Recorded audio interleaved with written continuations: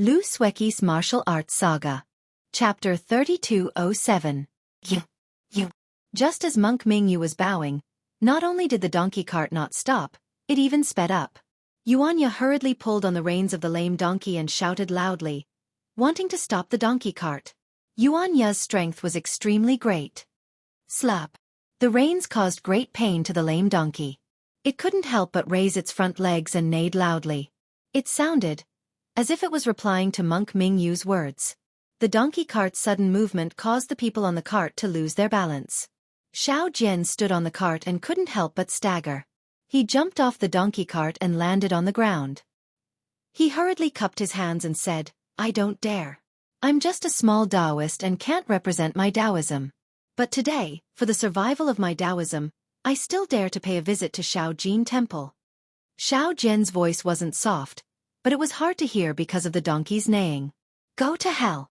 Yuanya, who was holding the reins, saw the lame donkey struggling and couldn't help but get angry. He shook the reins and jumped off the cart, kicking the lame donkey's butt. Yuanya's strength was extremely great. Slurp! The lame donkey cried out in pain. It was kicked to the side of the mountain path by Yuanya, and fell to the ground along with the cart. Xiao Hua, who was sitting cross-legged at the back of the cart, calmly jumped off the cart. Although his figure was strong and healthy, one couldn't see anything special about him. Damn it! Xiao Jian originally had the look of an expert as he politely bowed to Zen Master Mingyu. When he saw this, his expression changed drastically as he cursed. "Yeah, this is the donkey cart that I borrowed from the tea house at the foot of the mountain. This donkey is worth a lot of money. If you break it, how am I going to compensate the tea house's boss?" Hearing this, Yuanya didn't say anything. Monk Mingyu's face turned green.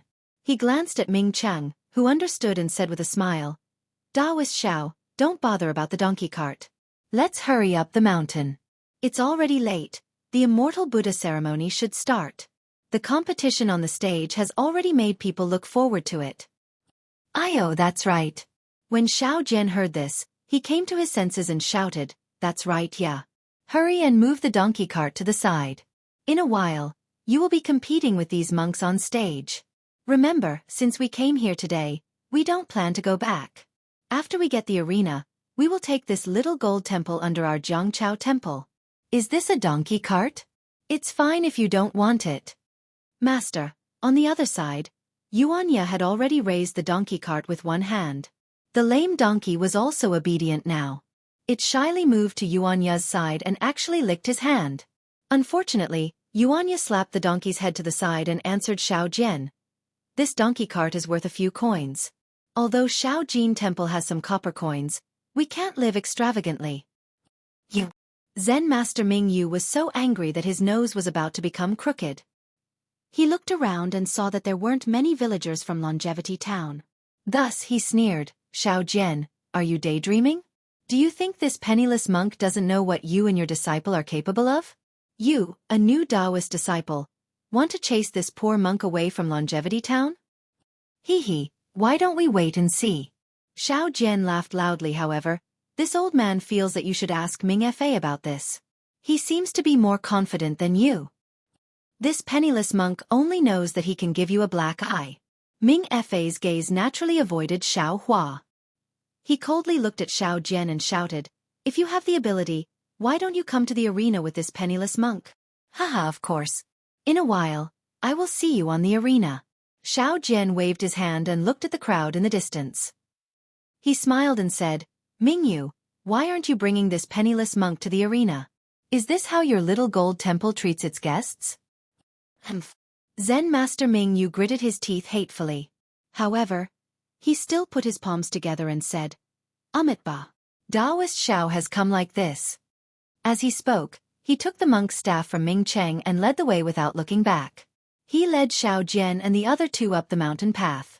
In the sky, Xing Chen was flying in front. When he saw the faces of Mo Jianli and the others, he unconsciously narrowed his eyes. These people's cultivation was about the same as his, but Mo Jianli was obviously much younger than him. The hidden immortal continent was indeed full of hidden dragons and crouching tigers.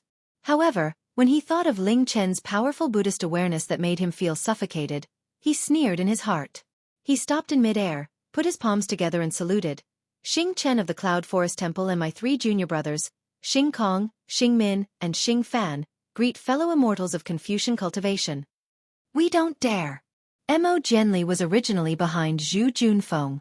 When he saw that it was not Ming Yu who flew out of the little gold temple, but an old monk with second-stage elemental energy, he immediately flew out from behind Zhu Junfeng and bowed. I am Mo Jianli of the Chongyun sect. I bring my 3 junior nephews, Qiu Jian, Li Mo Ming, and Ji Dong, as well as Zhu Junfeng and Taib and of the Longevity Academy. Greetings, fellow immortals of the Cloud Forest Temple. When the Confucian cultivators and the Buddhist cultivators met, they greeted each other and exchanged greetings. Zhu Junfeng looked at Zen Master Ming Yu, who was leading Xiao Jian up the mountain gate of the little gold temple and the villagers below the stage. He took half a step forward and said respectfully, I am Zhu Junfeng of the Longevity Academy. On behalf of the Longevity Academy, I welcome Senior to the Longevity Town to participate in the Immortal Buddha ceremony. Haha, Junior Zhu.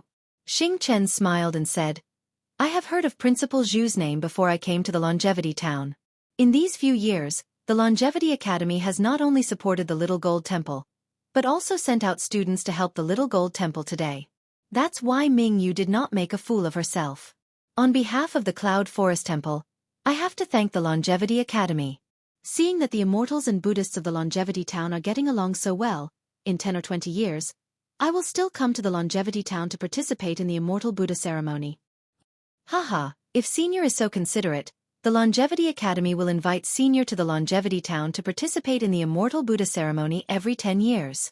Zhu Junfeng said with a smile. Yes, that's how it should be.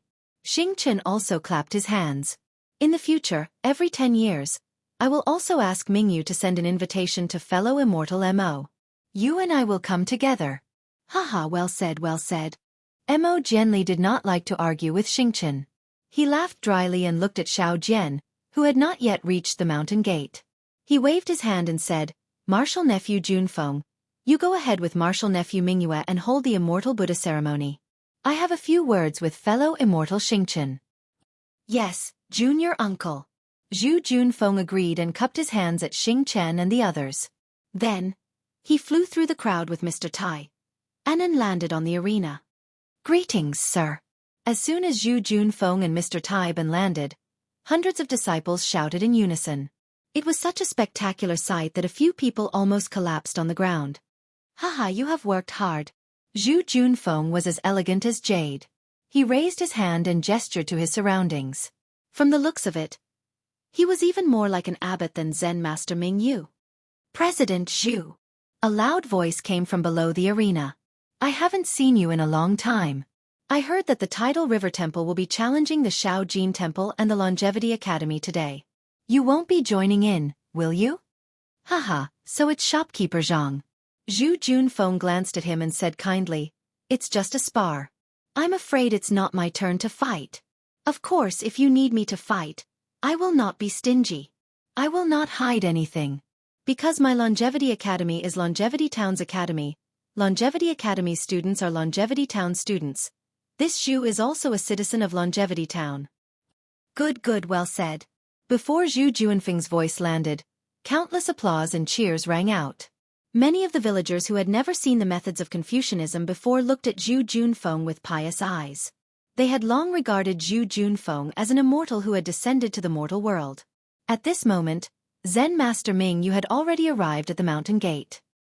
He had already heard Zhu Junfeng's words, and the anger in his heart was even more depressing than when he heard Xiao Jian's arrogant words. If Zen Master Ming Yu's nose was crooked from anger just now, he would be fuming with rage right now. Zhu Junfeng's words and the Shaojin Temple's efforts were covered up. Wasn't the Shaojin Temple doing all the work for others? Who was the abbot of the Shaojin Temple? Unfortunately, Zen Master Ming Yu could not get angry. He could only put on a fake smile and wait patiently for the pig-like Xiao Jian to catch up. Martial Uncle Xing Chen's words last night were right. At this moment, Zen Master Ming Yu was completely convinced. He originally thought that since Chongqing Academy was a Confucian cultivator, they would at least know more about etiquette than Jiangchao Temple. However, now that they had shown their etiquette, it was clear what they were thinking. Of course. Zhu Junfeng raised his hand again and smiled. Today, Shaojin Temple is hosting the ceremony. Longevity Academy is also here as a guest. On behalf of Longevity Academy, I would like to thank the Buddhist sect, the disciples of Shaojin Temple, and Zen Master Mingyu for your hard work and effort. Amit Ba, Buddha is merciful. Fortunately, although the 30 or so monks' chants were not as loud as Longevity Academy's, they were still uniform. It was obvious that they had practiced this countless times. Amit Ba. Many of the villagers who came to participate in the ceremony were also devotees of Shaojin Temple. There were even some who had been instructed by Zen Master Mingyu many times. When they heard the monks speak, they naturally echoed. The entire scene was finally harmonious in Zen Master Mingyu's eyes. Buddha is merciful. At this moment, Zen Master Mingyu had just reached the mountain gate. He lightly tapped the staff in his hand and activated the telekinesis in his body. An extremely faint cloud appeared under the staff and wrapped around Zen Master Mingyu's feet. Then, as Zen Master Mingyu raised his hand and lowered his head to chant Buddha's name, he slowly flew toward the arena. Buddha is merciful. Zen Master Mingyu usually did not reveal his Buddhist cultivation. When he suddenly flew from the mountain gate to the arena, many devotees were stunned. Then, a commotion broke out. In just a moment, many people lowered their heads and chanted Buddha's name with Zen Master Mingyu. Chapter 3208. Welcome, Principal Zhu and Mr. Tai En, to my Shaojin Temple for the Immortal Buddha ceremony.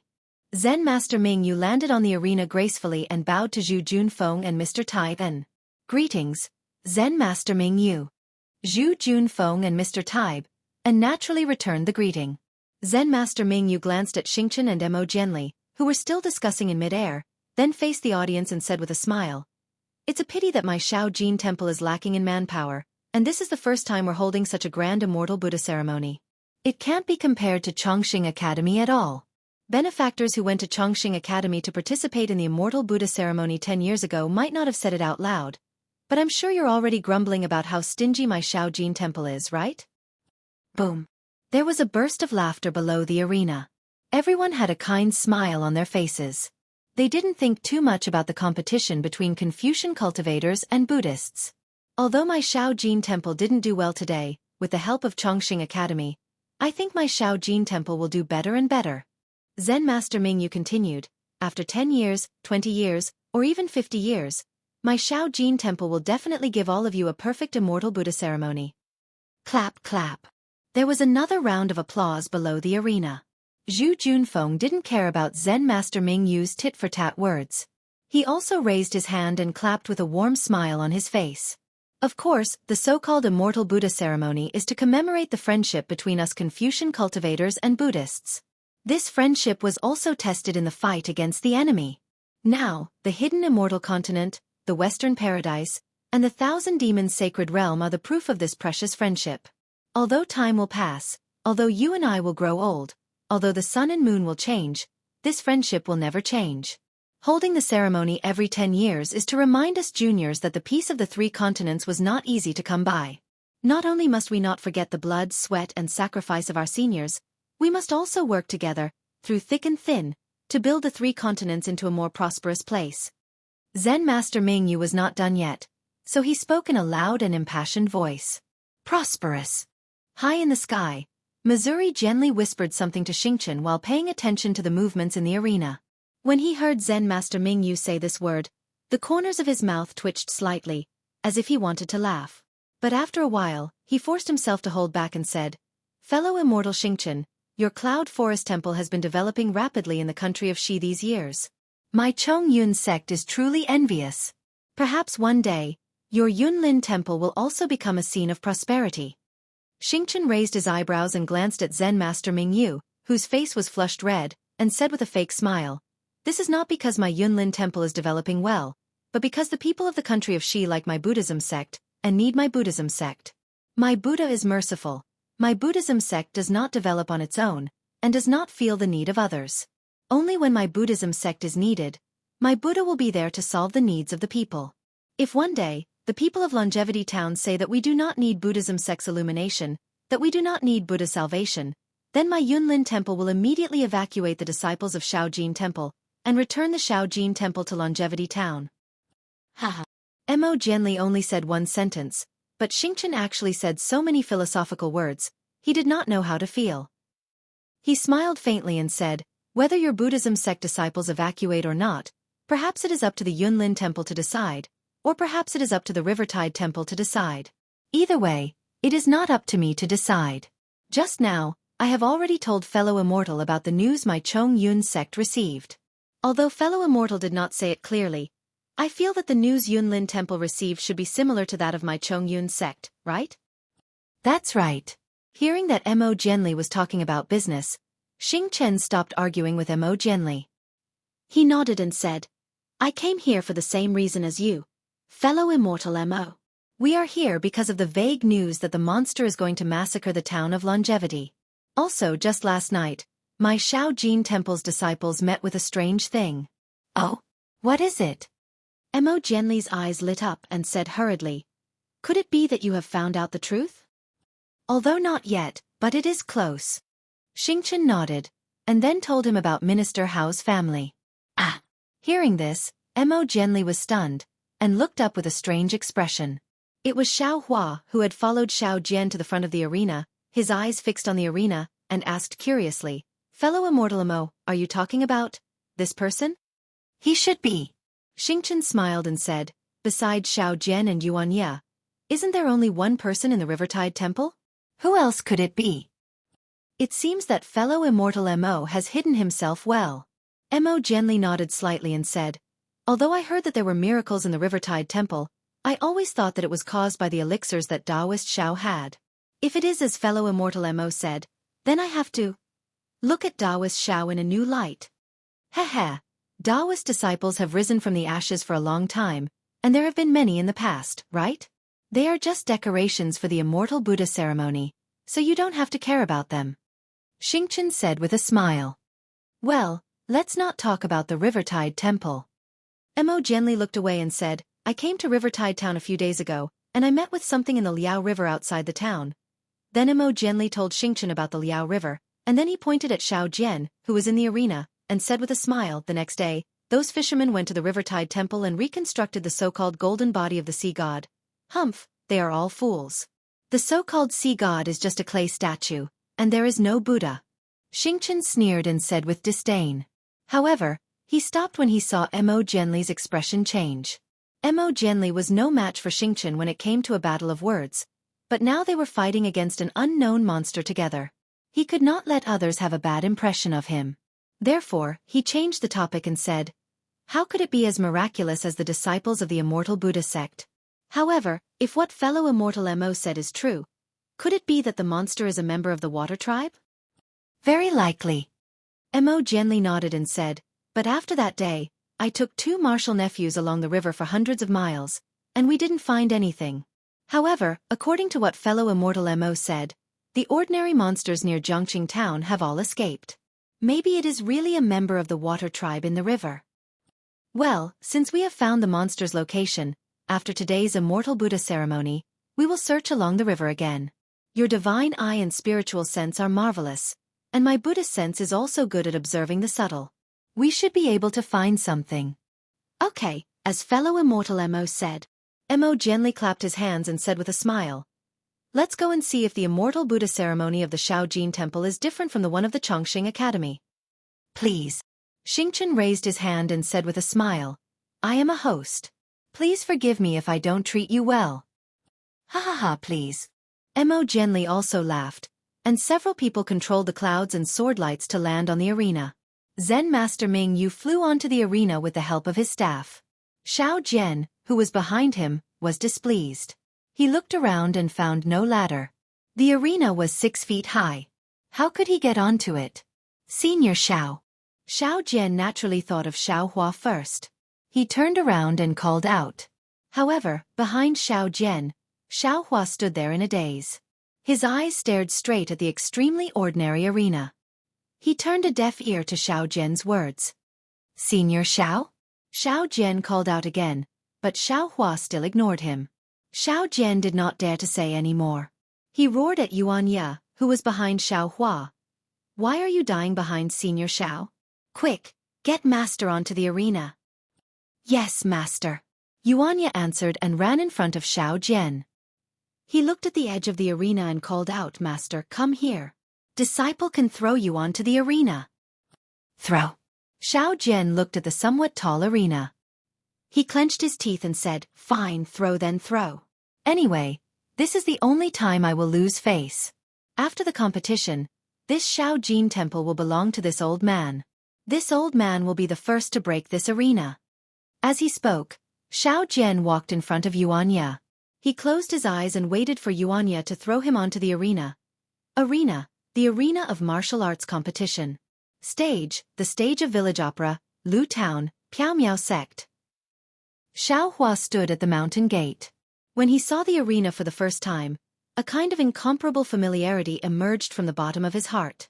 Scenes of extremely familiar scenes appeared in his mind. A small child waving the clumsy and specious Big Dipper god fist on the arena, fighting with several monks in all seriousness. That childish face was filled with seriousness and longing.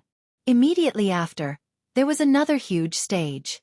On it, there were several people dressed in opera costumes singing. Immediately after, there were several indistinct punches and kicks. Zhang Xiaohua, oh Zhang Xiaohua. So you were so cute when you were young. So stubborn.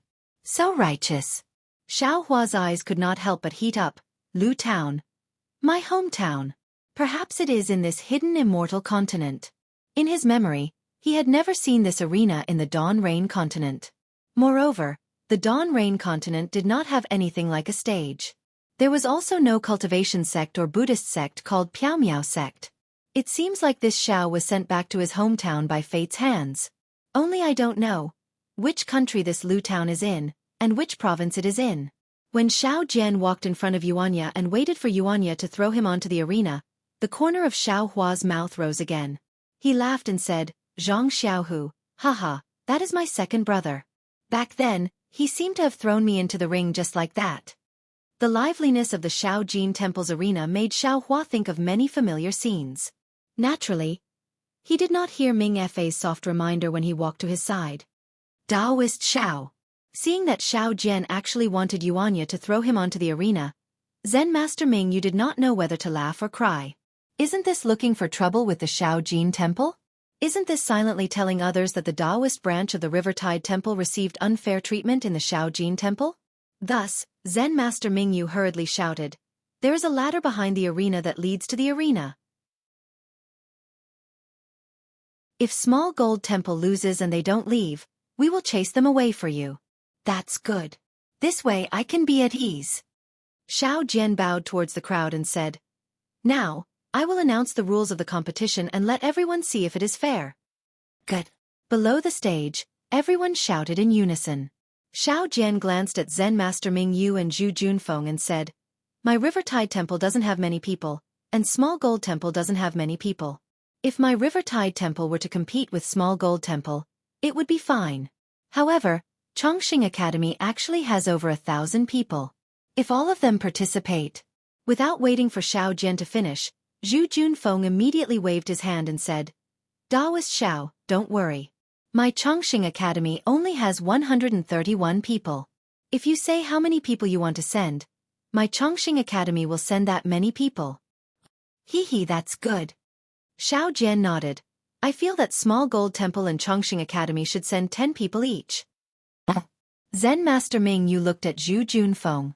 He originally thought that Xiao Jian would ask Small Gold Temple and Chongqing Academy to send 3 people each.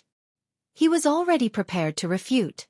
He didn't expect Xiao Jian to agree to Small Gold Temple and Chongqing Academy sending 10 people each. It was really unexpected. Zhu Junfeng smiled. "Even if there are 10 people, your Rivertide Temple will only send 3. Wouldn't you be at a disadvantage?" "There is no other way," Xiao Jian said helplessly. "It is the Immortal Buddha ceremony. Naturally, Confucian cultivators and Buddhist sects will be the main participants. My Taoist sect will only be there for decoration." "Fine." Zen Master Ming Yu nodded. "Then how should we compete?" "Very simple." Xiao Jian raised his voice. "Our 3 sects will list out the names of the participants and announce it on the spot. Then they will go up the stage according to the order from first to last. Of course, only 2 people can compete on the stage. The order will be Confucian, Buddhist, and Taoist. Whichever sect's disciple loses, the next sect's disciple will go up. Of course, if this disciple loses, he will lose the right to fight again. The next disciple will wait for his sect's turn to go up the stage. In the end, whichever sect's disciple stays on the stage will win. Of course, my Rivertide Temple and Small Gold Temple. Whichever sect's disciple loses first will lose the challenge and disappear from Chongqing town. I'll say something. Zhu Junfeng waited for Xiao Jian to finish before saying with a smile. Taoist Zhao's method seems fair, but there are still some drawbacks. If my Longevity Academy and Xiao Jin Temple work together, wouldn't your Rivertide Temple suffer a great loss? One of your disciples is going to deal with two of our disciples. I believe in Chongqing Academy. Xiao Jian smiled. If I don't believe in Chongqing Academy in Chongqing town, who can I believe in? Good. Zhu Junfeng clapped. Since Taoist Xiao believes in my Chongqing Academy, I will also represent Chongqing Academy to explain to the people of Chongqing town that my Chongqing Academy will definitely not cheat for personal gain, and will definitely not show mercy in the competition.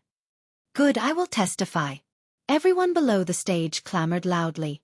Taoist Xiao, are you at ease? Monk Mingyu sneered. Xiao Jian laughed. I have always believed in Chongqing Academy. Since Taoist Xiao believes in me, then I still have to say a few words. Zhu Junfeng continued. The key to the competition is Small Gold Temple and Rivertide Temple. Therefore, the order should be Buddhist, Taoist, and Confucian. My Chongqing Academy fighting with whoever is first is unfair to them. Taoist Xiao, don't you agree? That's right. Principal Zhu is right. I really didn't think that much. Xiao Jian slapped his forehead and said, I was thinking about how to arrange the three people of Rivertide Temple so that they wouldn't be at a disadvantage. I really didn't think about this. If Taoist Xiao has no objections, then let's use this order. Zhu Junfeng smiled. Chongqing Academy has no objections to the other rules. What about Monk Mingyu? Ba, I have no objections. Principal Zhu is right.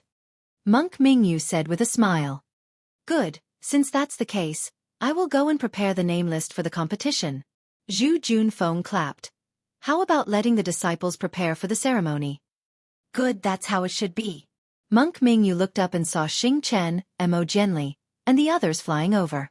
He smiled and said, It's a good opportunity for the seniors to be our reference. Then Monk Mingyu tapped his staff and said, Principal Zhu, please. Oh, I will go down with Taoist Xiao. Zhu Junfeng did not activate his sword light, but smiled and said to Xiao Jian. Then let's go down together. Monk Mingyu nodded slightly. After the five of them left the arena, Xiao Jian looked up at the two sheds on both sides of the arena and said with a smile. Lord Abbot, may I know where the disciples of Rivertide Temple are resting? Which of these two sheds is? Rivertide Temple only has 3 people. Please come to my Xiao Jin Temple's mountain gate to rest. Zen Master Mingyu said faintly, After the Immortal Buddha ceremony, I will see you on the arena. Mingyu, aren't you going too far? Xiao Jian was furious. Taoist Xiao, if you don't mind, why don't you come to my Chongqing Academy's shed? Zhu Junfeng quickly said. No need. Xiao Jian shook his head and said, After today, this Xiao Jin Temple will belong to my Taoist sect. Who would have the patience to mess with the Buddhist sect now? Then he waved his hand and said to Yuanya, bring the donkey cart here. We can't let the rent of 3 copper coins go to waste. This old man will rest on the donkey cart. Zhu Junfeng laughed and brought Mr. Tai, and to the shed under the guidance of the students. Monk Mingyu smiled coldly and left without paying attention to Xiao Jian. Xiao Jian turned around and walked towards the Xiao Jin Temple's mountain gate in anger. Yuanya quickly ran towards the mountain path beside the mountain gate. That lame donkey was tied to a tree beside the path. Senior, what are you looking at? Seeing Xiao Hua standing there and looking at the arena, Xiao Jian was puzzled and asked in a low voice. What is there to look at in this arena? Is this kind of arena common in Hidden Immortal Continent? Xiao Hua asked in a low voice. Naturally it is very common. Xiao Jian nodded and said, As long as there is a fight, it will be on the arena. Oh, then have you heard of Lu Town and Piao Miao sect? Xiao Hua asked again. Lu Town? Piao Miao sect? Xiao Jian thought for a moment and shook his head. Disciple has not heard of it. However, There are countless villages and towns in hidden immortal continent. Even if Disciple does not know, Disciple can guarantee that if there are not 20 Lu towns in hidden immortal continent, there are at least 10. I just don't know which Lu town you are talking about. As for Piao Miao sect, Disciple is not particularly familiar with Confucian sects and cannot casually say. Oh. Xiao Hua also did not think that he would be able to find it so quickly, and only lightly nodded his head. That's right, senior. Did you see those people in the air just now? Xiao Jian winked at Xiao Hua and said in a low voice, how was it? Chapter 32:10. Nothing. Xiao Hua spat out these 3 words, then turned around and walked towards the donkey cart that Yuanya brought over. Hee hee. Xiao Jian suppressed the ecstasy in his heart and quickly followed behind Xiao Hua. He looked at the gate of the small gold temple as if he was looking at his own home. In just half a cup of tea's time, Xing Kong and Xing Min from the Cloud Forest Temple, along with 10 monks from the small gold temple, walked onto the stage. The 10 monks sat cross-legged on the stage with a wooden fish in their hands. One of their hands tapped lightly, and the other hand placed in front of their chest while chanting. As the monks chanted, the entire stage emitted a faint Buddhist light. The Buddhist light gradually transformed into the shape of a lotus. Amit Ba! The kind-hearted people below the stage couldn't help but cry out in shock. The moment the lotus took shape, clouds appeared below Xing Kong and Xing Min's feet. The 2 of them flew into the air, clapped their hands, and took out 2 purple gold alms bowls from their sleeves. Under the activation of their telekinesis, 2 Buddhist lights shot out from the alms bowls, like pillars of light flying into the air. Amit Ba, Buddha is merciful. The 2 monks chanted Buddhist mantras as they formed seals with their hands and struck the alms bowl. The alms bowl emitted a thunderous sound as the pillars of Buddhist light trembled and intertwined in midair. Slowly, the image of a benevolent Buddha that was dozens of feet tall appeared in midair. Buddha, please protect us. Seeing a huge Buddha standing in front of them, many of the villagers didn't dare to stand anymore. Plop, plop, plop. They all kneeled on the ground, and the entire area below the stage was in chaos. Humph, Junfeng, did you see that? Mo Jianli coldly said. This is bewitching people's hearts. The Buddhist sect is much better than us Confucian cultivators. If we want to chase the Buddhist sect away from the hidden immortal continent, we must first chase them away from the hearts of the people. Yes, Disciple understands. Zhu Juanfeng's face was also filled with worry as he softly replied. The Buddha standing on the lotus stayed in the air for the time it takes to eat a meal, and then it turned into thousands of specks of light that scattered around the stage. Xing Chen's voice was extremely calm. Amit Ba, this is my grace, the reign of the world. Anyone who obtains this item has fate with the Buddha, and is born with kindness. Buddha, please protect us. Buddha is merciful. In an instant, everyone went crazy, and almost reached out their hands to grab the Buddhist light that was falling down. The entire area below the stage immediately became extremely dangerous. Clang. Among the thousands of Buddhist lights, the sound of metal clanging suddenly, the sound of metal, of the 100 or so Immortal Academy's disciples were scattered all around the stage. At the same time, they all waved their hands and drew long swords from their backs. This sword energy was originally weak, but when the 100 or so disciples all activated it at the same time, the scene was magnificent. The sword energy was like a song, and immediately cut apart the thousands of Buddhist lights, and even destroyed the fanaticism of the 1,000 or so people. Go! Seeing this, Zhu Junfeng patted his back, and the flying sword rushed into the air like a rainbow. At the same time, Qiu Jian, Liemo Ming, and Ji Dong didn't hesitate, and 3 flying swords flew out together with Zhu Juanfeng's flying sword. The 4 flying swords on the stage were like swimming dragons, and set off waves of turbulent waves. When the sword light scattered in the air, the 100 or so flying swords at the same time emitted a strong sword cry, and rushed to the sky, as if they were flying together, and clustered around the 4 flying swords. Then, the 4 flying swords led 4 separate groups of flying swords to dance in the air, and the 1,000 or so people below the stage couldn't help but be fascinated. Go! Mo Jianli lightly shouted, and Zhu Junfeng and the other 3 rushed into the air, and landed on the flying swords. With a wave of his hand, the 100 or so flying swords turned into fish, and followed Zhu Junfeng and the other 3 in the air. Mo Jianli waved his hand, and a fist-sized vermilion red gourd appeared in his hand. As Mo Jianli activated his Yuan Qi, the entire gourd gave off a red glow, and the red glow entered the air, and then turned into thousands of fog. The fog evaporated, and gradually covered the area around 1 mile in the air. Hua! There was a soft sound, like rolling up a bead curtain, and a soft chuckle, like pearls falling onto a jade plate. But where the breeze passed, the fog was lifted, and a brilliant light was born from the fog, and an unimaginable fairyland appeared in the air. Thousands of golden lights rolled, and thousands of auspicious chi sprayed out purple fog. There was a heavenly gate, deep and dark, made of glass, and bright and made of precious jade. Wasn't this the legendary Southern Heavenly Gate? Looking at the Southern Heavenly Gate, there were dozens of heaven-suppressing marshals on both sides, and one of them was leaning against a pillar, holding a mace. Around him were dozens of gods in golden armor, and each of them held halberds, whips, sabers and swords. The outside was okay, but the inside was shocking. There were a few huge pillars in the inner wall, and on the pillars, there were golden-scaled brilliant sun-red bearded dragons. There were also a few long bridges, and on the bridges, there were phoenixes with colorful feathers flying in the air. Looking at the inside of the Southern Heavenly Gate, the bright clouds reflected the sky, and the green fog covered the entrance. On the stage of the god of longevity, there were famous flowers that hadn't been shed for thousands of years, and beside the medicine furnace, there were evergreen herbs. In front of the pilgrimage tower, there were red robes, and the stars were bright. The hibiscus crown was golden and dazzling. Jade hairpins, pearl shoes, and purple ribbons with golden badges. When the golden bell rang, the 3 divine statues entered. When the heavenly drum rang, the 1,000 saints worshipped the immortal emperor. In the middle of the hall, there were golden nails and jade doors, and colorful phoenixes dancing on the vermilion door. The winding corridor was exquisite everywhere. 3 eaves and 4 clusters, and layers of dragons and phoenixes soared. Above, there was a purple way. It was bright, round and bright, and on top of a big golden gourd. Below, there was a heavenly concubine holding a fan, and a jade maiden holding an immortal towel. Fierce, heavenly generals in charge of the state. Spirited, immortal ministers protecting the emperor. In the middle, there were many layers of tai pills in a glass plate. In an agate bottle, there were a few curved coral trees. There were all kinds of strange objects in the heavenly palace, and none of them existed in the world.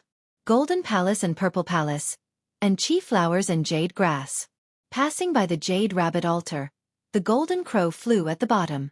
The above are all references, not original works. Not only were the 1,000 or so people from Longevity Town on the left flabbergasted, drooling from the corners of their mouths, but even Xiao Hua was flabbergasted.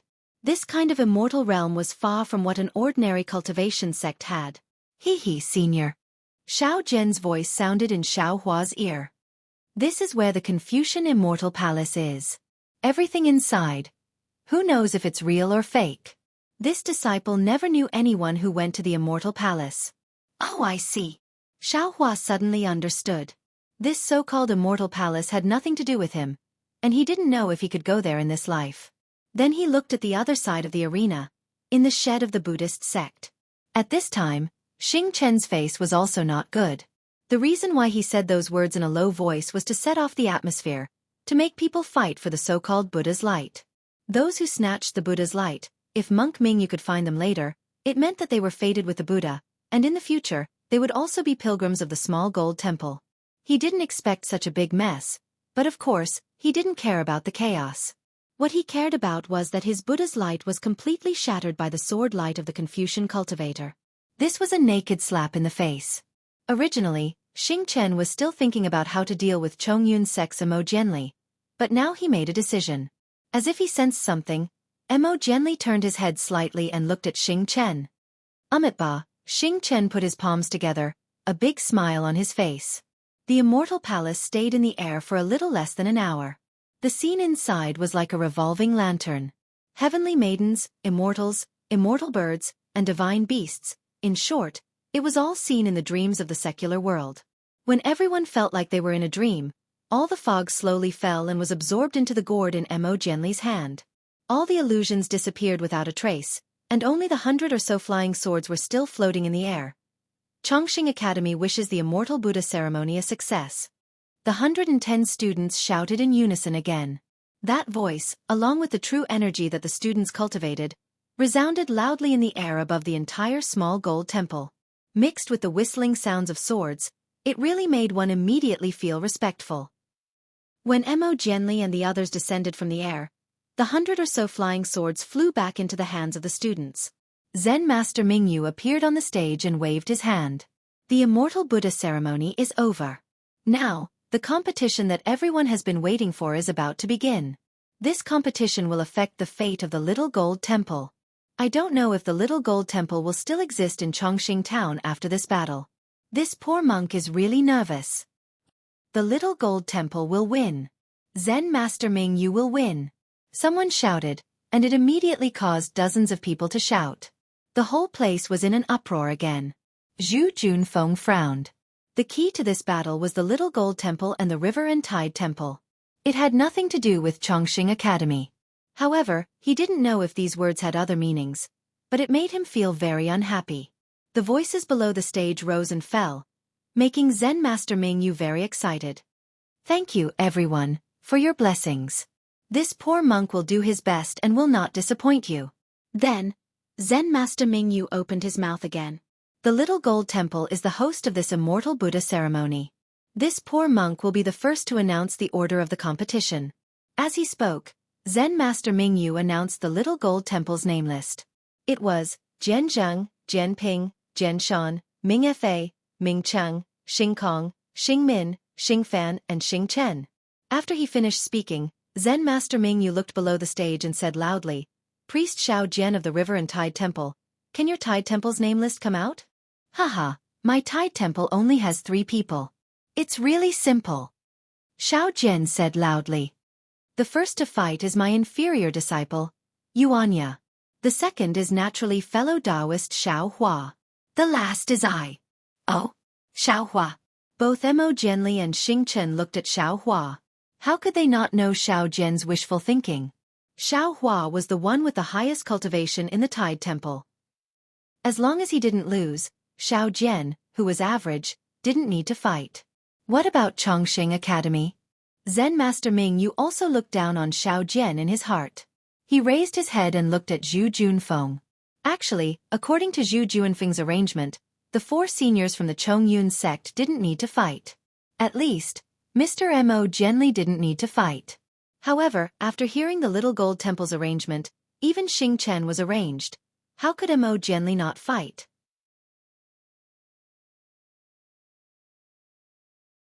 Chapter 32:11. Forget it. Mo Jianli shook his head and whispered something to Zhu Junfeng. Hee. Zhu Junfeng stood up and stepped on his flying sword and rushed into the arena. He smiled and said, My Chongqing Academy is here to make up the numbers. We can't be compared to Shao Jin Temple and Jiangchao Temple. However, in order to let everyone see an exciting performance, my Chongqing Academy has also arranged a simple lineup. We will fight with Shao Jin Temple and Jiangchao Temple later. Zhu Junfeng announced the name list of Chongqing Academy. It was Zhang Chunyang, Lu Chun, Ji Ming, Fan Xiang, Du Yuechen, Tai Ben, Qiu Jian, Li Mo Ming, Ji Dong, and Mo Jianli. Ba. The names of the 3 sects have been decided. Monk Mingyu smiled and said, Dean Zhu and I will be the judges. The benefactors below the arena are also the judges. Let us wait and see which fellow immortal will have the last laugh. Good. The audience below the arena seemed to have been waiting for a long time.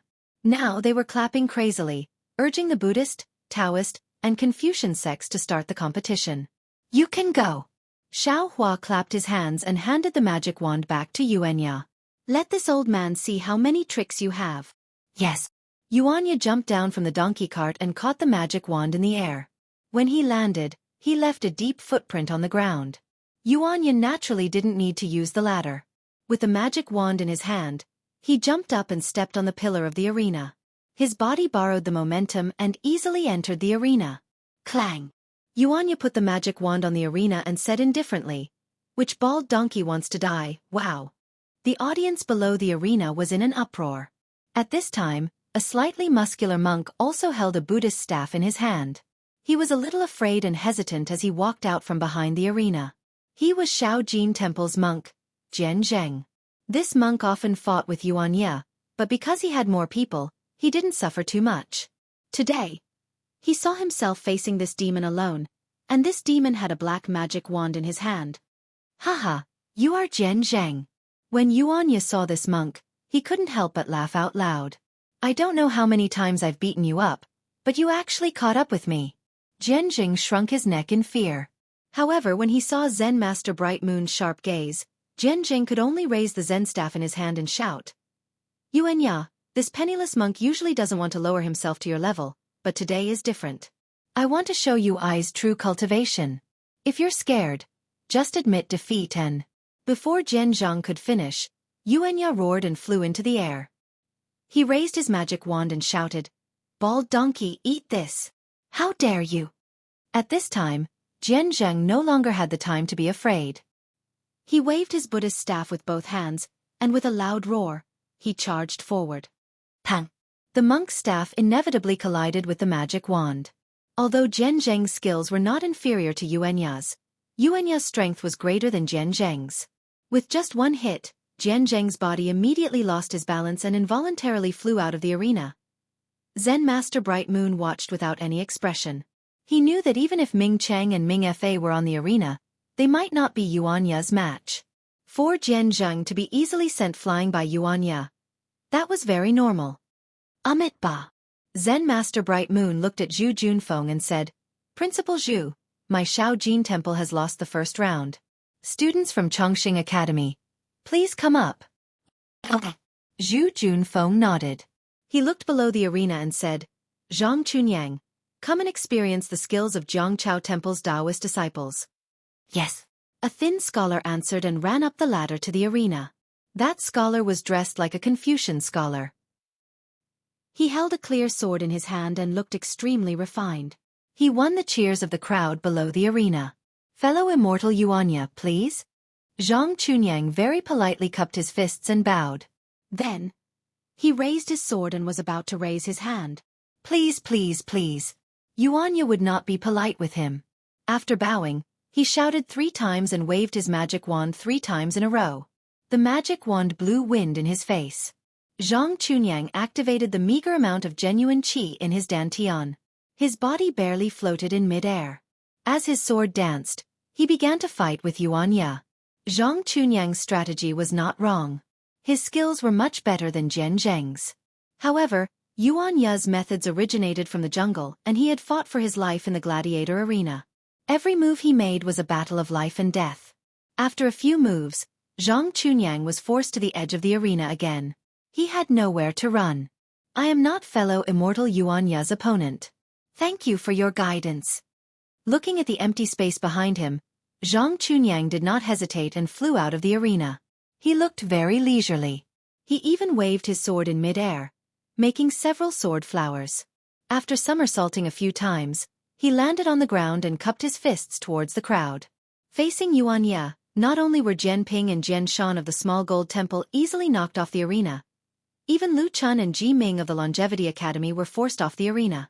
Even Ming Fa of the Small Gold Temple, who stepped onto the arena later, was not Yuanya's opponent. After fighting for a while, he sent his Buddhist weapon flying. He had no choice but to admit defeat. Today, Zhangchao Temple was really showing his might. He alone defeated 7 people from the Small Gold Temple and the Longevity Academy. Xiao Jian was not the only one who was beaming with joy. Even the crowd below the arena was shocked. These people did not know about the arrangement of the Small Gold Temple and the Longevity Academy. They only saw Yuanya's bravery and were all stupefied. They felt that they had really underestimated Zhangchao Temple. Seeing that Yuanya had defeated Ming Fa and was already exhausted, Zhu Junfeng walked to the center of the arena and said with a smile, Martial nephew Yuanya's strength is extremely high. It is really beyond this Zhu's imagination. However, fellow immortal Xiao, your rules are really strange. Martial nephew Yuanya fought 1 against 7, not having any chance to rest. Isn't this just my Long Life Academy and Small Gold Temple bullying him with numbers? Haha. Xiao Jian stood up from the donkey cart and laughed loudly. My Zhangchao Temple only has 3 people. You all are bullying him with numbers. How about this, fellow immortal Xiao, let Yuanya rest for a while. Zhu Junfeng said again, after my Longevity Academy and the Small Gold Temple fight a few rounds, how about we let martial nephew Yuanya come up? This isn't appropriate, right? Monk Mingyu was very clear about Ming Fa and Ming Cheng's cultivation. Ming Fa used his strength to fight against Yuanya and exhausted his strength. Afterwards, no matter how bad Longevity Academy was, they would still be able to hold off Yuanya for the time it takes to brew a cup of tea. Then, if Yuanya was not defeated, he would definitely be defeated by Ming Cheng. How could Monk Mingyu let go of such a good opportunity? Moreover, if Yuanya rested, Ming Cheng would definitely fight against Fan Xiang from Longevity Academy. This was very unfavorable for the small gold temple. Thus, he hurriedly shouted.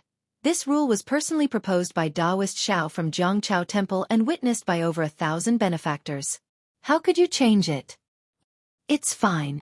Yuanya took a breath and forced a smile. This little one can still hold on. Forget it. Xiaohua laughed coldly. He originally wanted to leave some face for the small gold temple, but after seeing these so-called Buddhist disciples scheme like this, he did not feel like holding back anymore. He floated down from the donkey cart and said loudly, Yuanya, just admit defeat. Yes, towards Xiaohua's words, Yuanya did not have any rebuttal. He replied in a low voice and immediately floated down from the stage without any hesitation. Zhu Junfeng was naturally stunned. However, he looked at Xiaohua with interest as he slowly walked over.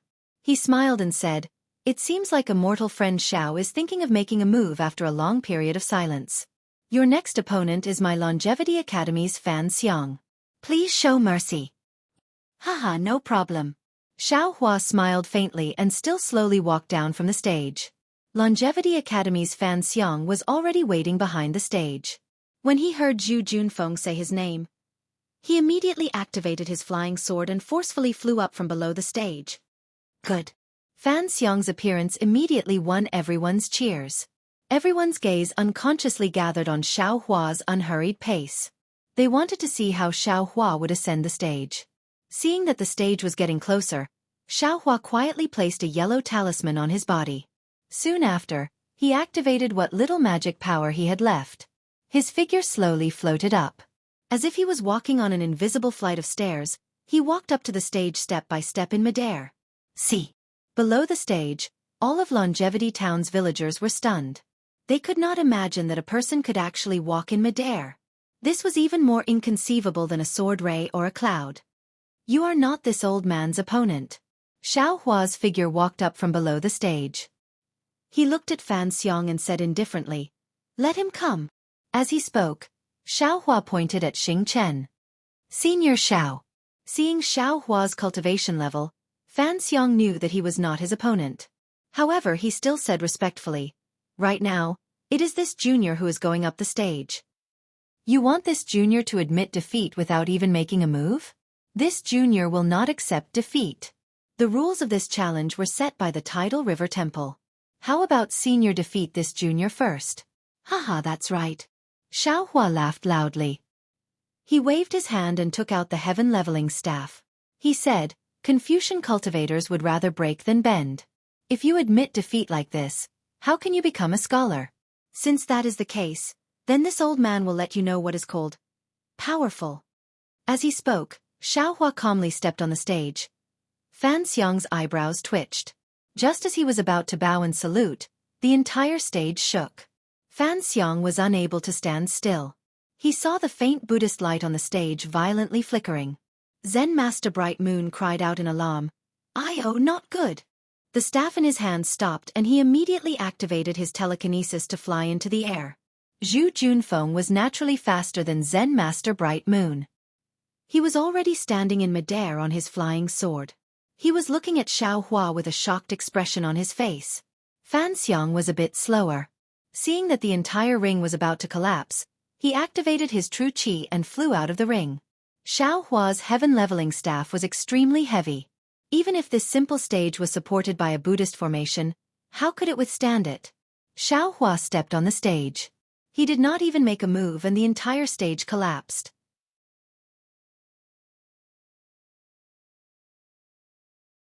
Chapter 32:12. Haha. Xiaohua's arrogant voice came from the dust of the collapsed arena. How can we fight in such a broken arena? Anyone who doesn't want to die. Bring it on. Hiss.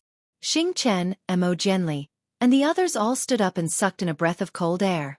They stared blankly at Xueqi and the heaven-leveling staff in his hand in the middle of the tattered arena. The weight of Yuanya's magic staff had already exceeded their expectations. They had never imagined that an ordinary person like Yuanya, who had never cultivated before, would be able to resist and even defeat Confucian cultivators who could almost enter the ranks just by relying on his vigorous movements and heavy weapon. And Xueqi didn't even make a move. The Buddhist formation supported by the three Transcendence Realm Arhats was crushed just like that. If this staff hit them, how tragic would that be? Disciple.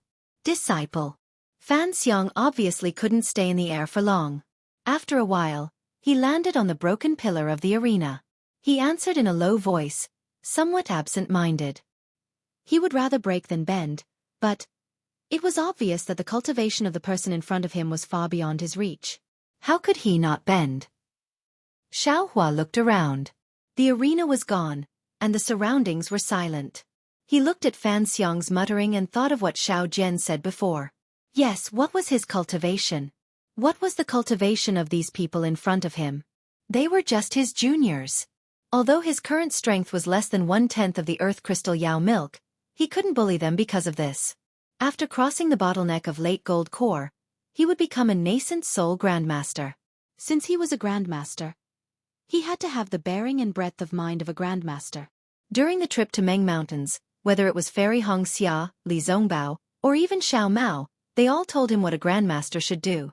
But at that time, and for a long time after, Xueqi didn't feel anything. When he was in thunder-controlling Sect's myriad Thunder Valley, Xueqi used soul stings to attack thousands of qi-refining disciples with his nascent soul strength. He also fought against Foundation Establishment disciples at the Thunder Arena. This was because Xueqi didn't see himself as a grandmaster. Perhaps it was because the time was ripe, or perhaps it was because his 100 years of bitter cultivation had allowed him to improve a lot, or perhaps it was because he was facing something familiar from his memories. In short, Xueqi felt that he had lost face by attacking a student who didn't make the grade. Forget it! Xueqi sighed in his heart. There was even a hint of joy in his sigh. Why should I hide anything in hidden immortal continent now? Therefore, Xueqi's body moved. He channeled his remaining arcane energy and rushed into the sky. He pointed his finger at Xing Chen and Mo Jianli and smiled. Don't make things difficult for the juniors. Why don't you wait for the two of you? Or the three monks come together? To be honest, if it wasn't because of the Tide Temple incident, I wouldn't even bother to attack. That's right, Xueqi really didn't feel any pressure when facing a cultivator who was only around the second level of essence energy. Even though his Dao, he still had Buddhist cultivation. Soul cultivator. Soul's a soul's thunder technique. Even if the lightning flashing thunder rolling thunder technique was too powerful, Xueqi still had the heaven leveling staff. Xueqi believed that as long as he had the heaven pacifying rod in his hand, even if the hidden immortal continent was destroyed, he would not be afraid. Seeing Xing Chen flying out of the shed and Mo Jianli flying out of the shed, Xueqi narrowed his eyes. He had discovered something interesting. His Buddha Saraira was the same as the others. It was in his Naiwan palace. But because there was a divine restriction outside his Naiwan palace, as long as he didn't release his Buddhist consciousness, ordinary Buddhist disciples couldn't detect his Buddhist cultivation. And just now, from the conversation between Monk Ming Yu and Zhu Junfeng, Xueqi had already keenly sensed the gap between Confucian cultivators and Buddhism. In the future, Xueqi might reveal his Confucian cultivation base, so now, and perhaps in the future, he didn't plan to let others know that he had Buddha Saraira. As soon as he flew out of the shed, Mo Jianli immediately used the mystic art of his sect. His eyes flashed with a faint clear light as he tried to see through Xueqi's cultivation. But to his surprise, other than the faint Zhan Qi of the Confucian cultivator, he couldn't see anything else. Of course, Mo Jianli also knew that there were many secret techniques in the hidden immortal continent. Therefore, it was normal that he couldn't see Xueqi's cultivation.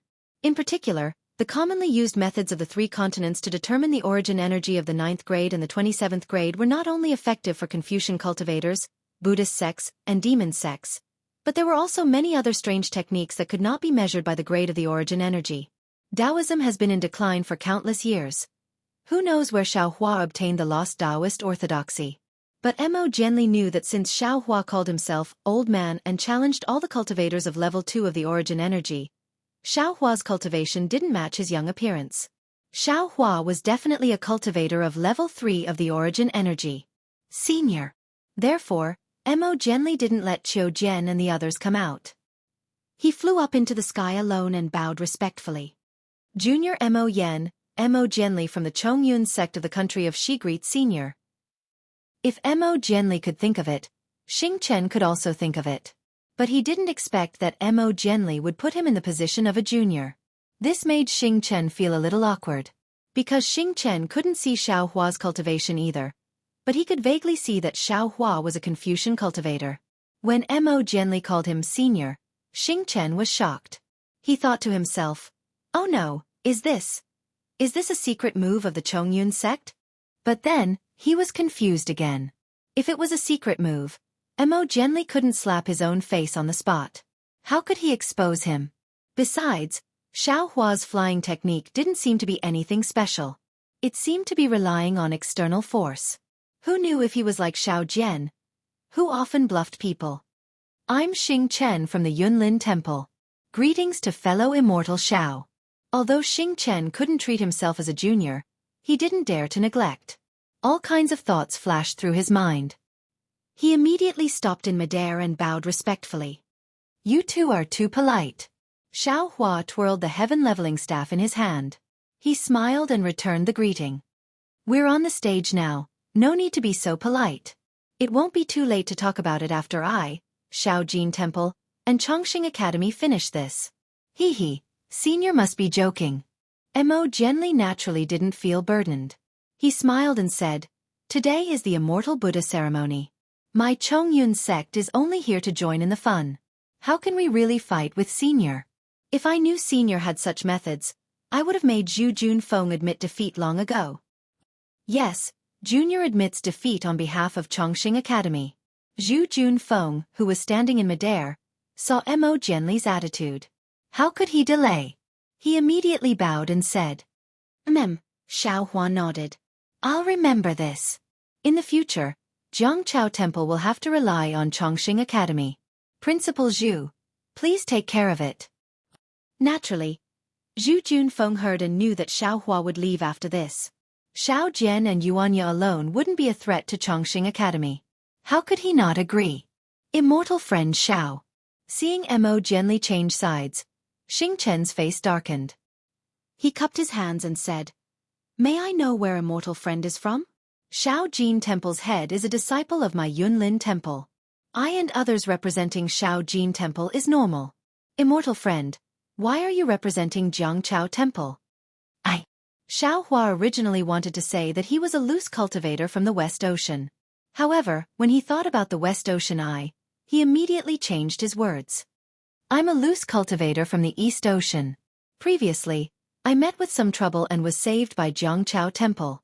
Since there's kindness, I naturally have to repay it. I'll take responsibility for the fight between Jiangchao Temple and Shaojin Temple. Moreover, I'm from the Taoist sect. All the Taoist sects in the world are one. Why can't I fight for Jiangchao Temple?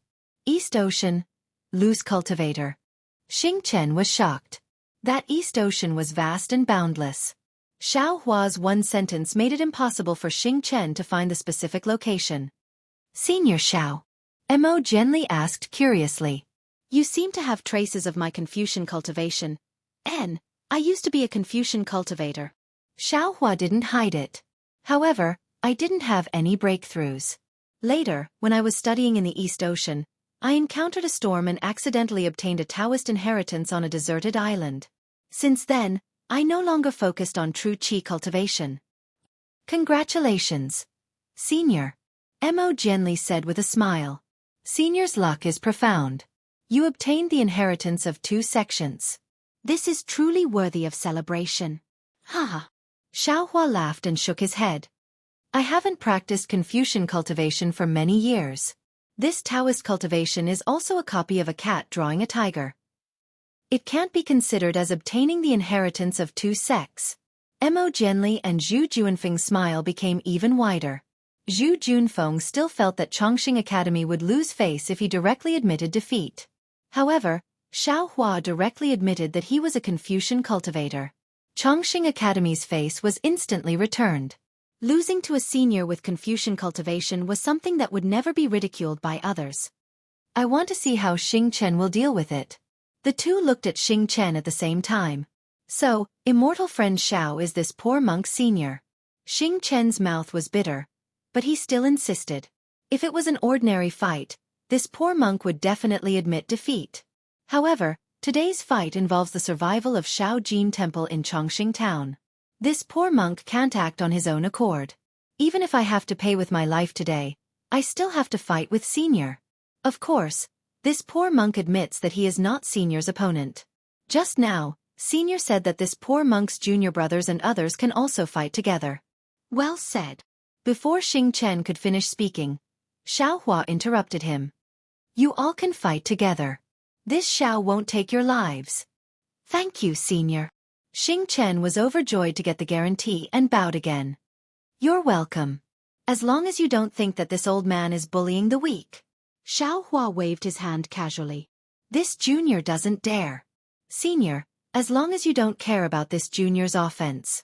The more Xing Chen listened to Xiao Hua, the more he felt that Xiao Hua was not bluffing. However, I still want to ask you to confirm it. If we are lucky enough to win by 1 or 2 moves, will you immediately order the Jiangqiao Temple to withdraw from the Longevity Town? Chapter 32:13. Yes, of course. Xiao Hua said without hesitation, I'm leaving. Xiao Jian and Xiao Chen are no match for all of you. Good. Xing Chen waved his hand and said, Junior brothers, come here. We 3 juniors would like to ask Senior Xiao to give us some pointers. Yes, Senior brother, Xing Kong, Xing Min, and Xing Fan flew out from the shed and surrounded Xiao Hua. They bowed and saluted. Xiao Hua nodded and returned the salute. Senior, be careful. Xing Chen waved his hand and a purple gold alms bowl appeared in his hand. He continued to shout. The 4 of us are forming a Buddhist formation. Senior, please give us some pointers on the power of this formation. Hee hee. Hearing this, Xiao Hua knew what Xing Chen was thinking, and said with a smile, You and the others, quickly set up the formation. I'll be waiting. Yes. Xing Chen was overjoyed. It takes time to set up the formation, but if they don't use it, the 4 of them might not be Xiao Hua's match. In order to prevent Xiao Hua from making a move and stopping him from setting up the formation, Xing Chen had to think. The result was as he expected. Xiao Hua didn't hesitate at all. Xing Chen made a hand seal and activated his telekinesis. The Buddhist consciousness in his Naiwan palace also surged out. Wang. The alms bowl in Xing Chen's hand emitted a Buddhist light and turned into a lotus petal in the air. Xing Kong, Xing Min, and Xing Fan also released their alms bowls and turned them into lotus petals of different colors. Amitabha. The 4 of them chanted the name of Buddha at the same time. The Buddhist consciousness gathered in the air and gradually formed a large Buddhist seal. Fight! Suddenly, Xing Chen let out a furious roar. Like a thunderclap in a clear sky, his rather large Buddhist seal slammed towards the nearby Shaojin Temple. The Buddhist seal rushed out, and countless air currents surged out. Thousands of villagers who were staring at the sky without blinking their eyes began to howl violently above their heads. Boom! A huge explosion came from the Shaojin Temple. Then, like thousands of Buddhas chanting, a powerful telekinesis rushed out of the Shaojin Temple and landed on the 4 lotus petals. Hiss! Psychokinesis again. Xiao Hua frowned slightly. Xiao Hua had seen this psychokinesis in the ruins of the Buddhist sect on the Dawn Rain continent. Although this psychokinesis was incomparable to the psychokinesis of the tens of thousands of bodhisattvas in the ruins of the Buddhist sect, it still couldn't be underestimated. Sure enough, under the power of telekinesis, the 4 lotus petals spun crazily. Buddhist light rushed out and surrounded Xiao Hua. This Buddhist light gradually closed up and turned into an even bigger lotus. Moreover, countless heavenly flowers fell from the lotus, and the phantoms of countless heavenly maidens appeared. Even the sound of chanting could be heard. Senior, please. A smile appeared on Xing Chen's face when the light from the lotus stabilized. As long as Senior breaks this formation and defeats the 4 of us, my little gold temple will immediately withdraw from the Longevity Town. Good. Xiao Hua shouted and raised his heaven-leveling staff. Eat this Xiao's staff. Hee hee. Seeing that Xiaohua didn't use any Taoist spells and instead used the heaven-leveling staff, Xingchen couldn't help but laugh. This Buddhist formation was formed by telekinesis, and it wasn't a real thing. If Xiaohua had looked carefully for a moment, found the location of the 4 alms bowls, and then used the Ping Tian staff to hit the alms bowls in the formation, Xingchen would have been scared. But Xiaohua didn't even look at them. He just hit the lotus inside the Buddha's light out of nowhere. How could he break the formation? Besides, even if Xiaohua broke through the formation, Xingchen wouldn't be afraid. The Buddhist sect's Buddhist sense was the most observant. The alms bowls were visible to the naked eye when the formation was first set up. But once the formation was set up, the 4 alms bowls were controlled by the Buddhist sense and could move freely within the formation. Although Xiaohua's spells were fast, they couldn't be faster than the Buddhist sense, right? Junior brothers, Xingchen ordered. The heavenly flowers in the Buddhist formation flourished. Each of them flashed with murderous intent and spun toward Xiaohua. Isn't Senior Xiao too careless?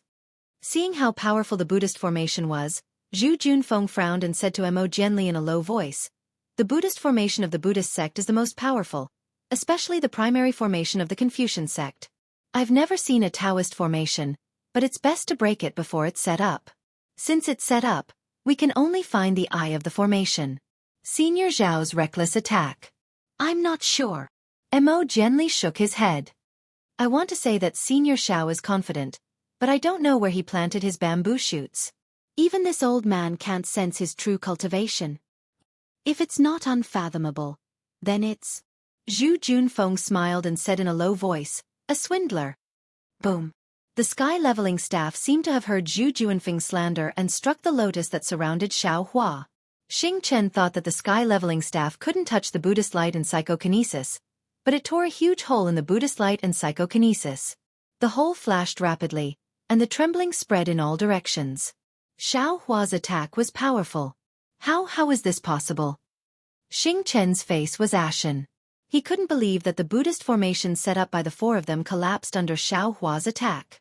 Unfathomable. Mo Jianli murmured with his mouth agape. Similarly, he had never heard of a Buddhist formation that had already been set up being destroyed by a single strike from a staff. Xiaohua put away the sky-leveling staff and looked coldly at Xingchen and the other 3 who tried their best to activate their psychokinesis to stop the Buddhist formation from collapsing.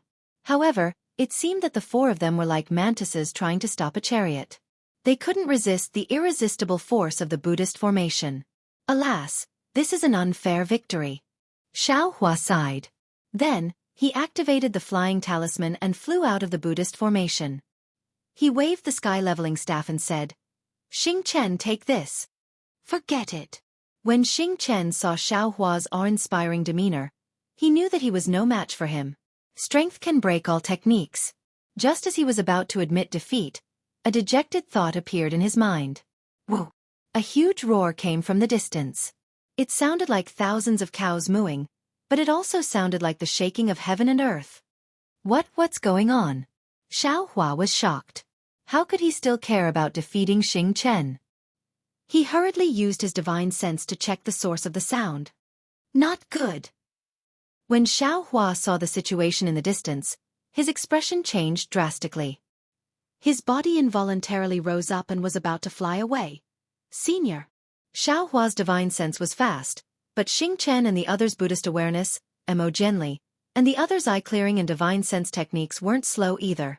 Just as Xiaohua was about to fly away, Xingchen hurriedly shouted. What's wrong? Xiaohua frowned. Do you still want to fight? Now that the water tribe is rampant and the people of Longevity Town are about to be plunged into misery and suffering, how can we still remember to fight?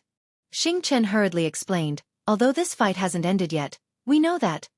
We are no match for you. If you have something to say it quickly. Xiaohua was angry.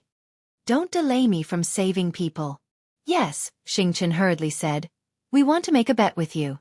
Let's see if your Taoist method can save more people or my Buddhist method can save more people. Or perhaps, whoever had the means to eliminate the Longevity Town's calamity would be the winner. What do you think, Senior? Okay. Xiaohua already felt that he had defeated Xingchen and the other aquatic creatures because he had an unfair advantage. Therefore, after hearing Xingchen's words, Xiaohua agreed without hesitation. He didn't believe that these aquatic creatures could survive under his lightning strikes. Xing Chen was overjoyed when he saw Xiao Hua agree. He might not be able to save many people, but there were people in Shaojin Temple. They were much stronger than the 3 from Jiangchao Temple. Besides, didn't Ling Chen's Buddhist sense mean that there was a senior from the Buddhist sect near Longevity Town? Now that Longevity Town was in trouble, this senior would definitely help. This was why Xing Chen emphasized the Buddhist sect and not Shaojin Temple or Yunlin Temple. Martial nephew Ming Yu. Xing Chen waved his hand and said hurriedly, Longevity Town's Liao River is overflowing. The water tribe is wreaking havoc in the river. I'm afraid that Longevity Town will be flooded in a short time. Now, there are almost 2,000 people gathered in Shaojin Temple. Quickly organize the disciples and send them to Shaojin Temple. If Shaojin Temple can't hold them, just stay on the hillside. Seeing that the river is coming, we can't go anywhere else. Yes, disciple understands. Zen Master Ming Yu's Buddhist sense was weak and couldn't see that far. However, after hearing Xing Chen's order and hearing the faint sounds in the distance, his expression changed. He hurriedly agreed and began to send the disciples. Mo Jianli didn't think much. He just waved his hand and flew away with Qiu Jian, Li Mo Ming, and Ji Dong. He didn't give any orders to Zhu Junfeng. Zhu Junfeng glanced at Mr. Tai, and with a bitter taste in his mouth. He didn't expect this unforeseen event to happen so fiercely and so unexpectedly. He was in a bit of a difficult situation. Long Life Academy was relatively close to Liaojiang, so right now, they were definitely panicking.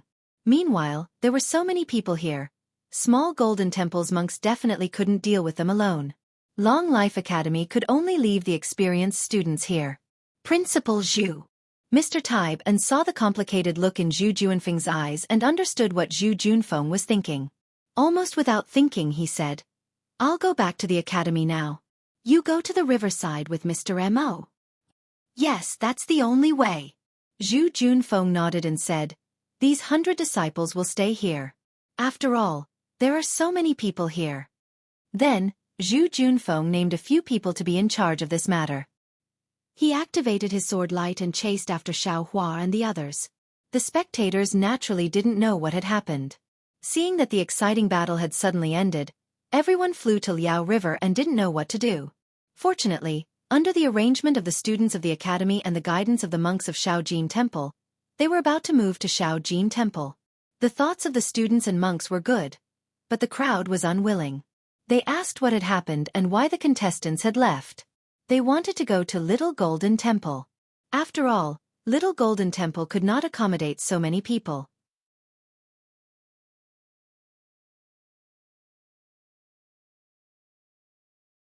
Chapter 32:14. Longevity Academy's students were quite experienced, all of them smiling. They only said that there were some strange changes in the town and the teachers were going to deal with it. They didn't know the specifics, only telling everyone to wait at Small Golden Temple. After a while, the teachers would return and they could leave.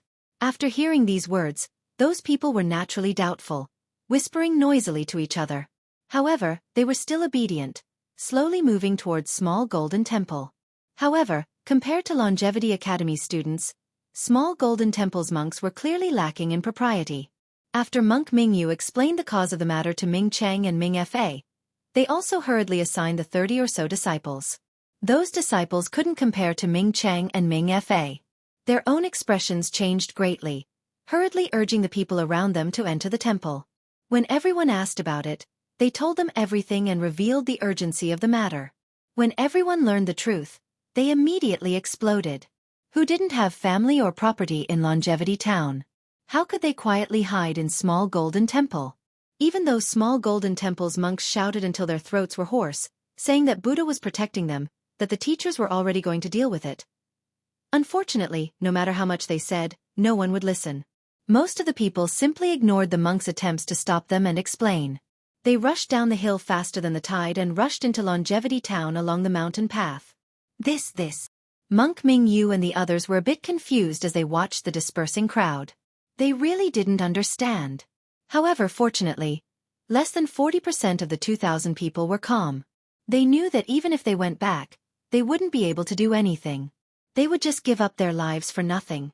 Even though their hearts were twisted by knives, like ants on a hot pan, they still listened to Longevity Academy's arrangements, rushing towards Small Golden Temple. After this small unforeseen event, the situation immediately became clear. Those who could cause trouble all left, those who couldn't, didn't need the guidance of the monks and students. Even though it was a bit chaotic, they could all enter Small Golden Temple. As a result, Longevity Academy's students coldly looked at Small Golden Temple's monks. They were also worried about the Academy's safety, as well as the safety of the town's inner family. However, they still couldn't fly on their swords, so they could only wait here. Among the thousands of people in the entire Small Gold Temple, the calmest ones were probably Xiao Jian and Yuan Ye, who were currently in the Hall of Great Strength, commenting on the golden body of Buddha. The two of them were originally staying near the Xiao Jin Temple's mountain gate. With this sudden turn of events, Yuan Ye immediately became alert. He pulled Xiao Jian and rushed into the Xiao Jin Temple. Xiao Jian originally wanted to pull the lame donkey along with the donkey cart, but Xiao Hua's sound transmission came. Xiao Jian's expression changed drastically. He trembled and loosened his grip on the reins. He rushed into the sect even faster than Yuan Ye. Within a few miles, the Xiao Jin Temple was located on the highest hill, and the highest point of the Xiao Jin Temple was the Great Buddha's Hall. At this moment, Xiao Jian did not care about the difference between Buddhism and Taoism. Without any scruples, he was the first to rush in. Just as Xiao Jian was making irresponsible remarks about the golden body of Buddha, Xiao Hua was activating the flying talisman and rushing towards Liao Jiang. Unfortunately, his spiritual power was lacking. He only felt that his body was heavier than a mountain. He flew slower than a snail. Not only could he not catch up with Mo Jianli, but even Xing Chen looked at him strangely and flew far away. Xiao Hua was extremely depressed. There was no other way. Whether it was in his meridians or in his body, they were all blocked by the earth crystal Yao milk. This thing was very precious. The stingy Xiao Hua was not willing to waste it. He could only refine it bit by bit, either to refine his body, or to refine it into vital energy, or to refine the so-called great vital energy. All of these required time. What was particularly strange was that although the days in Longevity Town were not long, Xiao Hua had already discovered that although he did not deliberately refine the earth crystal Yao milk into vital energy, the generated vital energy still flowed into the invisible golden core. The invisible golden core was like an insatiable Pishio. It could contain as much vital energy as it wanted. It was not an ordinary bottleneck of the later stage of golden core as Xiao Hua thought.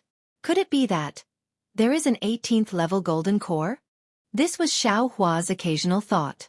Of course, from the cultivation method jade slip in Xiao Hua's hand and his experience in cultivating the 18th level of qi refining and foundation establishment cultivation methods, the possibility of an 18th level golden core should not be big. But where was the problem? All the cultivation methods and experiences in the past were useless. What blocked Xiao Hua's path was an unknown problem. For Xiao Hua, who never believed that there could be a cultivation method in this world that could reach the heavens, this was not only a challenge, but also a kind of opportunity. But now, in addition to complaining about his flying speed, Xiao Hua had the kind of anger towards the water tribe. That's right. When the strange movement sounded, Xiao Hua's divine sense had already seen a scene that made his eyes almost pop out of their sockets. Although the Liao River was turbulent before, it had raised many fishermen in Longevity Town. Suddenly, a wave of more than 10 zhang high suddenly rushed up. That wave was much worse than the huge waves of the West Sea or the Guihe Sea, but when it fell down, it immediately destroyed the simple dam near the Liao River, and then rushed towards the town with a speed of 1,000 li. This was an inland town that was completely defenseless. The river water only needed to wreak havoc, and everything within 3 li of the Liao River in Longevity Town turned into a swamp. Fortunately, except for the first wave, the water of the Liao River was controlled by the water tribe. It seemed to be waiting for something, and no more water came out. Only this one wave of the huge wave washed over the 3 li of the swamp, but it was already too horrible to look at. Not to mention the broken roofs floating in the water, not to mention the extremely large number of poultry corpses floating in the water, not to mention the bedding, window frames, and tables soaked in the water. Just the crying and screaming villagers running away in the water already made Xiao Hua's eyes burn with anger. At this time, the amount of river water that rushed into Longevity Town could not be considered much. It probably only submerged the waist of an ordinary person. Many villagers living by the river, old and young, desperately ran away. And in the midst of the chaos, there were many casualties. The speed of the water had already slowed down, and the water level was also slowly falling. But even so, since there were poultry corpses, how could the villagers' corpses not be enough? A baby with his face down swayed along with the waves, his white buttocks facing the sky. A corner of the baby's belly was still hanging on the baby's back, and that bright red color was very dazzling. When Xueqi saw it, that baby's corpse was precisely hit by a thick and long wooden pillar. The corpse softly sank for a moment, and then floated up again. Xueqi's heart ached for no reason, and he used his teeth to tightly bite his lips. Around 3 li away, there was water everywhere, and the tragic scene was truly heartbreaking. But this was only a fuse. In Longevity Town 3 li away, those places that had higher terrains were now in a state of panic. First, the tremors and the sound of the water attracted the attention of hundreds of thousands of people, and then the man-devouring waves shattered the calmness and confidence of those who saw all this. They shouted as if their lives depended on it, and ran towards Longevity Town as if their lives depended on it. The news of the aquatic creatures massacring the town was like a gust of wind that blew towards Longevity Town. Everyone was in a state of panic, and it was as if a nest had exploded. People stepped on people, people squeezed people, and no one cared about anyone else. Everyone wanted to escape to a safe place before the second wave of the river water came. But it was precisely this kind of panic that before the river water came, many people's lives were already squeezed out. At this moment, Xueqi didn't have the time to care about these things. He raised his eyes and looked into the distance. Right at the edge of Longevity Town, there was a several zhang tall water wall. Inside the water wall, there seemed to be turbulent waves, and more than 10 enormous aquatic creatures covered in pitch-black scales were also crazily baring their fangs and brandishing their claws inside the water wall. Seeing this, Xueqi's eyes narrowed, and he hurriedly looked towards the two sides of the water wall. He couldn't help but suck in a breath of cold air. Not only did this water wall become taller, it also stretched for an extremely long time. Even without using his divine sense to check, it was likely that this water wall covered the area of several li around Longevity Town. As long as the water wall slammed down, the Liao River's water would definitely destroy the entire Longevity Town like breaking rotten weeds. Not to mention human lives, even all the buildings and buildings would be destroyed. It was definitely a purgatory on Earth. What Xueqi could see, the people who were slightly closer to the river could also see. This water wall was like a sharp sword hanging over their heads, and if there was a slight delay, it would fall down and take their lives.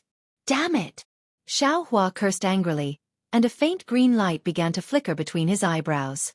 Facing this monster that wanted to destroy the entire Longevity Town, Xueqi definitely wouldn't show mercy. Although the water wall was controlled by the water creature and couldn't fall down for a while, the sound of the waves within was still ear-piercing, and the sound of the surging waves was louder than muffled thunder. Not only did it cover the cries and screams of the villagers who were fleeing in panic, it also blocked the voices of Xing Chen and the others who had flown to the front of the water wall to negotiate with the water creature. Xing Chen and the others flew faster than Xueqi, and arrived here a step earlier. However, in the process of their arrival, everything had already happened. The river was several li long, and the water was fierce. Other than Xing Kong and Xing Min casually saving the two children, they couldn't do anything else.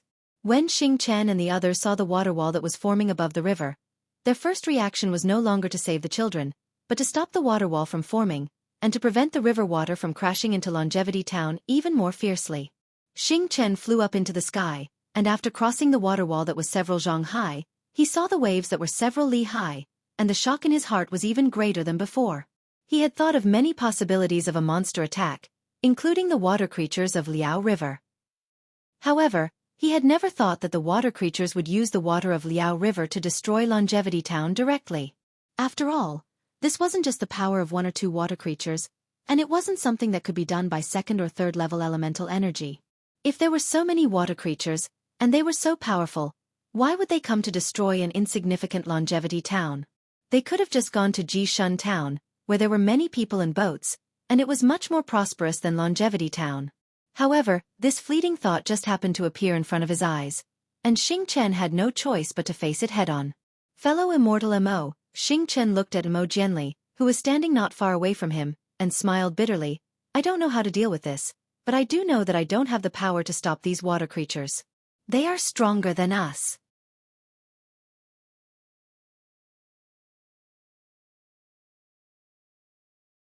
Chapter 32:15.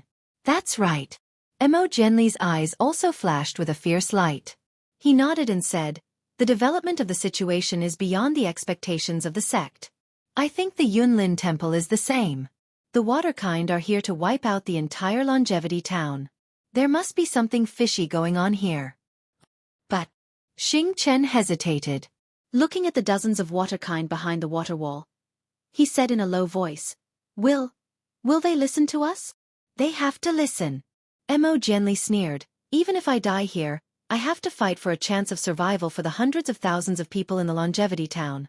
Then, Mo Genli turned to Zhu Junfeng and said, Junfeng, hurry back to the Longevity Academy. This is an emergency. Before Mo Genli could finish, Zhu Junfeng understood. He nodded and said, Mr. Mo, be careful. If things go wrong, go now. Mo Genli waved his hand coldly. Yes. Zhu Junfeng didn't dare to hesitate. He hurried off with his sword light. Don't worry, fellow immortal. Seeing that Mo Genli had made up his mind, Xing Chen hurriedly shouted, Senior Xiao Hua of the Taoist school is behind us. Why don't we see what kind of magic he has? Mo Genli bit his lips and turned to look at Xiao Hua, who was flying closer and closer. He smiled bitterly and said, Senior Xiao is powerful, but it seems that he is good at body refining. Also, as far as I know, the Taoist school mostly uses killing people. When it comes to saving people, I'm afraid it can't be compared with the Confucian school and the Buddhist school. Seeing that Xiao Hua was flying slowly, Xing Chen murmured in his heart. Xiao Hua could defeat him easily, but if he could defeat the water kind and save people, it would be impossible. Without waiting for Xing Chen to reply, Mo Genli rushed to the water wall with his sword light flashing under his feet. Boom! Mo Genli's sword light was blocked by the water wall. Obviously, there was a powerful restriction formation in front of the water wall. Mo Genli opened his mouth. Whoosh! A 3-inch-long flying sword rushed out and flashed across the sky like lightning.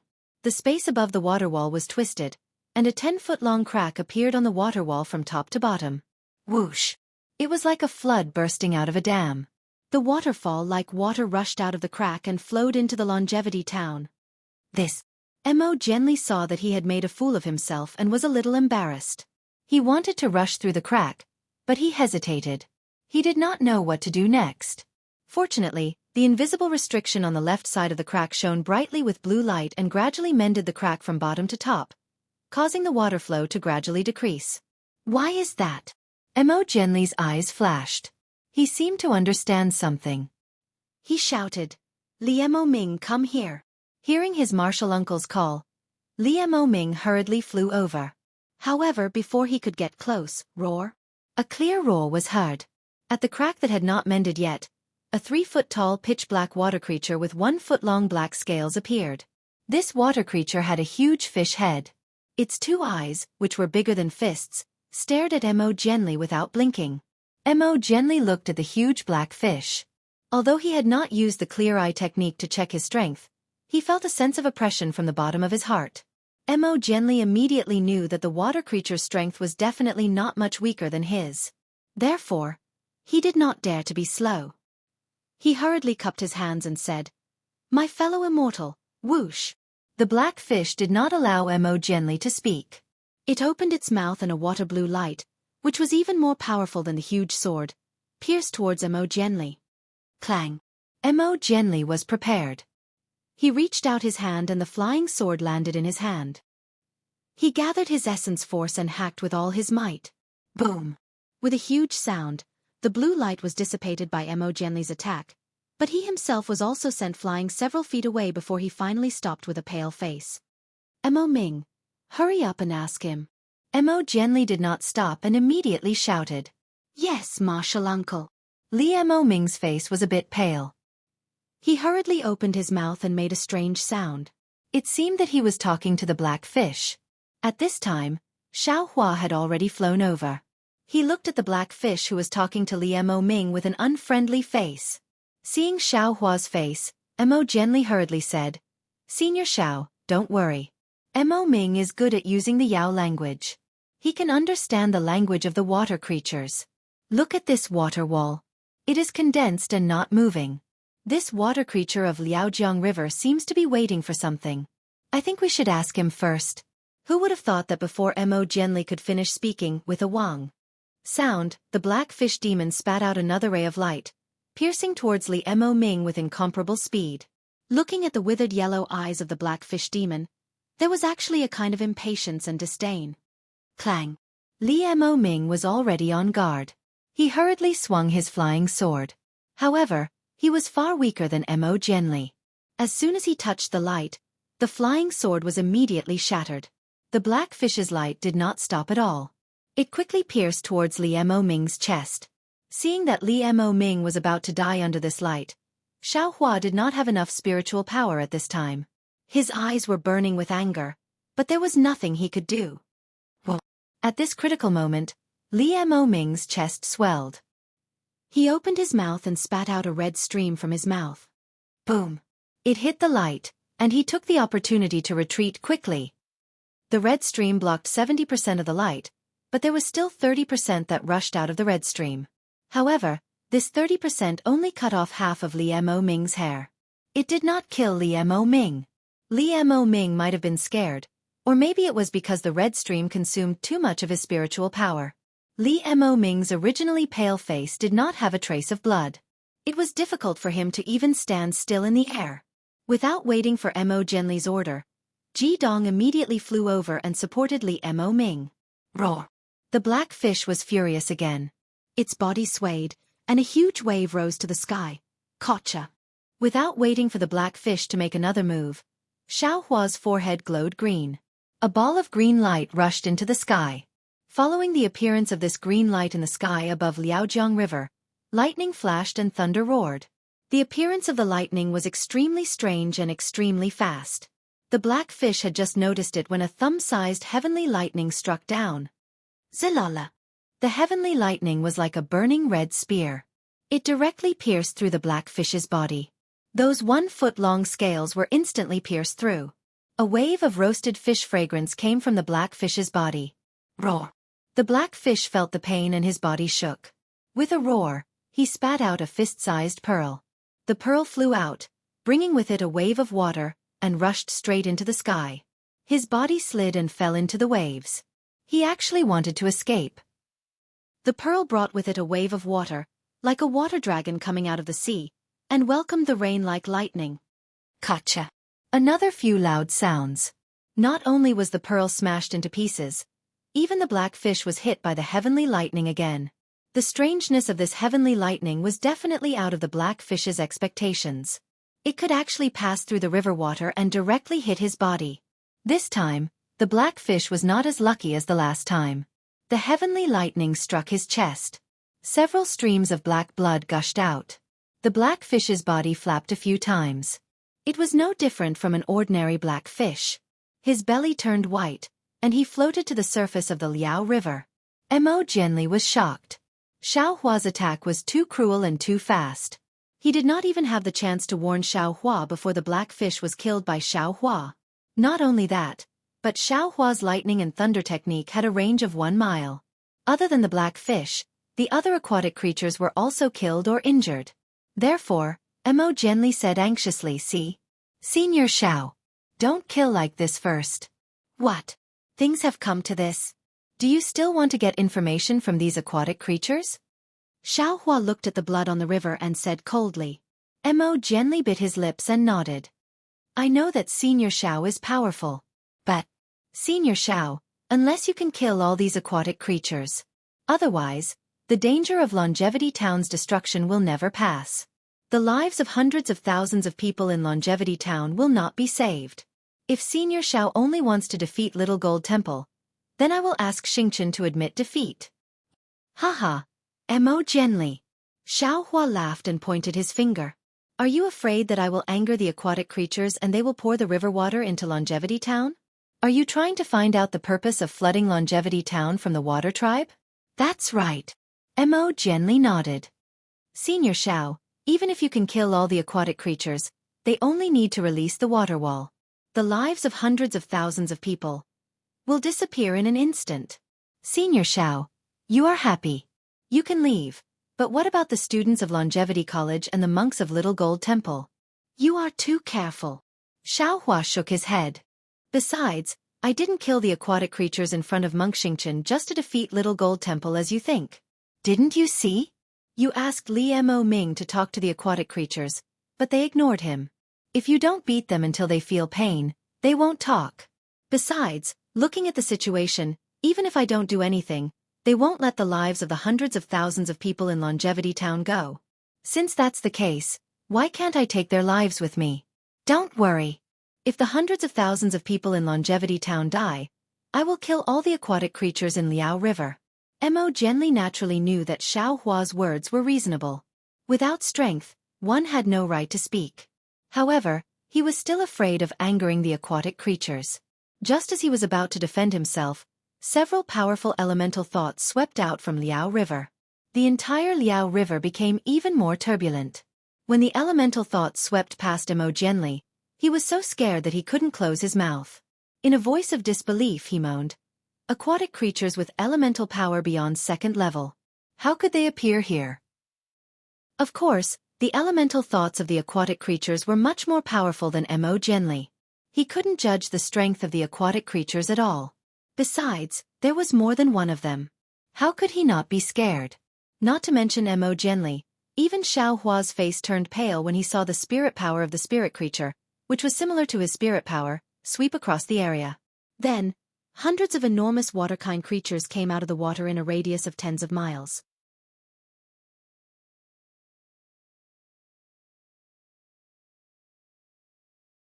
Chapter 32:16. These weren't ordinary water creatures. The black fish spirit from before had already shocked Xiao Hua, but in front of these water creatures, the black fish spirit was like a child. These aquatic creatures were several hundred feet tall, and the scales on their bodies were comparable to millstones. Blackfish demons did not have many teeth in their mouths, but these aquatic creatures had fangs that were more than a foot long. What was special was that their mouths were extremely wide, and the 2 rows of fangs were completely exposed. The white color of their fangs was tinged with a bloody light, and they were extremely bloodthirsty. After these water creatures floated up, the wall of water suddenly increased by 10 feet and the waves became even more turbulent. Humph. Xiao Hua sneered, "Since we can't avoid it, then let's kill a few more first." Then, another dark green brilliance appeared and the lightning that had just subsided appeared again. One after another, the heavenly lightning bolts were like vigorous swimming dragons, roaring in the air as they pounced towards the hundreds of water creatures. Woo woo. Roars and whimpers rose one after another, as if all the water creatures knew that danger was coming. Following the roars, pillars of water sprayed out from the water creatures' mouths. These pillars of water seemed to be light, but also like river water, azure blue in color. When the pillars of water reached about 10 feet in the air, they fell back down with a whoop sound. The moment they fell, each pillar of water blossomed with a chrysanthemum-like brilliance. This brilliance quickly extended like a huge tentacle, fusing together upon contact. In the blink of an eye, a layer of azure blue water appeared under the heavenly lightning. Rumble! Hundreds of lightning bolts fell at the right time, smashing onto this brilliance. The layer of water was smashed down by more than half a foot, and the lightning bolts violently swam above the brilliance, melting countless brilliance in the lightning. However, in just a moment, the lightning bolts actually disappeared in the water. These water creatures probably have the strength of a third-level origin energy. Xiao Hua's eyes narrowed, his heart trembling. He understood that today's situation was not good. Although the Soul Cultivator's lightning and thunder technique is mysterious and can create something out of nothing, but its power is still too weak. It can't compare to the Dao Sec's lightning drawing technique. Although Xiao Hua's heart was filled with regret, his movements were still not slow. A green light flashed between his eyebrows again, and a dozen bolts of heavenly lightning were born from the water. Boom! This time, Xiao Hua had learned his lesson. He did not launch a large-scale attack, but instead, a dozen lightning bolts poured down on a huge aquatic creature's body. After a series of thunderous rumbles, the huge body of the aquatic creature trembled violently and sank to the bottom of the water. Even if he wasn't killed by Xiao Hua's sneak attack, it seemed like he had lost more than half of his life. Elder. Mo Jianli was not only shocked by the power of the water kind, he was also shocked by Xiao Hua's mysterious lightning controlling spell. His impression of Xiao Hua changed again, but he still begged, "You have already hurt them. Why don't we let Mo Ming go and ask?" If what? Xiao Hua frowned and turned around to look at the 100,000 innocent villagers of the immortal town, who were running for their lives even though they had already sensed the danger. He shook his head and said, "Is there any room for negotiation in such a situation? Even if there is room for negotiation. What about this Zhao's grudge with the water kind?" The current Xiao Hua was no longer as indecisive as he was in the Xiaoyu continent. After the baptism of blood, the test of life and death, he gradually revealed his ferociousness. Towards some specious matters, he had completely made his own decision. Elder Xiao. Mo Jianli smiled bitterly. This junior came to the immortal town to save these 100,000 villagers. Seeing that there is a glimmer of hope, how can this junior not try? Elder's grudge with the water kind is for the sake of the villagers of the immortal town. This junior is not talented, but I am willing to bear this grudge with Elder. Even if this junior dies in the hands of the water kind, I am willing. Can you do it? Xiao Hua smiled faintly. Although death is easy, there is no value in dying. What's the use of you dying? This junior knows that he is incompetent. His cultivation is only a fraction of Elder's. Mo Jianli said sternly, "Elder will not believe this junior's words. Of course, this junior can also use my Chongyun sect's name to bear this grudge for Elder, but this junior can clearly tell Elder." This time, the Chongyun sect did not pay enough attention to the disaster of the immortal town. This junior does not dare to use the sect's name to vouch for Elder. Moreover, this disaster of the immortal town should be handled by the government of the country of Xi. Elder has seen for himself, the power of the government here is really weak. Forget it. Xiao Hua saw that Mo Jianli was clear, and waved his hand. Fellow immortal Mo, there is no need to say any more. This Xiao does not mind. I just want to kill as many people as I can before the disaster of the immortal town arrives. Use their lives as a sacrifice to the dead. Fellow immortal Xing Chen, come quickly. Hearing this, Mo Jianli hurriedly waved his hand. Not far away, Xing Chen and the others were also stunned. However, their cultivation was also low, so they could not help. Now that they heard Mo Jianli's call, they immediately flew over. Elder Xiao, fellow immortal Mo. Xing Chen hurriedly asked, "Do you have a plan?" Mo Jianli looked at the messy huge sea beasts on the water wall and said in a low voice, "We do not have a plan yet.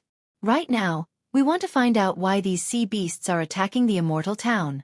Elder Xiao will take charge of the situation here and intimidate the sea beasts. We will escort Li Moming over and work together with the sea beasts." Okay. At this point, Xing Chen did not remember the bet he made with Xiao Hua. He hurriedly said, "We will do as you say." Seeing Xiao Hua nodding silently and frowning at the hundreds of sea beasts, Mo Jianli did not know what he was thinking, or whether he was choosing the next target to attack. Mo Jianli hurriedly led the group to the water wall. Kacha! Another clap of thunder sounded, and it hit the water wall in front of Mo Jianli and the others. A hole about 3 meters wide appeared on top of the water wall, and this hole was surrounded by lightning.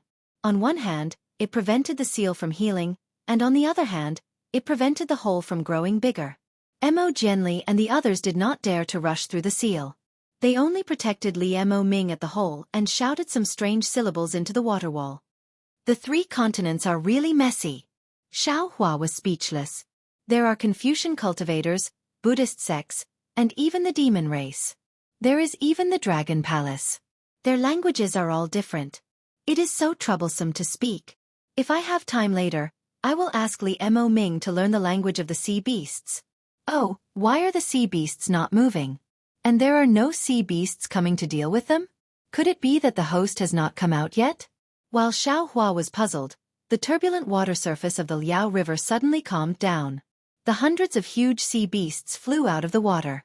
Under the scorching sun, there were only shadows and specks of golden light on the surface of the river.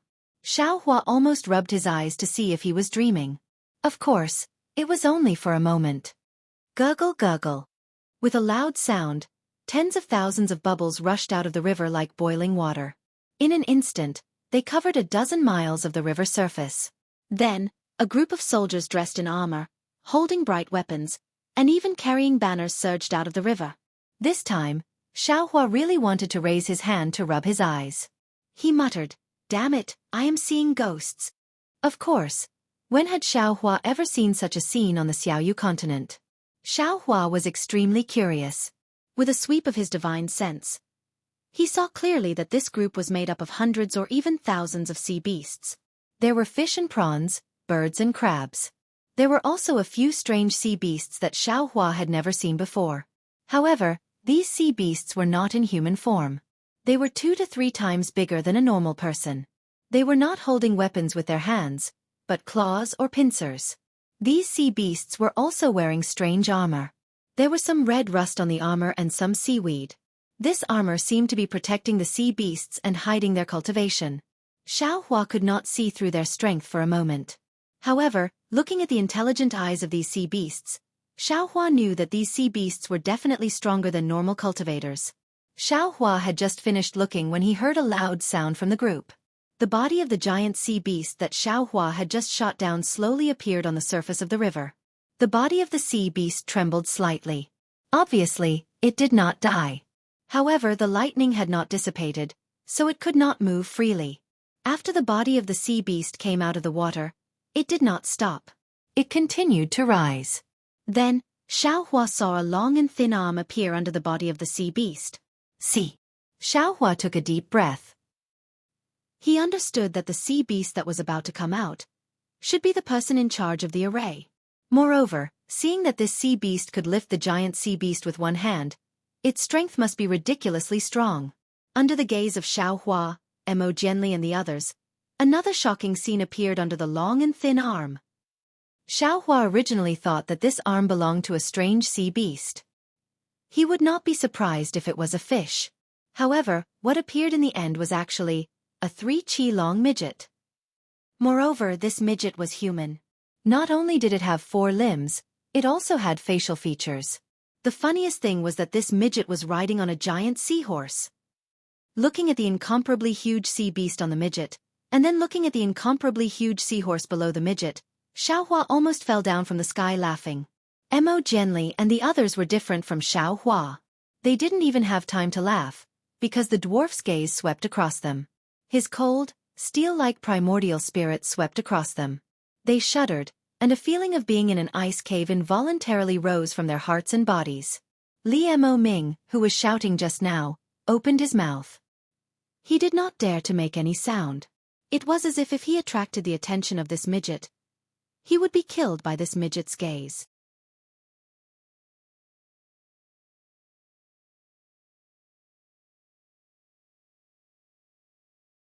Chapter 32:17.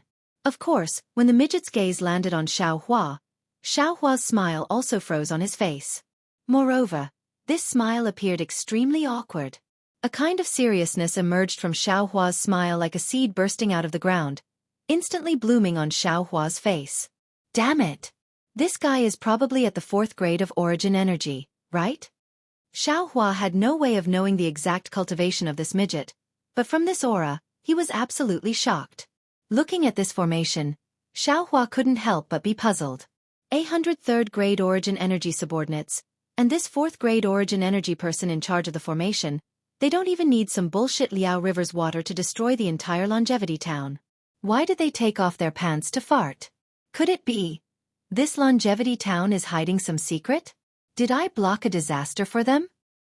Whoa. That midget waved his hand, easily throwing the giant sea beast to the side. A few sea beasts immediately caught it. Immediately after, the midget loudly shouted a few times. Whoa whoa. The entire Liao River was surging with wind and clouds as hundreds of hurricanes were born. The spiritual chi of heaven and earth rushed toward the surface of the river. Then, a blue light flashed repeatedly on the surface of the river. The hundreds of huge sea beasts transformed into 3 zhang-tall giants one by one. However, although these giants had armor on their bodies and looked incomparably brave, their eyes were not as shrewd as the sea beasts from before. Gee. That midget casually ordered a few more times. Those 100 burly men roared in unison, then scattered towards the edge of the water wall. At the same time, the hundreds of people in the team also waved their banners, and even the sound of war drums could be heard, as if they were eager to give it a try. Senior Xiao. That Li Mo Ming was very anxious. Without even reporting to Mo Jianli, he hurriedly shouted, "These sea beasts are going to activate the restriction and flood the longevity town. What are they going to do? Why do they want to flood the longevity town?" When Xiao Hua heard, he was also very anxious. He didn't dare to be negligent, and without thinking, his figure flew up and rushed towards the flaw of the restriction. Humph. This time, Xiao Hua understood. He coldly snorted like a human. He saw the dwarf raise his head and casually wave his hand. A blue brilliance appeared on the surface of the water and rushed towards him. It looked like a very ordinary radiance. Xiao Hua scanned it with his divine sense and his face was filled with shock. Without thinking, he waved his hand and similarly threw out a dozen fireball talismans. Rumble. Sure enough, every trace of that blue brilliance contained an enormous amount of power. As soon as it came into contact with Xiao Hua's fireball talisman, it immediately exploded, and the air within a radius of several tens of meters surged. Mo Jianli and the others naturally could not stay in the vicinity. They hurriedly dodged. As for Xiao Hua, he was also blocked outside the restrictive spell. Chirp chirp chirp chirp chirp. Seeing Xiao Hua block his brilliance, the dwarf unconsciously raised his eyebrows and cried out, "I don't understand. Don't just blabber." Xiao Hua sneered and raised his voice to speak to the pygmy chicken and duck. "Senior." Li Mo Ming was brought over from afar by Mo Jianli. He shouted, "He's asking you if you killed his subordinates. Oh, answer him." Xiao Hua waved his hand and said, "If he wants revenge, then come at me. However, I still have to ask him who they are." "Oh, what kind of water clan are they? Why did they use so much strength to flood Longevity Town?" Yes. If it was any other question, Li Mo Ming would naturally have answered. However, this involved killing. If he was not careful, it would bring disaster to Xiao Hua. Li Mo Ming did not dare to be careless. He could only ask Xiao Hua first. Now that he received Xiao Hua's permission, he immediately shouted. Sure enough, this time, the dwarf spoke. However, looking at Li Mo Ming's helpless expression, Xiao Hua somewhat understood. These water clan were definitely not the brainless trash that he thought. It was not difficult for him to show a bit of sincerity. They would not answer honestly. Sure enough, Li Mo Ming said awkwardly, "Senior, this person only said he took your head, then he will answer. Then let him come and take it." Xiao Hua waved his hand without hesitation. As long as he has the ability, let him come. Yes. Li Mo Ming really admired Xiao Hua to the point of prostrating himself in admiration. This kind of courage was definitely something he couldn't reach. That dwarf seemed to be somewhat impatient. He casually dealt with Li Mo Ming while commanding his own team. "Senior." Li Mo Ming smiled and said, "That person asked you to send your head over yourself." "Okay, I will go over now." Xiao Hua nodded. "You all. If you can't, then leave early. From the looks of it, these water clan do not intend to keep you all. If Senior does not leave, then we will not leave either." Mo Jianli replied indifferently. He turned and said, "Mo Ming, you all leave. We have already done our best." Xing Chen was somewhat unwilling. He turned and looked at the chaotic Longevity Town. His gaze seemed to be somewhat expectant. He then said, "This monk will also accompany Senior Xiao." "Haha, good." Xiao Hua waved his hand and took out the heaven-leveling staff again. He laughed and said, "Let me see what kind of methods these water clan have." "Senior." Li Mo Ming suddenly said. Junior just vaguely heard something. They seem to be looking for someone.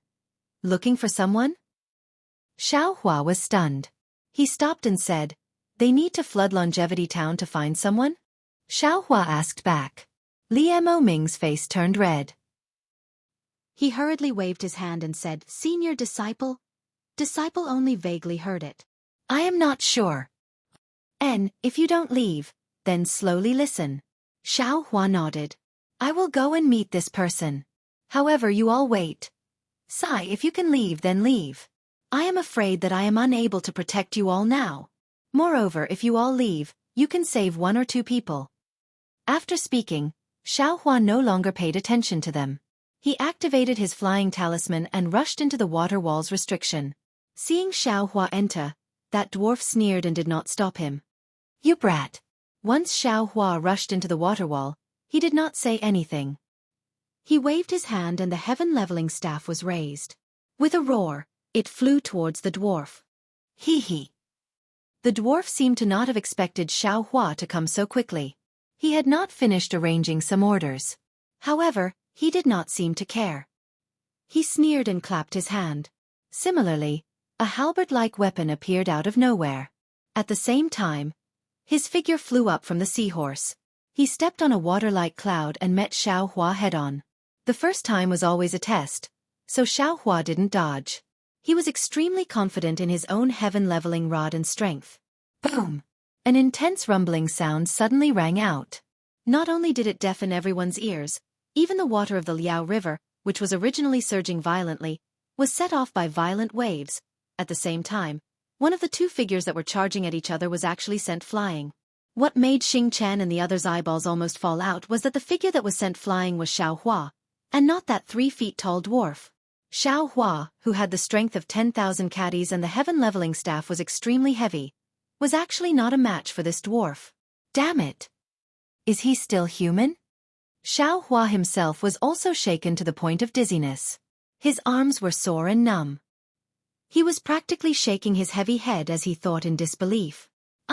This Xiao was really wrong. This guy. I'm afraid he's not human. Xiao Hua suddenly realized. He should also be a member of the Water Clan.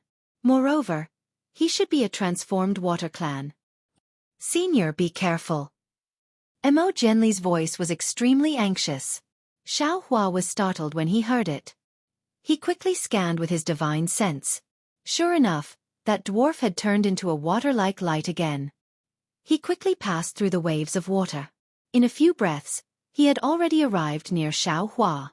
This kind of battle tactic was previously used by Xiao Hua to kill other cultivators. Now, the Water Clan was using it to deal with Xiao Hua. How could Xiao Hua not know the strength of this dwarf? However, he could only clench his teeth and wave the heaven-leveling staff again. He activated the flying talisman to stabilize his body and began to fight with this dwarf. Fortunately, Xiao Hua's ethereal steps did not require too much transcendence energy. That heaven-leveling staff technique was also very mysterious. Even if his strength was not as strong as that dwarf, he could still hold on for a few rounds. As the dwarf and Xiao Hua fought to a draw, the Water Clan above Liao River had already begun to move. First, hundreds of giant Water Clan transformed into burly men and lined up behind the water wall, covering a range of several dozen li. Then, these Water Clans spat out demonic chi from their mouths, which gradually melted into the restriction. The water wall began to leak out. The water wall within several dozen li was even more turbulent than a flood that broke through a dam. It surged towards Longevity Town. Xiao Hua looked at this water wall. He was really furious in his heart. He wished he could beat this dwarf into meat paste with his staff. Since his heart was sluggish, Xiao Hua could not avoid being found a flaw by the dwarf. The sky piercer swept over, forcing Xiao Hua to raise his staff to meet it. Boom! Another loud sound rang out. Xiao Hua's figure was smashed into the water. Ha ha ha ha. That dwarf seemed to be extremely happy. He did not chase after Xiao Hua and only loudly ordered his subordinates.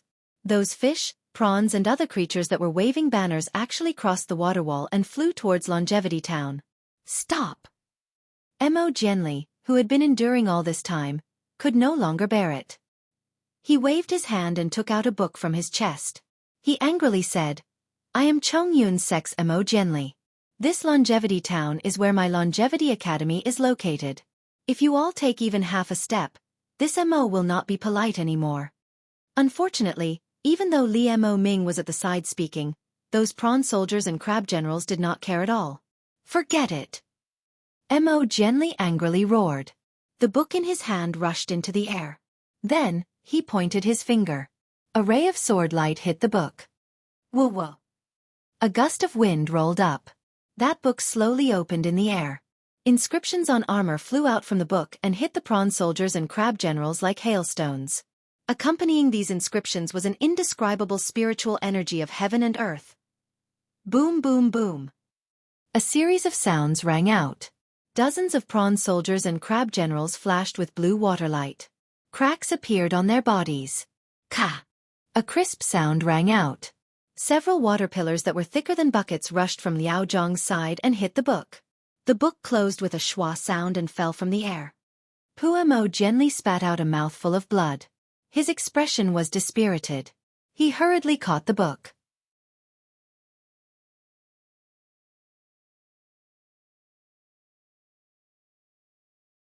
Chapter 32:18.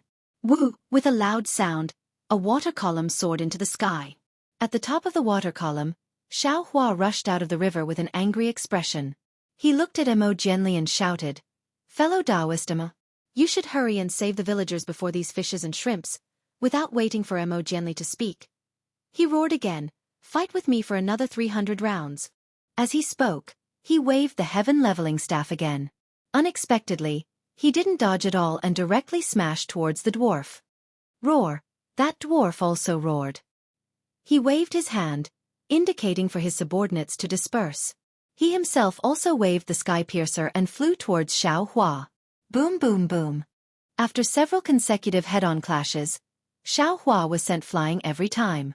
However, every time, Xiao Hua would fly back bravely. This made the dwarf a little dumbfounded. He couldn't help but feel a trace of respect in his heart. In his impression, this kind of brave general who didn't care about his life seemed to be really rare. Unfortunately, this dwarf still overestimated the stingy Xiao Hua. At this moment, Xiao Hua was laughing loudly in his heart. Damn it, I spent a lot of effort to refine the earth crystal Yao milk in my body, but the results weren't good. I didn't expect that every time I hit it, the earth crystal Yao milk in my body would be shaken loose. Refining it would be much easier. Looks like I have to let this guy hit me a few more times. If this sky piercer hits my body, wouldn't the results be better? However, looking at the glittering sky piercer, Xiao Hua didn't dare to test it with his life. Boom! Like a dam bursting, the water wall finally collapsed completely. The entire Liao River's water suddenly poured into Longevity Town. The scene was comparable to the heavenly river falling into the mortal world. "I'll beat you to death, you monster!" When Xiao Hua heard this, he thought of the pitiful little floating corpse in the water. His eyes turned red. This was hundreds of thousands of lives. They were going to die in the water just like that. Xiao Hua roared and attacked the dwarf. He was powerless to save these mortals. He could only use his own strength to kill this dwarf. With this attack, all the distracting thoughts from before disappeared. Boom! Although Xiao Hua's anger soared to the sky, his strength was still much weaker than the dwarf. In the end, ideals and hatred couldn't replace cultivation. He was still sent flying. When Xiao Hua was sent flying, a green light flashed between his eyebrows. G. Seeing Xiao Hua being sent flying again, the dwarf shouted loudly. Then, he pointed at the water wall, and then at Li Mo Ming. Mo Jianli and the others had already left to save the mortals in the village. Li Mo Ming was still guarding the place. Beside Li Mo Ming, Xing Chen and the other 3 monks did not leave. They took out their alms bowls, which emitted Buddhist light and covered the river water. The river water was attracted by the Buddhist light and was sucked into the alms bowls. "Senior." Li Mo's voice was heard. "The water tribe said that they saw you risking your life.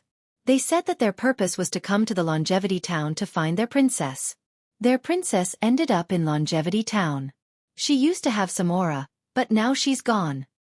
"Princess?" Xiao Hua sneered. "Why are they looking for the princess? Could it be that their princess needs to rely on water to distinguish?" "Oh, I understand now." Xiao Hua suddenly slapped his forehead and shouted in his heart, "Is she the little sister that Lu Yi took in? The one called Xiao Yun? I seem to have put a yellow talisman on her." Thinking of this, Xiao Hua hurriedly wanted to use the flying talisman to return to the River Tide Temple. However, right now, the wall of water was even more majestic than the peak of the flood.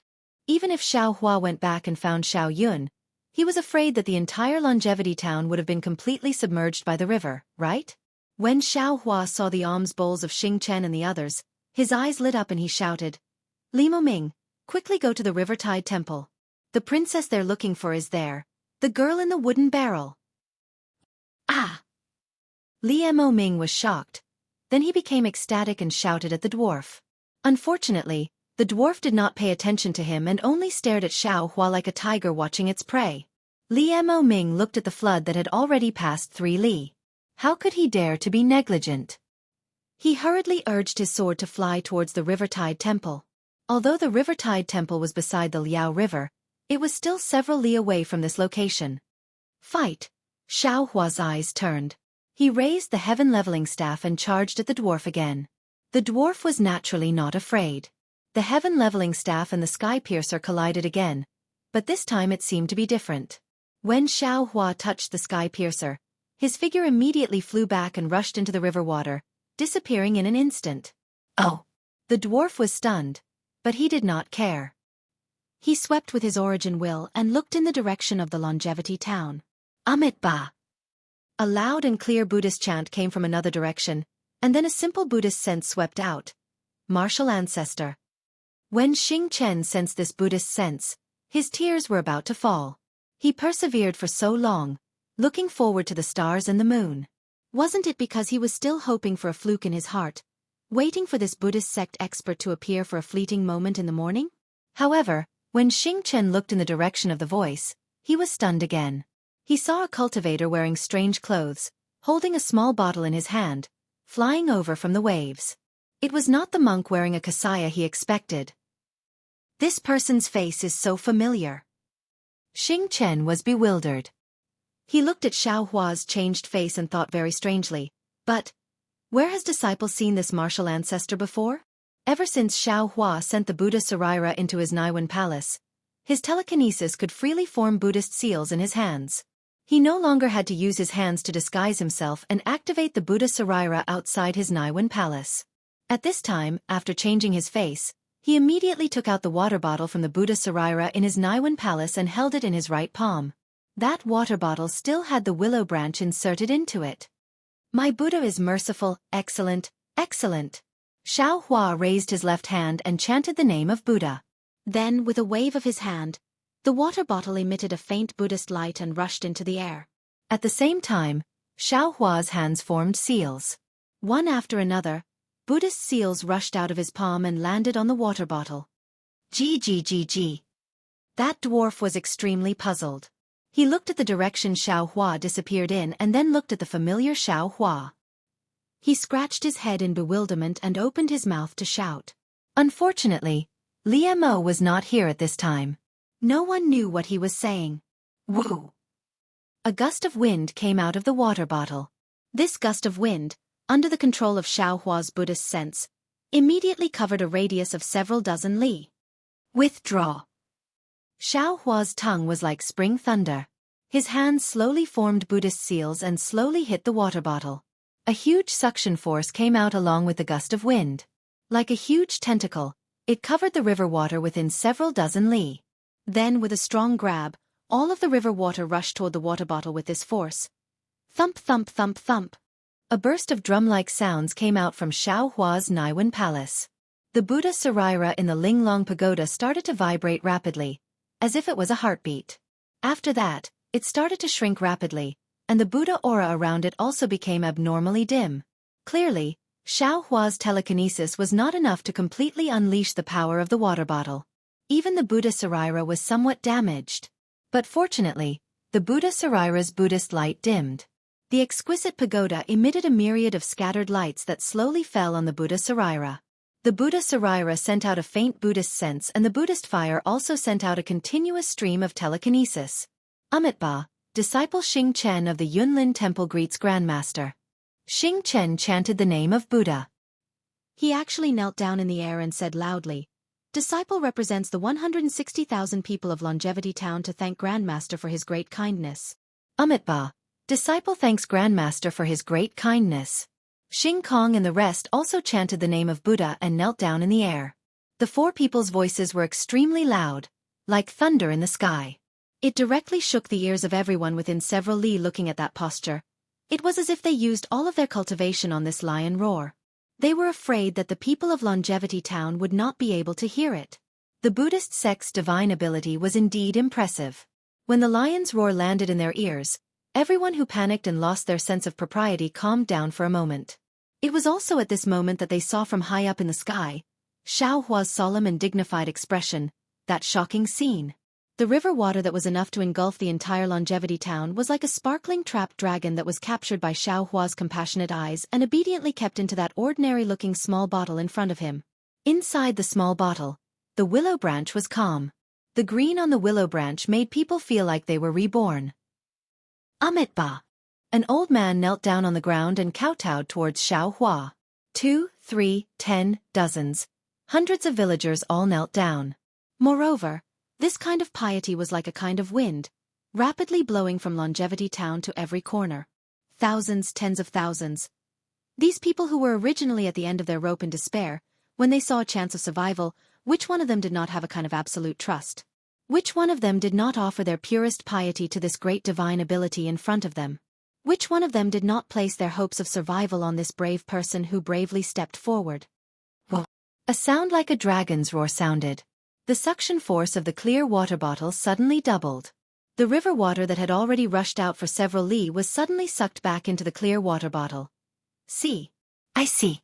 How could Xiao Hua's telekinesis be so powerful? However, the telekinesis of tens of thousands of people, the power of faith of hundreds of thousands of people was enough to ignite the Buddhist fire in Xiao Hua's Buddha Sarira. It was enough to double the telekinesis of Xiao Hua's Buddha seal. G. Seeing Xiao Hua take out a Buddhist artifact, the dwarf seemed to have understood something. His face became solemn, and he waved his hand, putting away the sky piercer. Then, he shouted a few words in a loud and solemn voice. He grabbed downwards with his hand, and a blue brilliance fell towards the river water below his feet. The moment it touched the river water, it immediately rippled, and in an instant, it extended for dozens of li. Roar! The dwarf roared loudly. He raised his hand, as if he was lifting a heavy object. The water of Liao River suddenly rose by more than 10 zhang.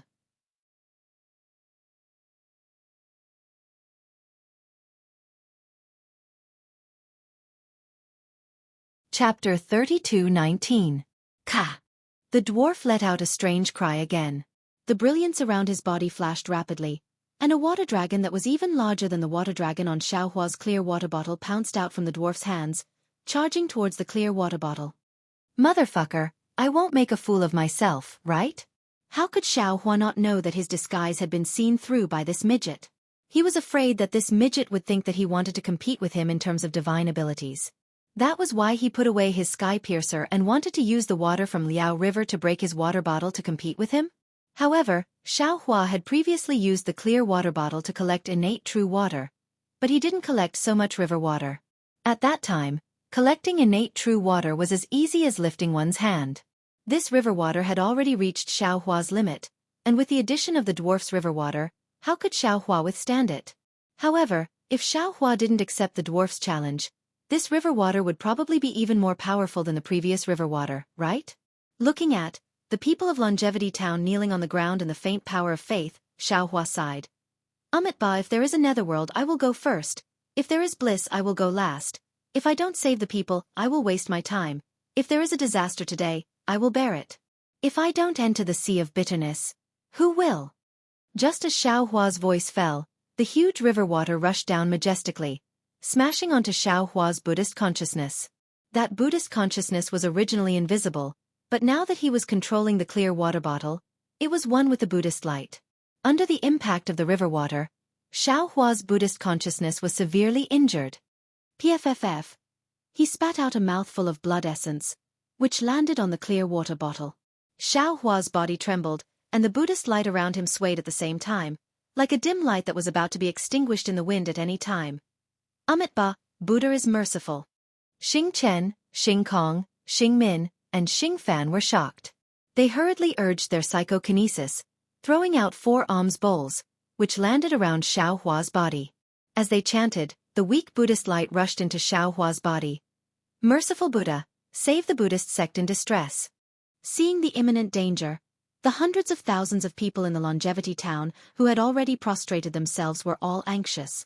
They chanted the name of Buddha and kowtowed to the ground. Forget it. Xiao Hua saw that the Buddhist light of his Buddha Sarira was somewhat dim and the power of thought he sent out was already weak. He couldn't help but sigh and make a decision in his heart. Why is this Xiao so unlucky? Dao Sex cultivation has yet to recover.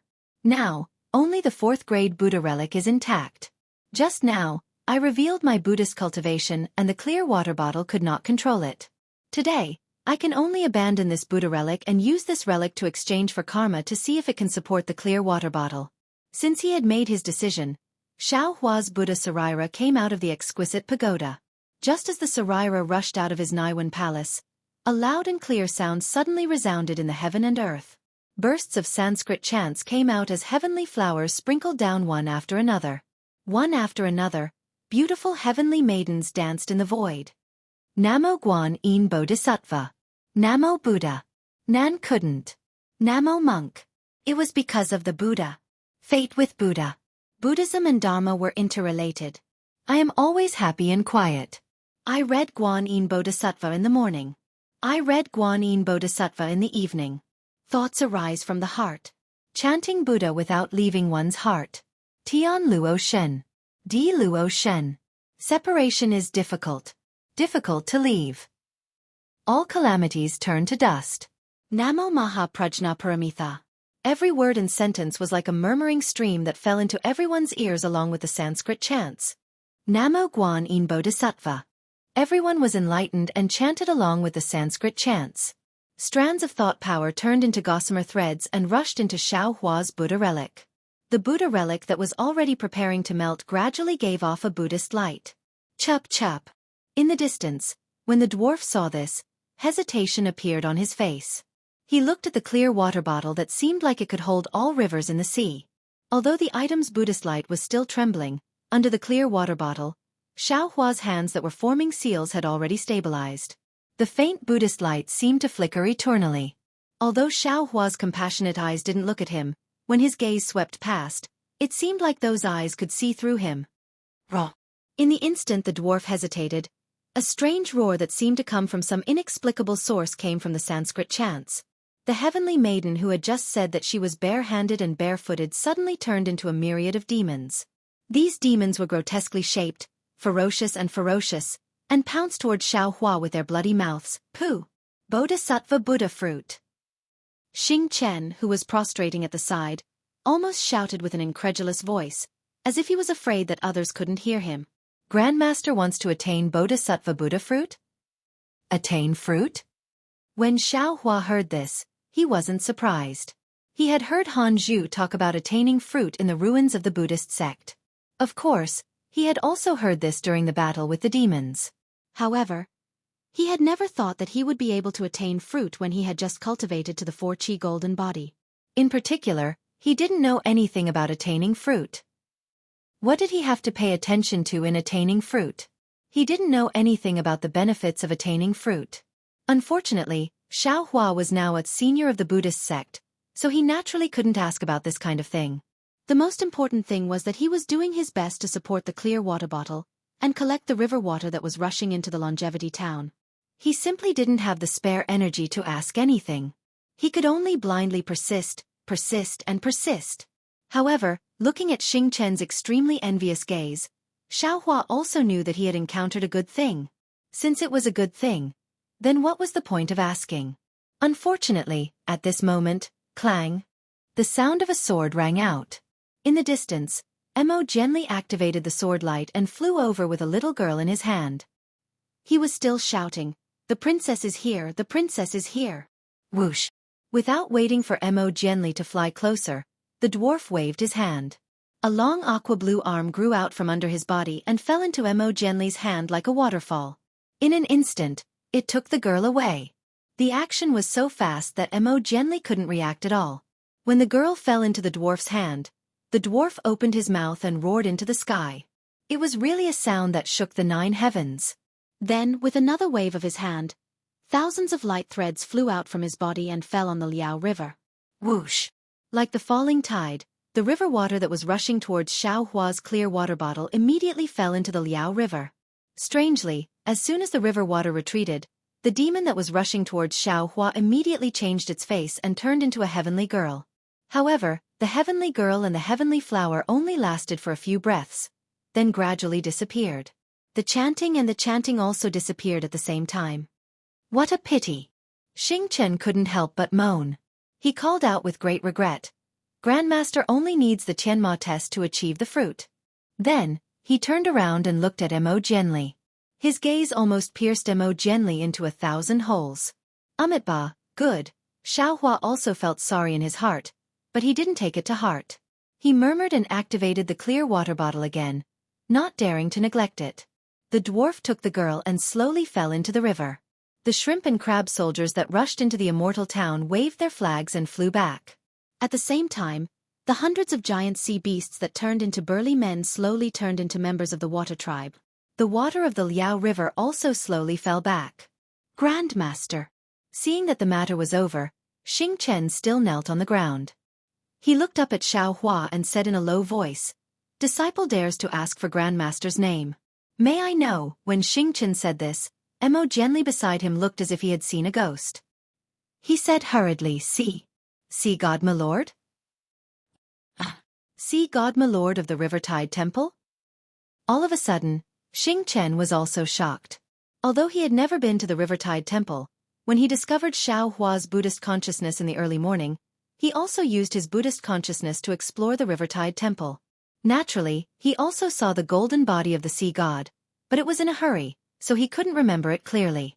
Now that Mo Jianli called him, Xing Chen immediately remembered.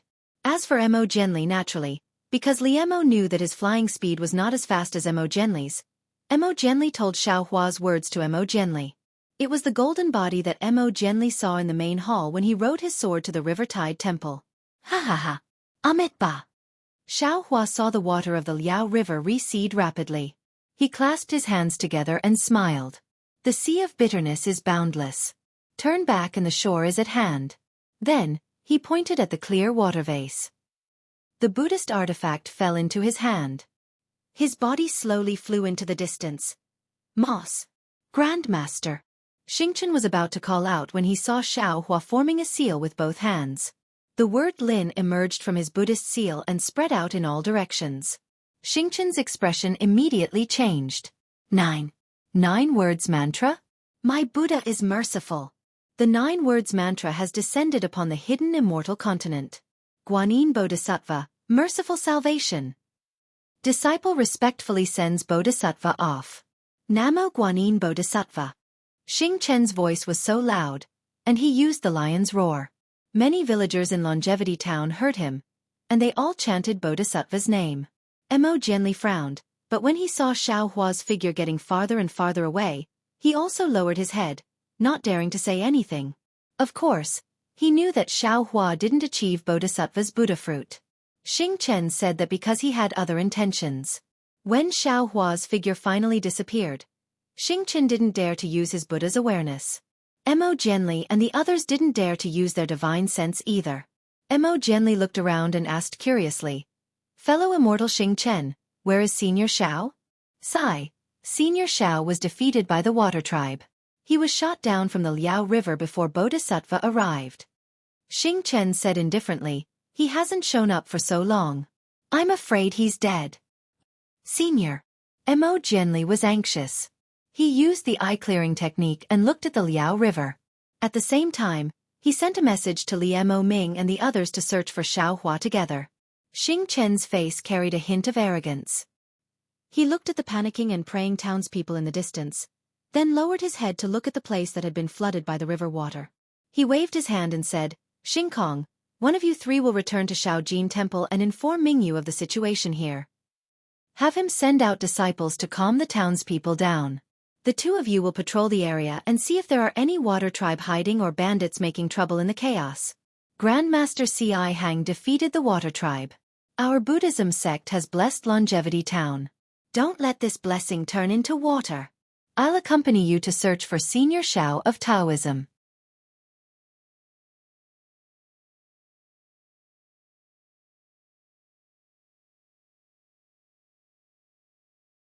Chapter 32:20. Yes, disciple understands.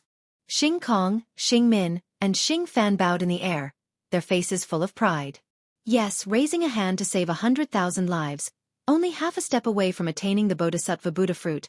This was definitely rare even in the Western paradise, let alone in the hidden immortal continent where Confucianism flourished. Moreover, Xueqi and the others were able to witness this grand occasion of attaining the Bodhisattva Buddha fruit. It was also greatly beneficial to their own cultivation. How could they not be excited? Taking a step back, the merit of saving 100,000 lives, whether it was Xingchen or Xueqi and the others, they could all get a little bit of it. When they returned to the Cloud Forest Temple, they might even be sent to the Western Paradise to be recorded in the Buddhist scriptures. Seeing the three of them leave, Xingchen smiled and urged his body to fly towards Liaojiang. He already understood in his heart that regardless of Xiaohua's life or death, Taoism had already been defeated. Jiangchao Temple would definitely not exist in Longevity Town in the future. Not only that, Longevity Academy, which was previously so powerful that Shaojin Temple could not shake before, would definitely not be Shaojin Temple's opponent in the future.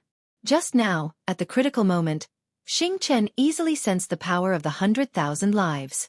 This kind of the purest worship and piety from the heart had been deeply engraved in the hearts of the 100,000 villagers of Longevity Town. In the future, they would definitely abandon Confucianism and enter Buddhism.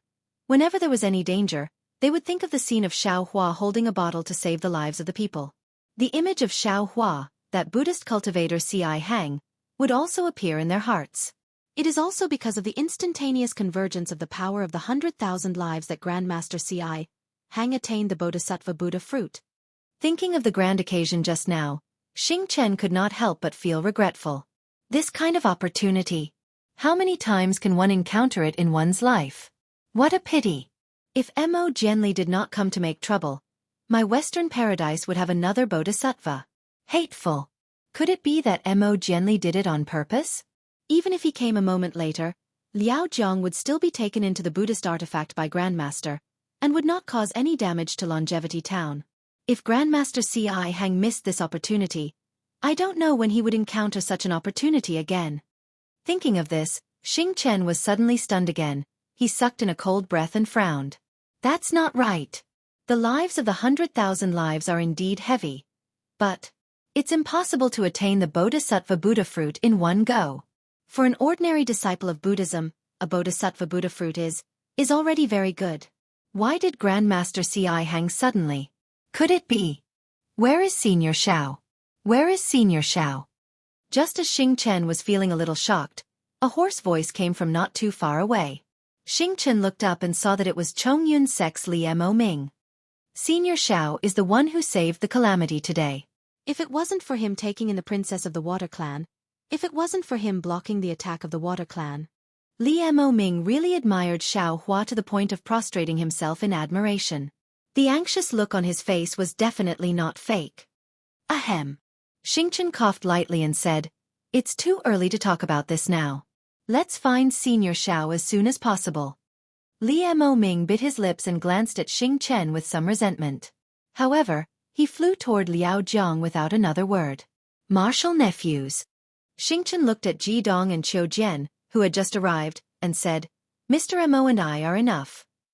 You should hurry up and help the villagers in Longevity Town. They still don't know that the crisis is over. I'm afraid they'll stir up trouble again." Ji Dong and Qiu Jian gave each other a look, and then said with a smile, "There are government officers and soldiers in the town, as well as martial nephews and junior brothers from Little Gold Temple, and even more so my Long Life Academy's 100 disciples. There is no need for us to go, right? Right now, we should focus on finding Senior Xiao of Jiangchao Temple. He's the one who saved the calamity after all." Then without waiting for Xingchen to say anything, the two of them cupped their fists and hurriedly flew to Liao Jiang. Under Mo Jianli's command, they split up and searched in the depths of Liao Jiang.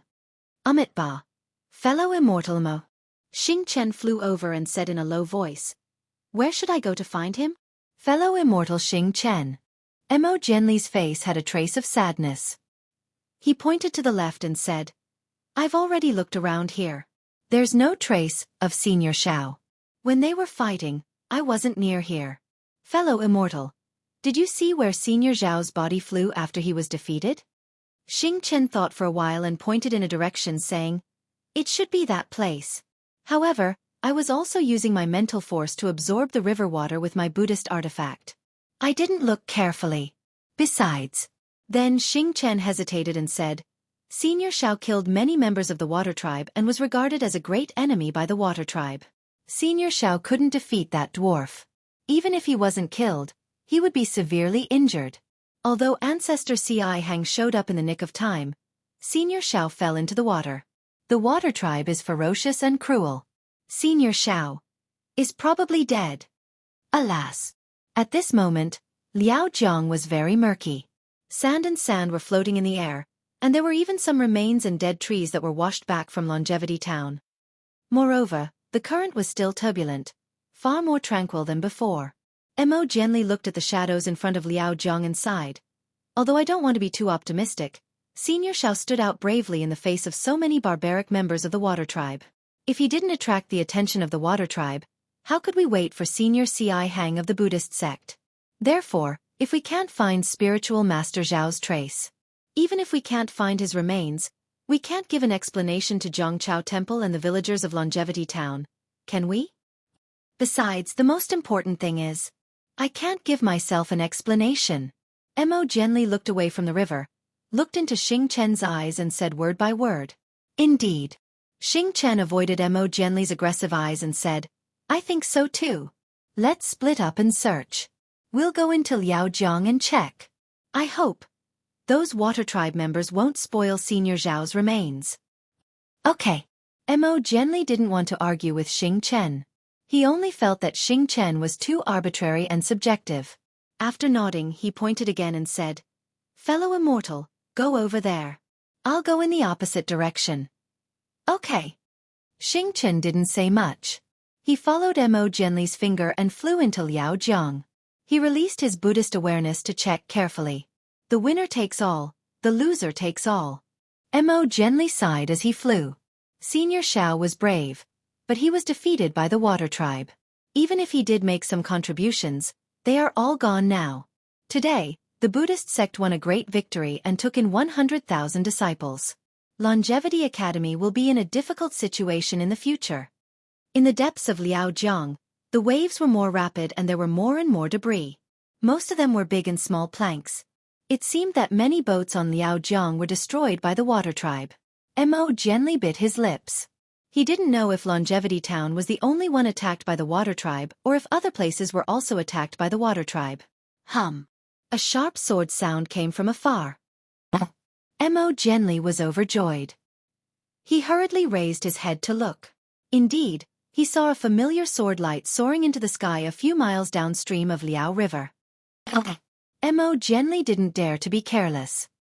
He stepped on his flying sword and flew towards the sword light. At the same time, he used the eye-clearing technique. He was eager to know whether Xiao Hua was alive or not.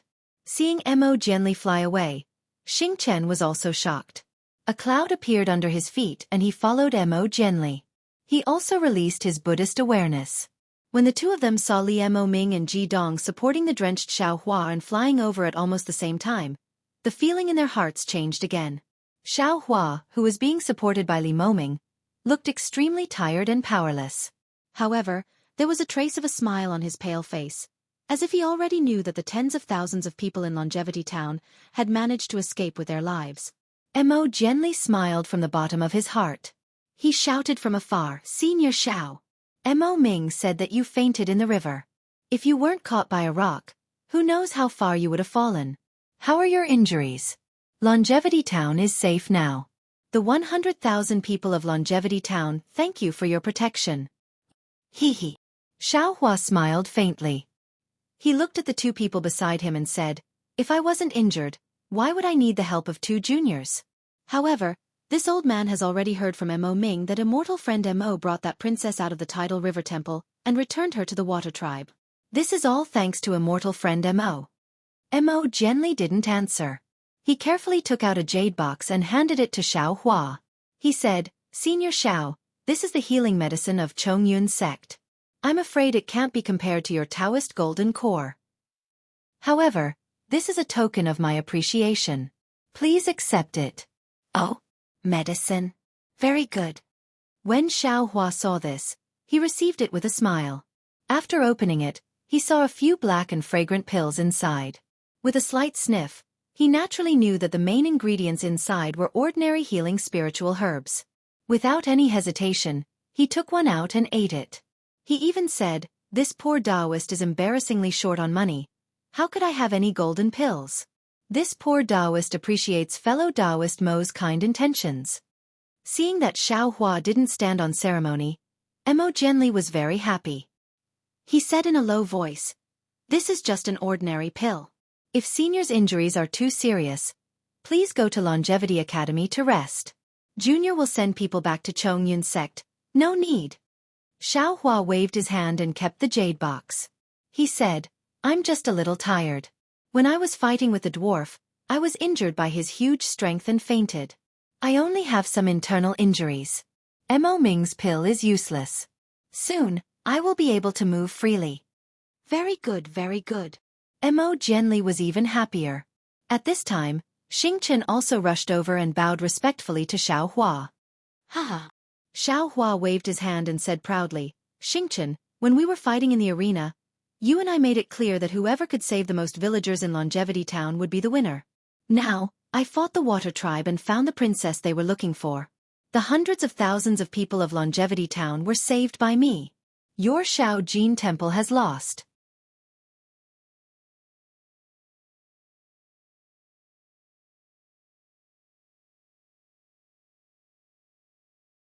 Chapter 32:21. Hee hee. Xingchen glanced at Mo Jianli, who was standing to the side with an unpleasant expression, and said with a faint smile, "Senior Xiao fought the Water Tribe with all his might, and in the end, he even found the princess that the Water Tribe was looking for. Let alone the hundreds of thousands of villagers in Longevity Town. Even the little Golden Temple and Longevity Academy would like to thank you." "No need." Xiao Hua waved his hand and said, "I was just passing by the Longevity Town. It doesn't matter if the people of the Longevity Town remember me or not. The Shao Jin Temple only needs to remember the bet and leave the Longevity Town." However, Xingchen smiled again and said, "Senior, you did protect the Longevity Town, but how many villagers did you save? Senior, you might not have saved more than the disciples of the Buddhist sect. As for the winner of the bet, I won't talk about it. Fellow immortal Mo, please be the witness." Xiao Hua is stunned. He looks at Mo Jianli, whose face is a bit gloomy, and says curiously, "Although I didn't directly save those villagers, I can't say that I lost to Xingchen because I fought against the aquatic creatures, right? Besides, I found their princess. Didn't that solve the crisis of the Longevity Town? If I can't win, does that mean Xingchen won?" Fellow immortal Xingchen. Mo Jianli smiled and said, "I remember you said that we have to compete with the Taoist sect and the Buddhist sect to save more people, or to see which sect can solve the crisis of the Longevity Town. Whoever wins, right?" Xingchen thought for a moment and nodded. "That's right. Ancestor Ci Hang of the Buddhist sect saved more than 100,000 villagers of the Longevity Town. Isn't that a victory?" I didn't pay attention before, but now I understand." Mo Jianli frowned. "Fellow immortal, you didn't mention the Shao Jin Temple or the Cloud Forest Temple, but only the Buddhist sect. Did you expect Ancestor Ci Hang to come?" "That's right." Xingchen didn't hide it. "I sensed Ancestor's Buddhist awareness at dawn.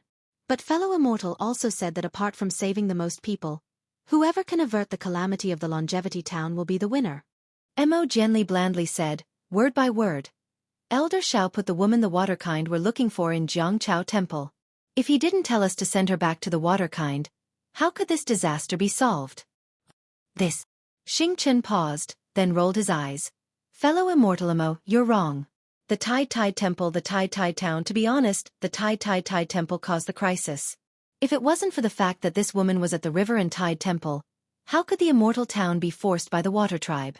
Tide Temple and the Tide Temple, the Tide Temple and in the Tide Temple, the Tide Temple and the Temple, the Tide Temple and the Tide Temple and only Tide Temple, only Temple and the Tide Temple, the Tide can. Tide Temple and the Tide Temple will be the..." Humph. Xiao Hua snorted coldly and looked at Xingchen coldly. Xingchen was so scared that he shrank his neck. Then he clenched his teeth and said, "What Junior said is the truth. Many things happened after Senior fainted. You can punish me however you want, but the villagers of the Longevity Town are not blind, deaf and mute. The truth will spread to the country of Xi, and even you province." Xiao Hua stared at Xingchen for half a cup of tea, then flew out from Mo Ming and Ji Dong's support. He looked at Mo Jianli coldly and asked, What happened after I fainted? Who is ancestor Ci Hang? Mo Jianli felt helpless. He had been thinking about Xing Chen's words over and over again. The root of the crisis of the Longevity Town was the Water Tribe princess in the River Tide Temple. The Water Tribe must have sensed the girl's aura in the Longevity Town, so they came to find her. But they couldn't find her anywhere, so they decided to flood the town. It could be said that Xiao Hua called the Water Tribe princess out of the River Tide Temple and solved the crisis. That was what Mo Jianli wanted to say. But the problem was, why was the Water Tribe princess in the River Tide Temple?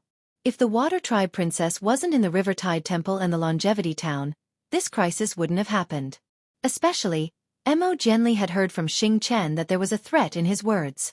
Xing Chen was saying that he would spread the news that the Water Tribe princess was in the River Tide Temple. Mo Jianli knew that the villagers wouldn't think too much about it. They would only think that the Water Tribe flooded the Longevity Town because of the Water Tribe. That was to say, the River Tide Temple was the one that the Water Tribe wanted to flood, and the Longevity Town was just the fish in the moat.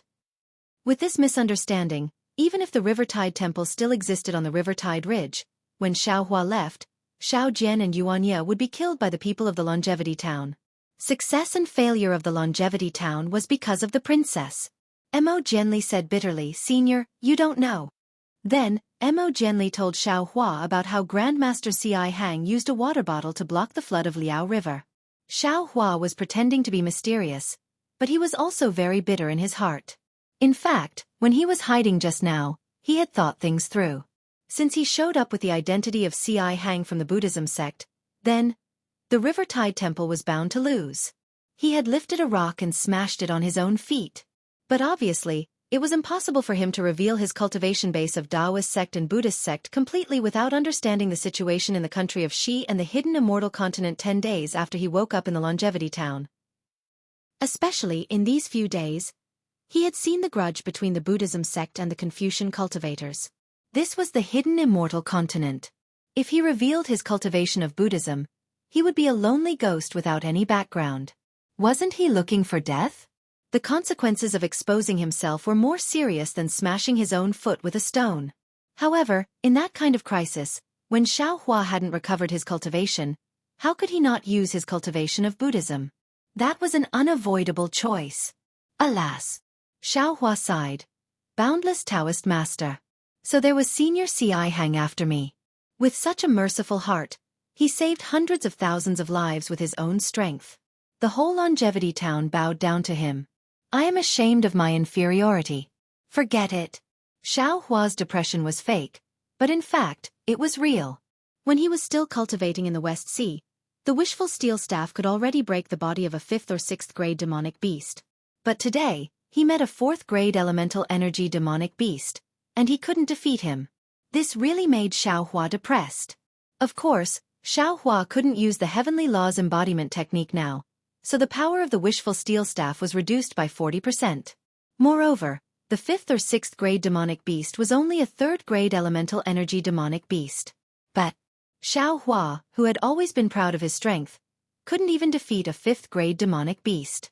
How could he be happy? Seeing that Xiao Hua was about to admit defeat, Mo Jianli hurriedly said with a smile, "Senior Xiao, although your cultivation is not as good as Senior Ci Hang's, your contribution is not small either.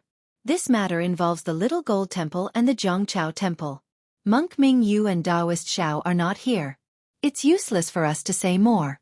Let's go back to the Longevity Town and settle the villagers first. It won't be too late for us to discuss this matter." Xing Chen was originally smiling, but after hearing this, he couldn't help but twitch his mouth. He understood that Mo Jianli didn't want to give all the credit to the Buddhism sect. In particular, Mo Jianli wanted to rope in Xiao Hua, and didn't want the Zhongchao Temple to leave the Longevity Town. Hee. Xing Chen didn't say anything, but he sneered in his heart. That's true. Xiao Hua thought for a moment and nodded. This old man is just Zhongqing City's helper. The outcome of the battle will depend on Xiao Jian's judgment. This battle was also started by him and Ming Yu. Speaking of this, Xiao Hua thought of something and turned to Li Moming. Nephew Li, did you hear anything from these aquatic demonic beasts?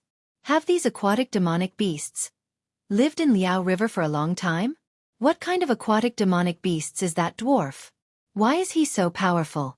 I have some magical powers, but in front of him, I'm really vulnerable. Senior. Li Mo Ming hurriedly said with a smile. Junior only heard some words about princesses and people. Their language is different from the language of ordinary demonic beasts, so they may not be able to understand Junior's words. Oh, by the way, there are 2 demonic characters on their banners, Heavenly Abode. I've never heard of this place in all the demonic realms I know. As for that dwarf, Mo Jianli said with a smile, Senior, you don't have to think too much about it. He must be a demonic beast. However, he has been cultivating for a long time and can already transform.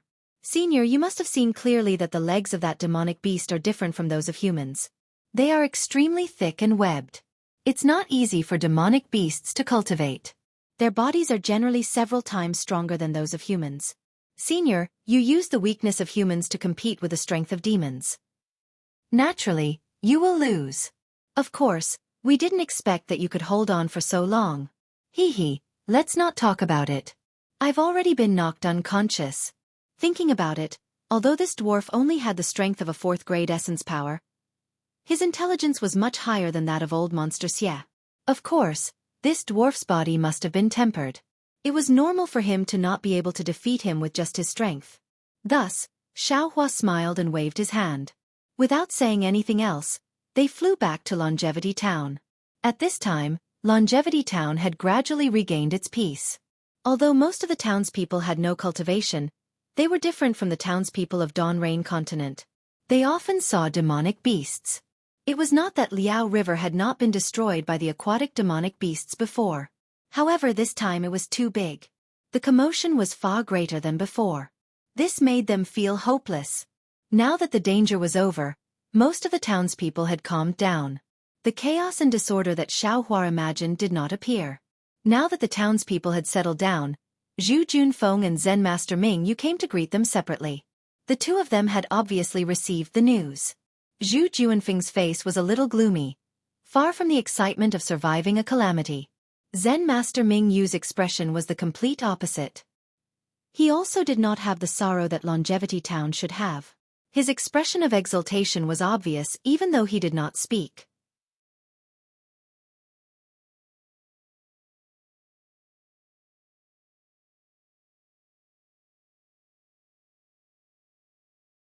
Chapter 32-22.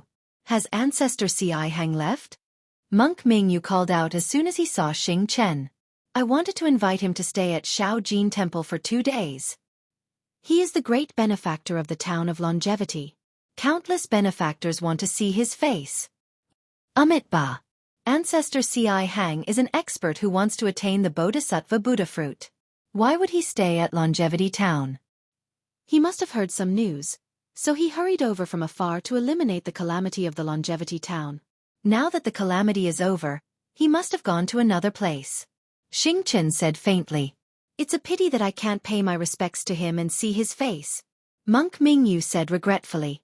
He left, but he left his golden body behind.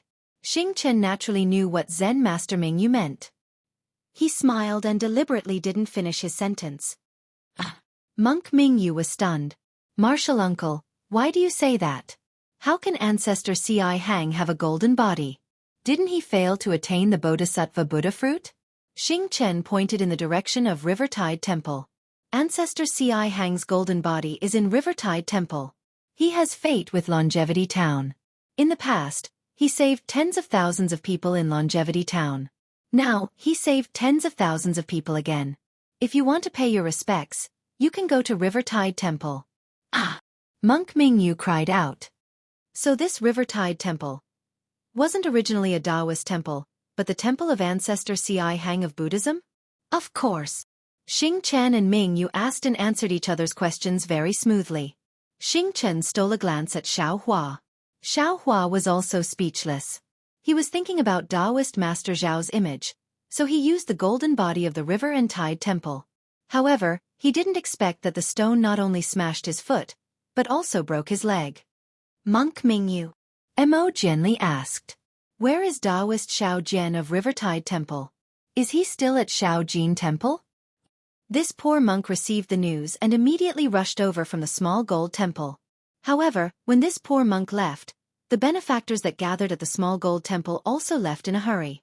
I presume that Taoist Xiao Jian was among them. Mo Jianli looked at Zhu Junfeng and said earnestly, Junfeng, the immortal Buddha ceremony at the Longevity Town today is very interesting. I must report this to my elders. However, apart from today's ceremony, there is also the competition between the small gold temple and the river and tide temple.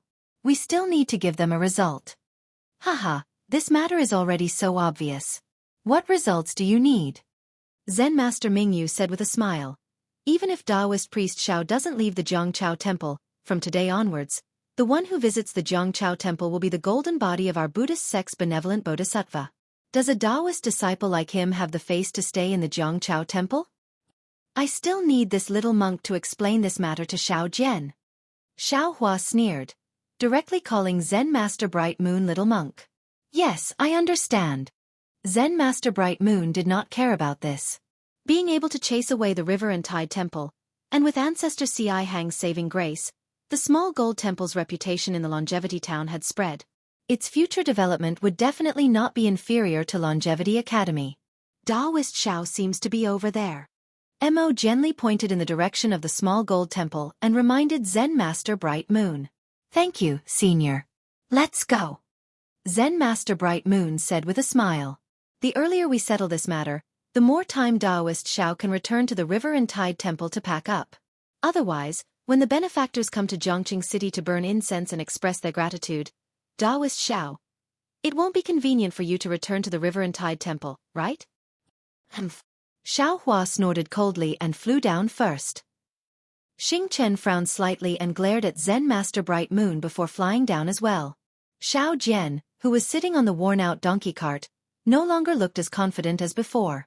His brows were tightly knitted, as if he was thinking about something. Seeing Xiao Hua and the others fly down, he hurriedly jumped down from the donkey cart and bowed. Greetings, seniors. You already know the cause of the matter. Xiao Hua said indifferently. Although this old man has made some contributions, after all, I am still far from senior Si Hang of the Buddhist sect. Of course, my river and tide temple also found the princess of the water tribe, so the contribution is not small. It's hard to say who will win and who will lose. You are the abbot of the river and tide temple, so you should discuss this matter with Dean Zhu and Abbot Bright Moon. This junior has only heard some rumors. I don't know the specific situation. Xiao Jian heard that Xiao Hua seemed to admit defeat and had the same reaction as Mo Jianli. He hurriedly said, let's ask the small gold temple to explain this matter clearly. Even if I die, I want to die as a ghost. It's very simple. Xing Chen glanced at Zen Master Bright Moon and decided to personally go up and explain the matter in detail. This junior thanks senior for helping us out.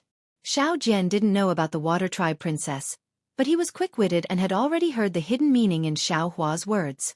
After Xing Chen finished, he bowed to Xiao Hua and said, if senior didn't pass by the Longevity Town, this junior wouldn't even have the idea of challenging the small gold temple.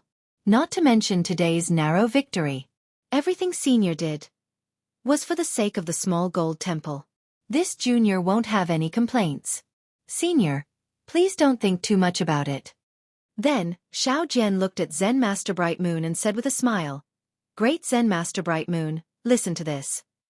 Senior Xiao of the Taoist sect found the Water Tribe princess and even fought against the Water Tribe commander. Although he didn't win against the commander in the end, he still bought time for Senior Si Hang to arrive.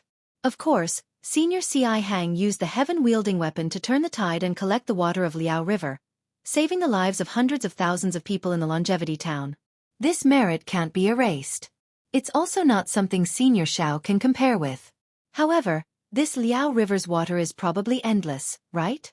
If Senior Xiao didn't find the Water Tribe princess, this junior doesn't know how long Senior Si Hang could hold on. Oh, of course, this junior isn't questioning Senior Si Hang's cultivation. This junior just, how can your Taoist sect understand the magical power of my Buddhist sect? Xing Chen snorted coldly. Senior Si Hang is already a bodhisattva. In that case, a Buddhist weapon can contain the water of 3 rivers and 4 seas. What's a mere Liao River? Of course this junior understands this. Xiao Jian said with a smile. Even if Senior Si Hang was able to collect the water of Liao River, What if the Water Tribe commander led the Water Tribe to attack while Senior was using his magical power? Senior C.I. Hang's strength alone wouldn't be enough, right? If Senior M.O. didn't send the Water Tribe princess out of my tidal river temple in time. My small gold temple acknowledges this merit. Zen Master Bright Moon said indifferently. Today is the immortal Buddhist ceremony. As the representative of Confucian cultivators, it's natural that Senior M.O. contributed to defeating the Water Tribe of Liao River. It wasn't known if Zen Master Bright Moon and Xing Chen had spread rumors, but what Xing Chen said was consistent. They both gave the final credit to Confucian cultivators. This is clearly my small gold temple's merit. Xiao Jian seemed to have underestimated the Buddhist sect's sophistry. He was a bit flustered. If Taoist Xiao sent that girl to Liao River, I can naturally take it as your small gold temple's merit. Zen Master Bright Moon said unhurriedly. Xiao Jian was truly flustered and exasperated. However, he rolled his eyes and said with a fake smile, "Ah, Mingyu, I told you clearly that day that your small gold temple and my tidal river temple would compete in the arena. That battle just now didn't end. Why don't we start over?" Who didn't know how to act shamelessly? Xiao Jian's skin seemed even thicker than Ming Yu's. Of course, Zen Master Bright Moon's eyebrows didn't move. He didn't even raise his eyelids as he said indifferently, "As long as Senior Xiao agrees." This sentence made Xiao Jian feel as if he had eaten a fishbone in his throat. He opened his mouth and his Adam's apple moved a few times, but he couldn't say anything. Xiao Hua was a senior. How could he go back on his words? Xiao Jian didn't expect Xiao Hua to agree. Therefore, Xiao Jian looked at Xiao Hua. Xiao Hua's face was as calm as water. Taoist Xiao. Xing Chen at the side opened his mouth. It's a bit hurried to argue about the outcome right now. Why don't we return to our respective temples and rest for a day? We'll discuss it tomorrow. How about it? Xiao Jian was slightly stunned. He didn't understand why Xing Chen didn't strike while the iron was hot and settle this matter today. However, he was still willing to step on the stairs that were given to him. Xiao Jian's face immediately filled with a smile. He cupped his hands and said, "Senior Xing Chen is right. Junior just heard the details of today's matter and didn't think about it carefully. After all, the outcome of today's matter has a deep impact on both our families. We have to be careful. Okay, tomorrow afternoon, please come to my small gold temple. My small gold temple's monks will be waiting." Zen Master Bright Moon didn't understand, but he still said with a smile. Xiao Hua said indifferently, "I don't want to step into a Buddhist temple." Hee, that's easy. Mo Jianli saw Xiao Hua's rejection of the Buddhist sect and hurriedly said, "Tomorrow afternoon, how about we invite Small Gold Temple's immortal friends and Tidal River Temple's immortal friends to my Longevity Academy?" And Xiao Hua didn't want to step into Small Gold Temple. He just didn't want others to think that he was C.I. Hang. All right. Zen Master Bright Moon looked at Xing Chen's confident appearance and nodded. Then, he put his palms together and chanted, "Amitba, this monk thanks everyone for today's merit. When this monk returns to the temple, this monk will first light incense and pray for everyone's blessings." Humph. Xiao Jian looked at Zen Master Bright Moon's hypocritical appearance and curled his lips. He almost snorted coldly. Then, he invited Xiao Hua to get on the donkey cart and ordered the silent Yuan Ye to drive the cart back to Tidal River Temple. The monks of the Golden Temple naturally rode the clouds and left. The Confucian cultivators of the Chongqing Academy naturally rode their swords. Only Xiao Hua, who had the highest cultivation, sat cross-legged on the donkey cart. He let the donkey cart creak as it moved slowly through the Chongqing town after the calamity. Xiao Jian looked at Xiao Hua and wanted to say something. But seeing that Xiao Hua closed his eyes and didn't say anything, he thought that Xiao Hua was healing his injuries and didn't dare to say anything. Xiao Hua naturally didn't know how to heal his injuries, but he immersed his divine sense into his body to check the situation of the earth crystal Yao milk in his body and meridians.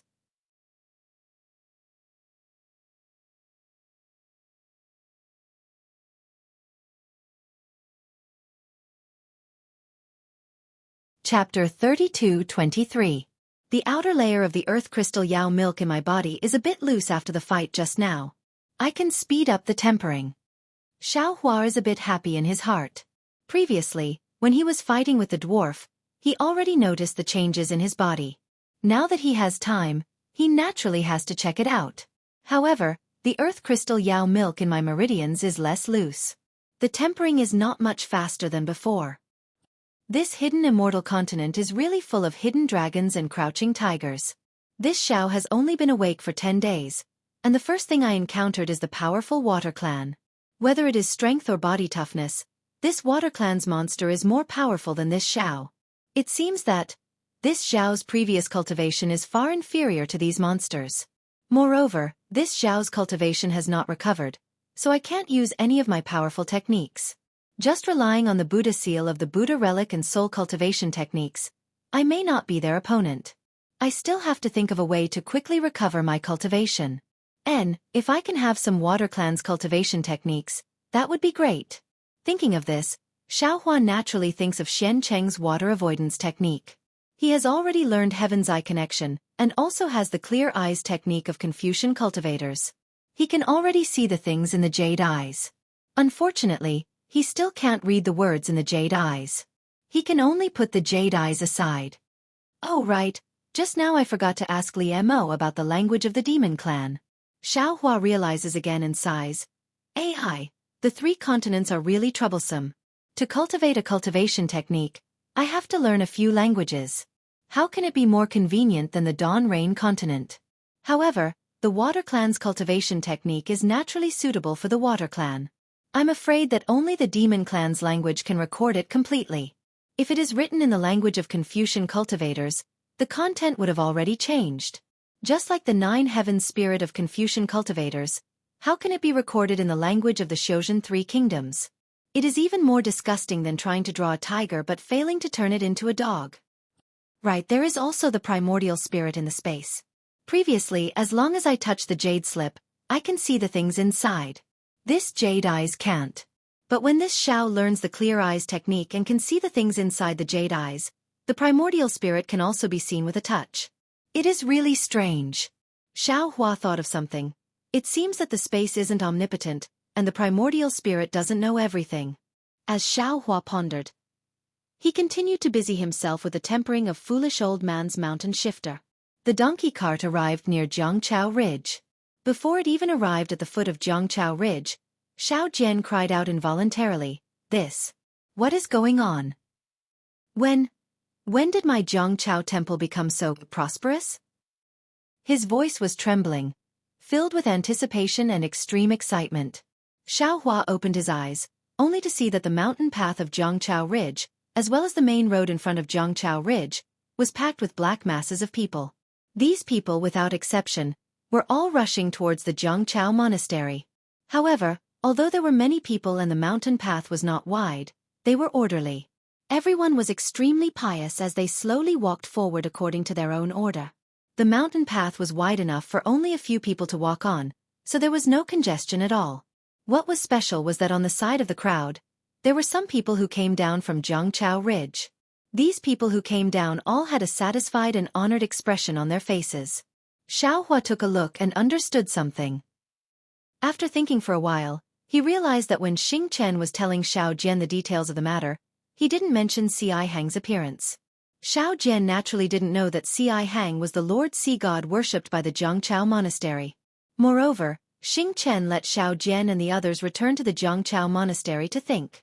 Clearly, he wanted Xiao Jian to see the current situation of the Jiangchao monastery and who these hundreds and thousands of people were worshipping. Alas! Xiao Hua sighed. You can't see the essence of the matter just by looking at the surface. You should go inside the monastery and take a look first. What can't I see? Xiao Jian rubbed his hands excitedly, not quite understanding Xiao Hua's meaning. The Jiangchao monastery is so prosperous, this disciple can't give up. Let's wait until tomorrow and see how this disciple will chase away the bald donkeys of Shaojin Temple. If they don't leave, this disciple will let the longevity town. Xiao Jian originally wanted to say let the people of the longevity town chase away the monks of Shaojin Temple. But when the words came to his mouth, he seemed to think of Si Hang and immediately shut his mouth. Xiao Hua heard this and shook his head slightly. Taking a step back, he could tell the truth that he was Si Hang. But what was the use of that to the Jiangchao monastery? He couldn't stay in the longevity town. Today's victory would only bring disaster to the Jiangchao monastery in the future. Rather than that, so what if he lost to Si Hang? When they arrived at the foot of the Jiangchao mountain, Xiao Jian had Yuanya return the lame donkey and the donkey cart to the owner of the tea house, while he arrogantly accompanied Xiao Hua to the mountain path. Ever since Yuanya saw Xiao Hua's power on the stage and saw Xiao Hua's arrogance that caused the stage to collapse with a single step, he had always been pensive. Every time he saw Xiao Hua, his eyes would flicker with fanaticism, but every time, he would remain silent and his attitude would only become more and more respectful. Good day, everyone. Xiao Jian wanted to invite Xiao Hua to walk in front of him, but when he saw Xiao Hua shake his head slightly, he didn't expose the matter. When Xiao Jian saw the group of pious men and women lining up at the side of the mountain path, he immediately cupped his hands and greeted them with a smile. These people naturally returned the greeting with a smile. This smile made Xiao Jian even more satisfied and even more confident. He greeted them all the way to the mountain path. Unfortunately, just as Xiao Jian was about to step on the mountain path, someone spoke. Taoist, if you want to go to the Jiangchao monastery to worship the Guanyin Bodhisattva, it's better to follow the order. This kind of delay is disrespectful to the Guanyin Bodhisattva. If the Guanyin Bodhisattva punishes you, not only will it be bad for Taoist, it will also be bad for our longevity town. Guanyin Bodhisattva? Xiao Jian was shocked and hurriedly said, if you want to worship the Guanyin Bodhisattva, you should go to the Shaojin temple. This Jiangchao monastery is my Taoist. Just now when Xiao Hua appeared with the face of Ci Hang, the entire Jiangchao town was filled with Sanskrit chants. The Guanyin Bodhisattva's Heart Sutra resounded throughout the longevity town. Everyone who knelt down was chanting with sincerity. Even the people who were avoiding disaster at the Shaojin temple were the same. Although Xiao Jian didn't kneel down and follow, he heard it all and naturally knew that this Guanyin Bodhisattva was the title the villagers of the longevity town gave to Ci Hang. It's a pity that Xiao Jian claimed to be a Taoist successor and wasn't as pious as the villagers of the longevity town. Thus, he didn't get the news that the Guanyin Bodhisattva's golden body was in the Jiangchao monastery. As for Xiao Hua, because he had some misgivings, he didn't want him to associate himself with Ci Hang and thus didn't remind him. Don't blaspheme the Nanwu Guanyin Bodhisattva. A few robust villagers immediately showed anger on their faces. This Jiangchao monastery was originally his Taoist temple. His golden body is in the Jiangchao monastery. When did it become your Taoist temple? Ah? Xiao Jian's eyes widened as he hurriedly says, the one enshrined in the Jiangchao monastery is Taoist Xiao, which is also the golden body of Lord Sea God. You bastard! A robust man says angrily, if you say half a word more, I will take care of you, this blasphemous thing, even if I have to risk being punished by the Bodhisattva. You dare! Xiao Jian's first reaction is to retreat, but then he thinks of Xiao Hua who is behind him. He sticks out his chest and shouts.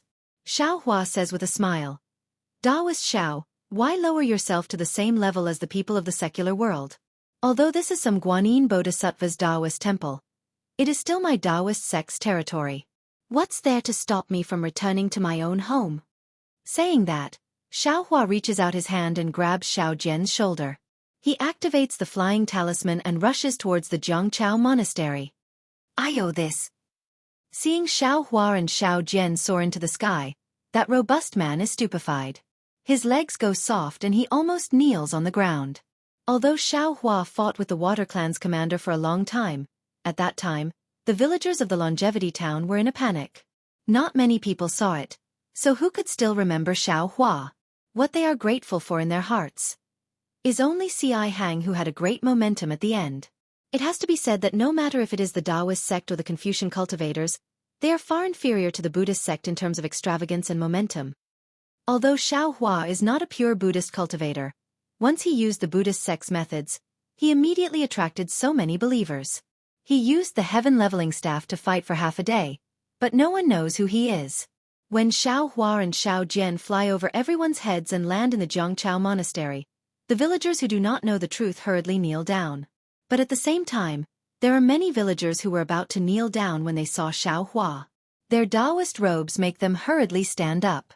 Obviously, in their eyes, the Taoist sect and the Confucian cultivators cannot compare to the Buddhist sect Ci Hang who just saved their lives. There are really a lot of good people in the Jiangchao monastery, but whether they are alone or in groups, they all respectfully enter the main hall.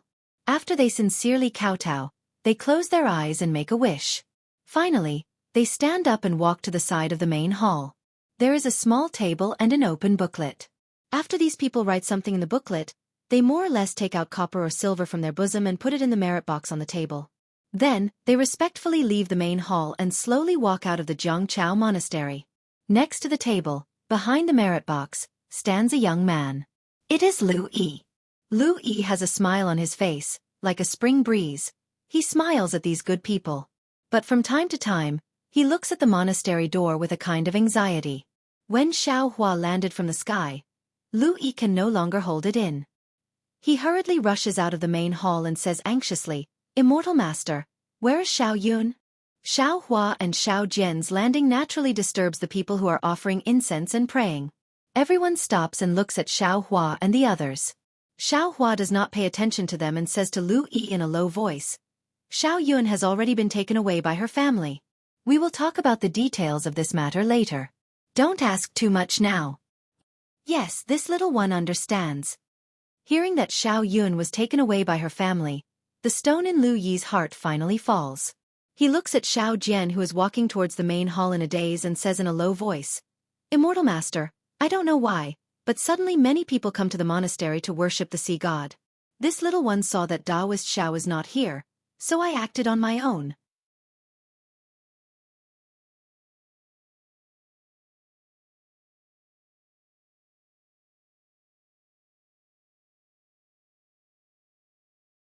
Chapter 32-24.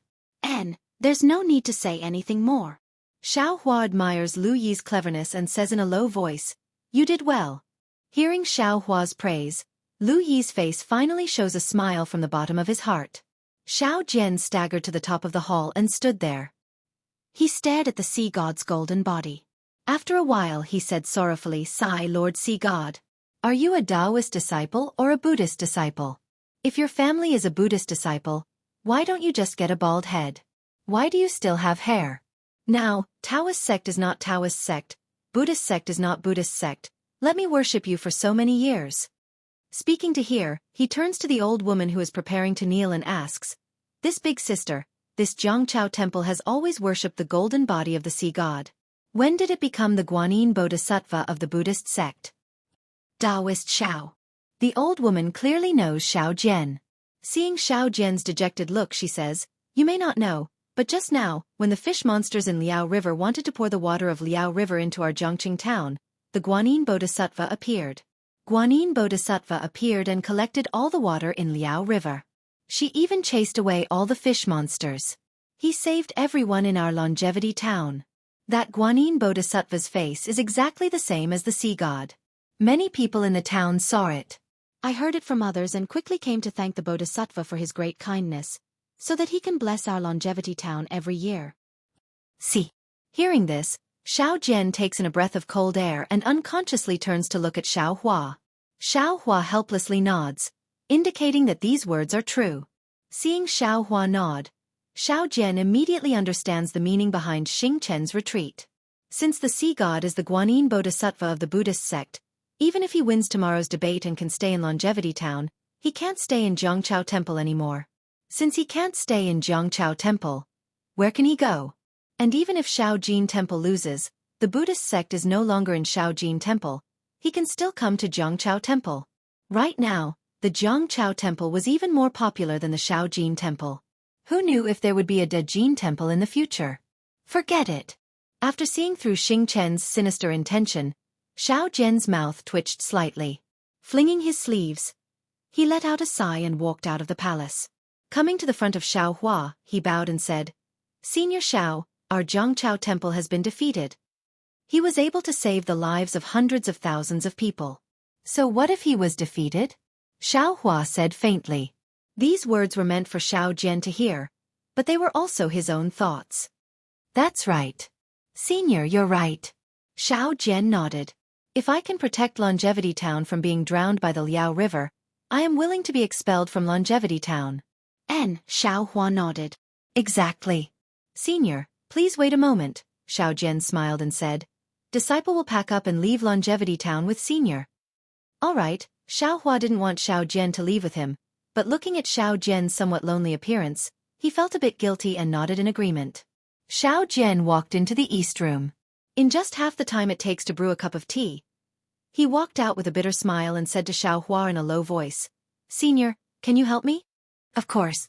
Xiao Hua walked into the east room and came out again in a moment. He smiled and said, "Is there anything else you want to take?" "Of course." Xiao Jian pointed at the pots, bowls, ladles, basins, and water tanks on the stove and said angrily, "These were all bought by this disciple.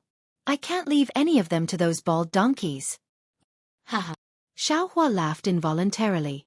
He walked in front of these things and with a wave of his hand, he put them all into his storage bag. Seeing Xiao Hua's methods, everyone was stunned and looked at Xiao Hua with reverence. "Master." Yuanya jumped down from the banyan tree. Obviously, he couldn't go up the mountain path and could only climb from the side.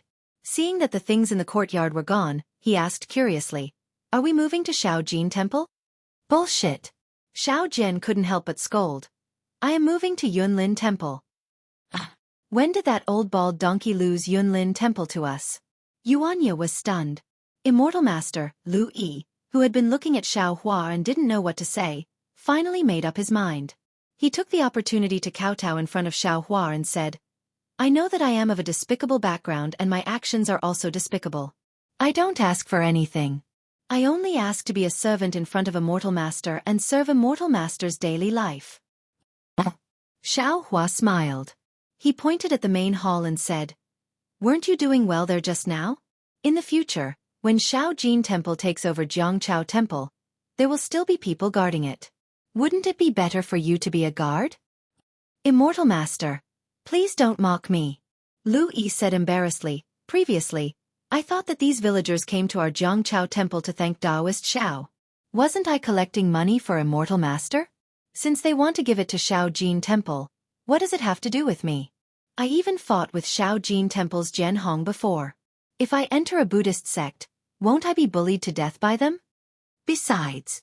At this point, Lu Yi was a little hesitant. He lowered his voice and said, "I've caused so many troubles, and I'm at the edge of the Liao River. If someone or an evil spirit comes to make trouble for me, who can I reason with? Immortal Master, please pity me. Following Immortal Master, I can also have a way to survive." "Oh." Xiao Hua raised his eyebrows. He looked at this exceptionally clever youth with some astonishment. He didn't mention the relationship between the Water Clan and Xiao Yun. Lu Yi was able to deduce the truth from just a few words. It was really beyond his expectations. Seeing Xiao Hua's expression change, Lu Yi immediately knew that he guessed correctly. He hurriedly kowtowed and said, "Immortal Master, please save me, get up." Xiao Hua thought for a moment. He knew that he was new here and didn't know anything about hidden immortal continent. Having such a clever follower would definitely be useful. He nodded and agreed. "Many thanks, Immortal Master." Lu Yi was overjoyed. He hurriedly jumped up from the ground and rushed to the main hall. Xiao Hua saw Lu Yi run to the front of the merit box. He couldn't help but ask anxiously, "What are you doing?" "Immortal Master, this is Jiangchao Temple's thing. If Shaojin Temple doesn't come, this thing is ours." Lu Yi's hand was already on the merit box. "Put it down." Without waiting for Xiao Hua to open his mouth, Xiao Jian roared, "This is what the benevolent masters consecrated to Guanyin Bodhisattva, not Taoist Xiao. If we take it, we will dirty our hands. Even if we leave Immortal Town, we can't let Shaojin Temple's bald donkeys point at our backs and curse us." "Yes." Seeing Xiao Hua slightly shake his head, Lu Yi reluctantly put down the merit box. He seemed to regret that he didn't take some in advance. "Damn it, if we don't belong to the same family, this kid is the same as me." Xiao Hua bitterly smiled and also felt helpless. "Master." Without waiting for Lu Yi to come out of the main hall, another person kneeled down beside Xiao Hua. If it wasn't Yuanya, who else could it be? "What are you doing now?" Xiao Hua originally had a bitter smile, but now he didn't know whether to laugh or cry. "Disciple also wants to follow Master." Yuanya honestly replied. Xiao Hua was displeased and coldly said, "Now that your master is in trouble, why don't you follow your master to protect him? Why are you following me? With your character, how can this Xiao take a liking to you?" "Master." Yuanya's expression changed greatly. He carefully said, "Disciple." Disciple didn't say that I won't protect Master. But if Master leaves, where will Disciple go to find Master? Disciple really wants to follow Master to cultivate. When did this Xiao become your master? Looking at Yuan Ye, who didn't have a trace of a heart, Xiao Hua indifferently said. Yes, Disciple won't call you master in the future. Yuan Ye immediately replied. This Xiao goes east, your master goes west. Where are you going? Xiao Hua continued to ask. Disciple. Yuan Ye was stunned. After thinking for a long time, he shook his head and said, Disciple doesn't know. Lu Yi, who was at the side, had already walked to the side. He was only anxious for Yuan Ye. He already knew that Xiao Hua was benevolent. As long as Yuan Ye said that he would follow his master to the west, and then expressed his determination to cultivate, perhaps Xiao Hua would leave behind a method to find him. Although it wasn't possible now, it might not be impossible in the future. Although Yuan Ye's answer was a bit better than Xiao Hua's answer, it was easy for people to associate him with indecisiveness and hesitation. Senior, let's go down the mountain first. Xiao Jian looked at the people who didn't even want to go to the main hall and only looked at them. He felt very bored and asked Xiao Hua in a low voice. Let's go, let's go. Xiao Hua waved his hand and walked out of the Zhangchao temple. Going up the mountain was difficult, but going down was easy. The people who had just left had already left, and those who had not yet left were still within the temple of River and Tide. Xiao Hua brought the three of them and calmly walked down the mountain path, and no one stopped them. Originally, there were some people who looked down on Taoism, but after witnessing Xiao Hua's art of flying the heavens, they naturally did not dare to roll their eyes. When they reached the foot of the mountain, Xiao Hua was a bit stunned. His appearance in the Longevity Town was abrupt. He was inadvertently fished up by Xiao Jian and Yuan Ye from Liao River. He didn't have any origin. If he wanted to go to paradise, then naturally he wanted to go to paradise. But where is Elysium? Xiao Hua stopped. Everyone stopped as well. Looking to the left, it was the direction to Longevity Town. Xiao Hua smiled and didn't think too much about it. He turned and walked to the right. Who cares where the right led to, as long as it didn't lead to Longevity Town? However, after walking for a while, Xiao Hua looked back and saw that Xiao Jian was walking right behind him. He couldn't help but smile and say, Daoist Xiao, where are you going? Xiao Jian smiled bitterly. This junior also doesn't know where to go. Let's leave this Longevity Town first. Xiao Hua blinked his eyes, then looked at Lu Yi and said, Do you have any silver in your pouch? Go to the town and find a carriage or something.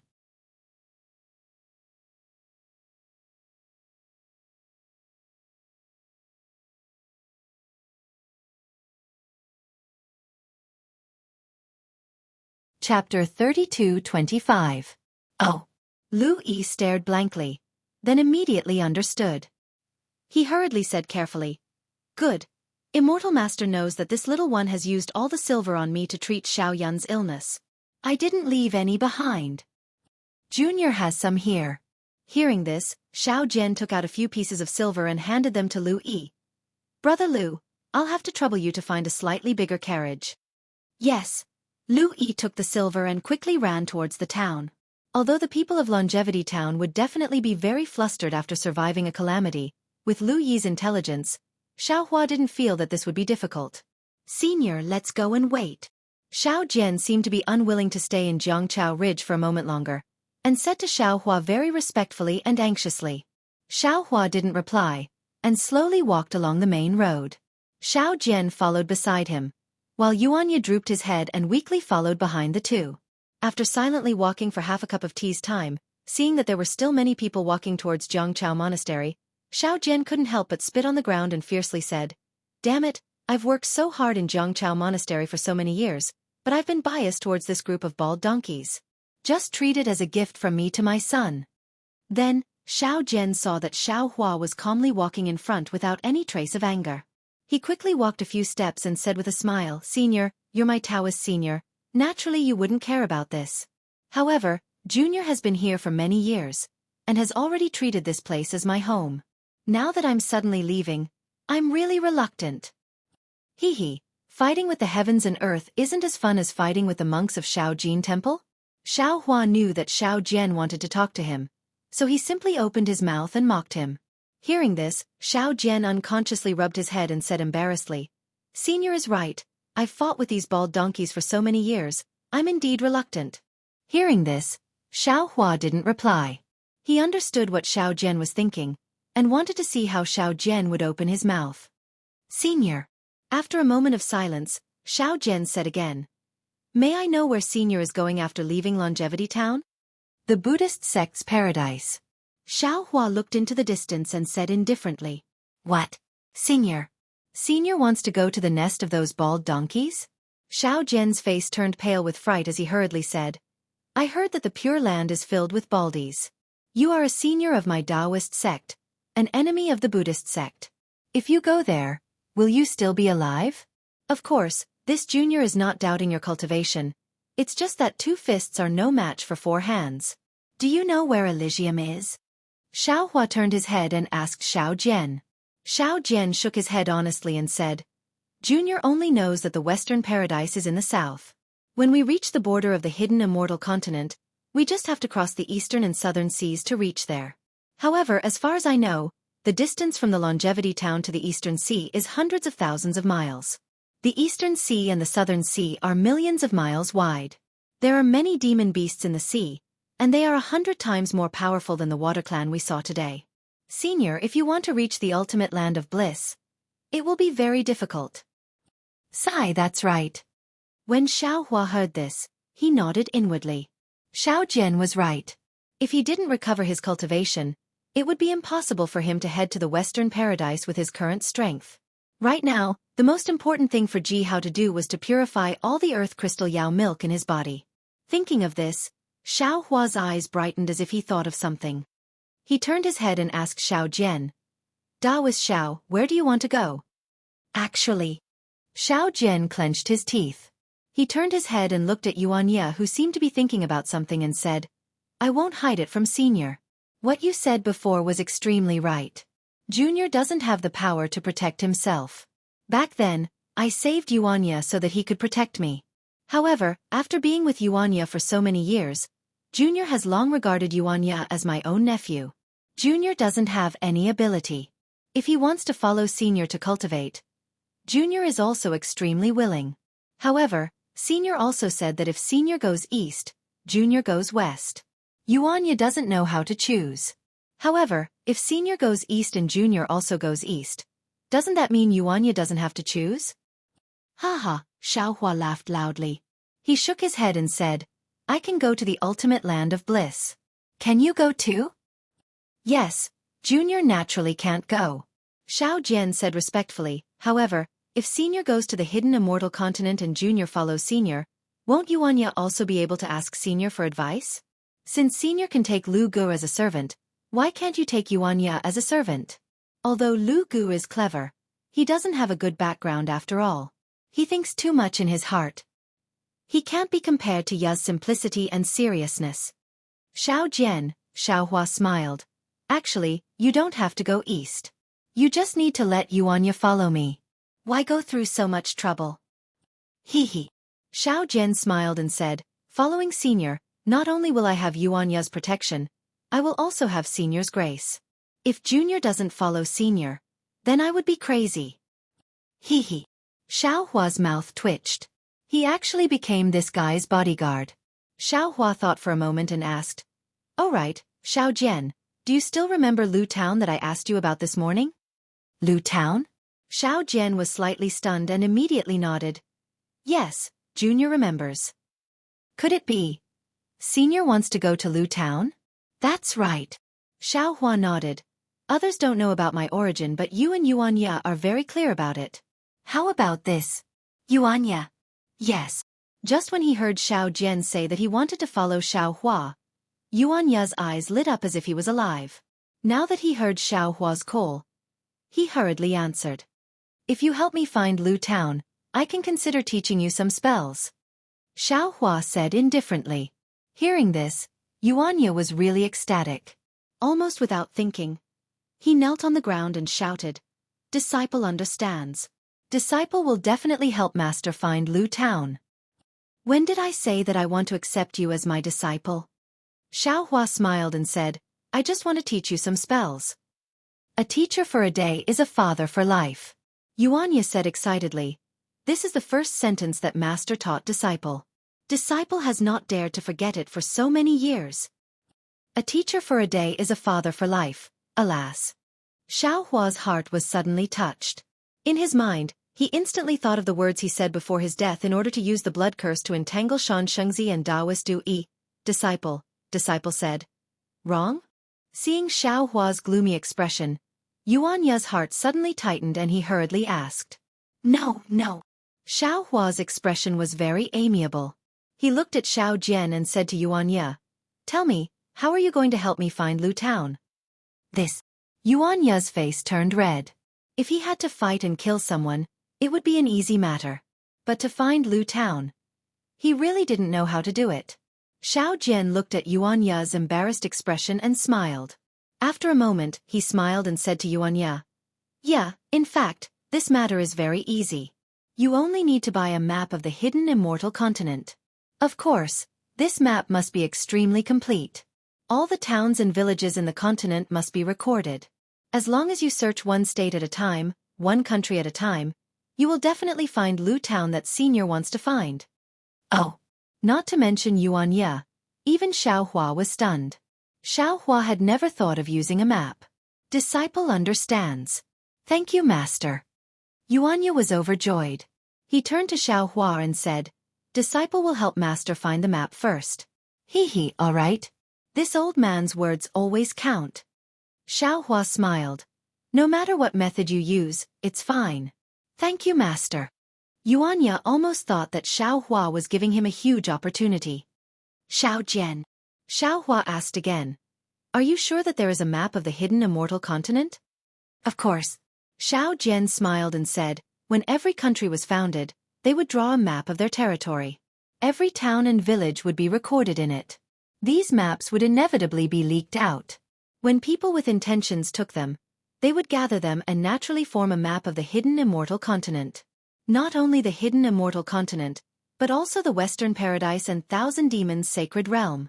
Senior can rest assured about this. So that's how it is. Xiao Hua secretly nodded. In addition, if Senior really wants to go to the Western Paradise, then you should also find a map of the Western Paradise. Xiao Jian naturally didn't think that Xiao Hua would really go to the Western Paradise, but he still reminded him. Master, the map of the hidden immortal continent. Suddenly, Yuan Ye realized and shouted, How big is that? How can a piece of paper draw it? Xiao Jian smiled, looked at Xiao Hua and said, Ordinary people naturally can't, but us Taoists and Confucians have ways to do it. Jade eyes, Buddhist archives and beast skins can all record a lot of things.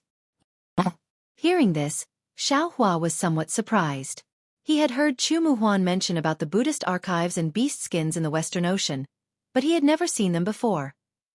Now it is the hidden immortal continent, and this is a small longevity town. Xiao Jian actually knows about these things. Seems like Xiao Jian's story is really thought-provoking. Suppressing his curiosity, Xiao Hua opened his mouth again and said, Then where should I find the map of the hidden immortal continent? Xiao Jian looked at Xiao Hua somewhat strangely, as if he was very puzzled by Xiao Hua not knowing where to find the map. Moreover, he also felt that Xiao Hua didn't seem to know anything about the hidden immortal continent. There's nothing strange about it. Xiao Hua noticed Xiao Jian's gaze and said indifferently, I was originally a rogue cultivator who lived in seclusion. Later on, I met an enemy and was injured by the enemy's magic treasure, so I hid in the origin stone to hide. Now that I have woken up, I don't know how many years have passed. Things remain the same, but people have changed. There are too many things that I don't know. Yes, this junior knows. This was the first time Xiao Hua told Xiao Jian about his origin. Although it was still vague, seeing that Xiao Jian didn't dare to ask more, he hurriedly replied, If Senior wants to find the map, the closest place to here is the Copper Pillar State. Oh, the Copper Pillar State that you and the Cloak Gang's leader talked about that day? Xiao Hua raised his eyebrows and said with a smile, You have a good idea. Even if I can't find the map, you can still trade your origin stones there, right?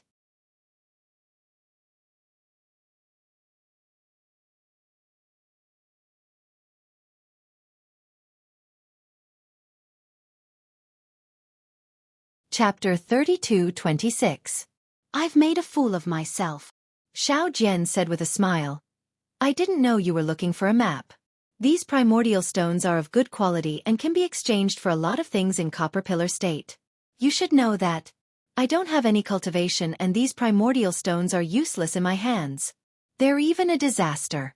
I've long wanted to exchange these primordial stones for some elixirs and see if they can restore my cultivation. When he said the last sentence, Xiao Jian really couldn't conceal the probing in his heart.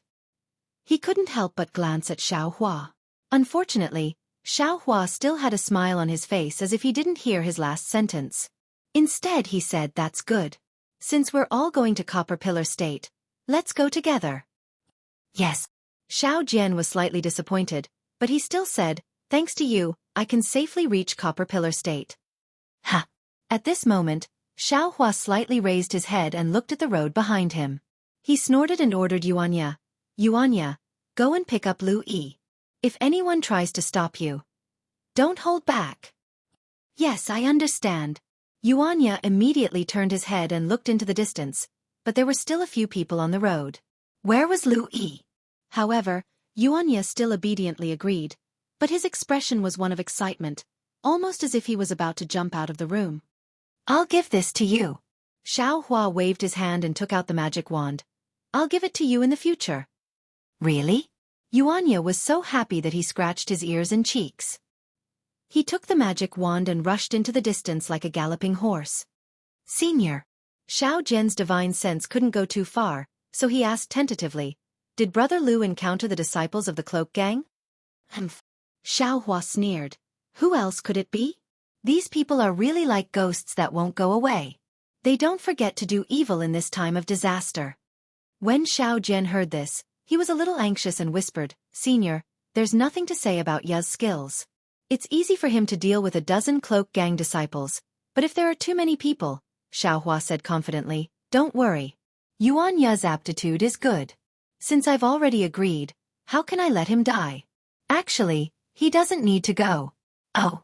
Xiao Jian raised his eyebrows and said thoughtfully, does Senior want you to get closer to Brother Lu? This old man indeed has this idea. Xiao Hua smiled, but the origin of this matter isn't as profound as you think. When this old man instructed Yuanya just now, Lu Yi did not have any help. By the time this old man finished speaking, someone had already gone to help Lu Yi.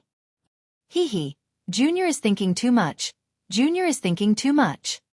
Xiao Jian was a little embarrassed.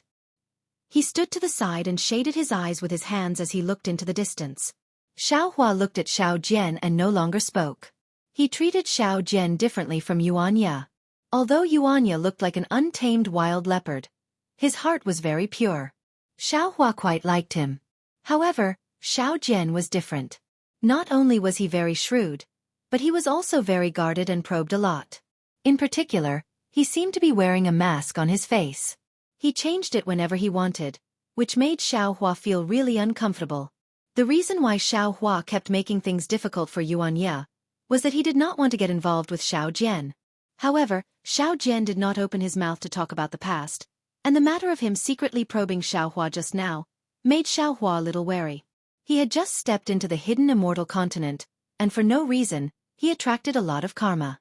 Especially when the origin of this karma might not be legitimate.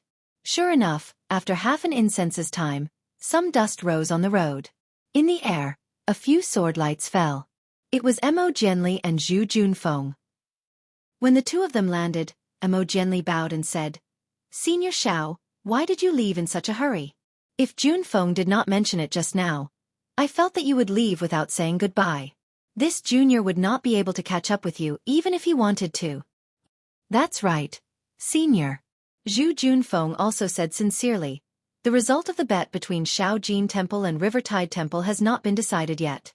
Why did you admit defeat so easily? Xiao Hua helped the two of them up and said with a smile, actually, this old man does not care. No matter the result, this old man will leave Longevity Town. However, just now, this old man and Xiao Jian went back to Rivertide Temple. Just like what Xingchen said, now that Rivertide Temple is worshipping Guanyin Bodhisattva, it has completely become a Buddhist temple. What's the point of us guarding that temple? Xiao Jian wanted to leave, so this old man also left. Actually, Senior played a very important role in this great calamity. Mo Jianli still wanted to persuade, but Xiao Hua waved his hand and said, "Don't mention it again. It doesn't matter who the credit belongs to. The important thing is that Longevity Town was not destroyed because of this great calamity. The villagers of Longevity Town can be grateful to Guanyin Bodhisattva or Lord Sea God. It is okay." Sigh. Senior is really open-minded. Mo Jianli sighed. If everyone was like Senior, how could there be so many disputes in this world? Hee. There are many people who are more open-minded than this old man. Xiao Hua rolled his eyes and said, "Just like today's Ci Hang of the Buddhist sect. According to what you said, he took the water of Liao River and watched the water tribe retreat. He turned around and left, leaving only the words Ci Hang of salvation. Isn't he more open-minded than this old man?" Indeed. Zhu Junfeng also gave a thumbs up. This ancestor Ci Hang is 100 times more comfortable than Xingchen and the others. Ha. Xiao Hua laughed and pointed at Xiao Jian. Then what about Monk Mingyu compared to Xiao Jian? Hee. Zhu Junfeng laughed and did not say much. Fellow Taoist Mo, you didn't come here just to see me off, right? Xiao Hua narrowed his eyes and looked at the approaching dust on the road. It was a carriage, with a few scholars on horseback, and asked. Mo gently glanced at Zhu Junfeng and smiled bitterly. To be honest, Junior was still talking to Junfeng on the way back to the academy. Although Senior is a Dao cultivator, you have the inheritance of us Confucian cultivators. You can be considered to be fated with us Confucian cultivators. Now, the relationship between Hidden Immortal Continent's Buddhist sect and us Confucian cultivators is very awkward. If Longevity Town doesn't have Rivertide Temple, then we can only let Shao Jin Temple develop recklessly. In the future, my Longevity Academy might not be its opponent. Junior still wants to bring Junfeng to spend more time with Senior and Rivertide Temple. Haha. Xiao Hua laughed. Fellow Taoist Mo is mistaken. I don't have any relationship with Xiao Jian. I just happened to pass by here and stayed at Rivertide Temple for a few days. Moreover, Rivertide Temple has become a part of Shao Jin Temple. If fellow Taoist Mo wants to fight against Shao Jin Temple, then you should find other help. Yes, Junior understands. Mo gently nodded. Although Shao Jin Temple is like the sun in the sky now, it is still wishful thinking if it wants to stand shoulder to shoulder with my Longevity Academy. After today, Junior will have to rush back to the sect. Presumably, the sect will have orders and measures. Junior is not good at these things, so I won't be too concerned. Junior rushed over because of 3 things. Oh, what 3 things? Xiao Hua was a bit surprised. He couldn't think of what these 3 things were. First, I want to ask Lu Yi about the Water Clan's princess. Mo gently laughed. Previously, Junior took the princess away from the water bucket. This Lu Yi tried his best to stop me. If not him, who should I ask about the Water Clan's princess? You must have already asked about this matter? Xiao Hua asked. Mo gently nodded. Indeed. But it's the same as not asking. Of course, Lu Yi is just an ordinary person. How could he know about the Water Clan's princess? He just saved a little girl out of kindness. Xiao Hua laughed. This little girl is not ordinary. Mo gently said meaningfully. According to Mo Ming, he heard the Water Clan's words. This Water Clan is not an ordinary Water Clan of Liao River. It seems to be some Paradise River. Paradise River? Xiao Hua frowned. He thought of the water-repelling technique in his space. It seemed to be from the West Sea when they destroyed the Water Clan of Paradise River. Paradise River? Xiao Jian, who was at the side, was shocked. Could the Dongtian River that Senior Mo mentioned be the Dongtian River of the 3 rivers? Yes, if Li Mo Ming heard it right, it should be. Mo gently sighed. One of the 3 rivers and 4 seas. This Water Clan's princess. Even if she's from a side branch, her background is still something we can't measure. Indeed. Xiao Jian sighed. Paradise River, Chitty River, and Saint River are known as the origins of the 4 seas. Naturally, they are not ordinary water clans. That. Xiao Hua hesitated. Wasn't Paradise River destroyed by the West Sea? Hearing Xiao Hua's words, Mo gently almost lost his voice. He said anxiously, what? Paradise River was destroyed by the West Sea? How did Senior know? This is bad. Xiao Hua had just shown off, And now he was in trouble. Seeing Mo Jianli so shocked, how could he not know that he had said something wrong? When Xiaohua thought about it carefully, he didn't know whether to laugh or cry. Wasn't that right? The words that Su Zhuoyang told him that day seemed to be a water-repelling technique from the West Sea that was passed down from the Paradise River, right? He had heard it vaguely, and now he had misinterpreted it as the West Sea destroyed Paradise River. It was very different from the original words. If it was really as he said, and Mo Jianli knew this secret, how could Su Zhuoyang and the others not know? And with the old turtle Xian Cheng's caution, how could he talk about the West Sea's secret in front of them? The so-called rumors in the world. I'm afraid this is the cause. Whether it's intentional or not. Xiaohua thought helplessly, and immediately covered it up. This old man heard it from someone at the EG. EG. What's EG? Mo Jianli asked curiously. Xiaohua was speechless. He really blamed himself for being too talkative. Didn't he bring Lu Yi with him just to ask more about the general knowledge of the hidden immortal continent? He hadn't even learned anything yet, and now there was another problem. What's the name of the Copper Pillar country's primordial stone trading place?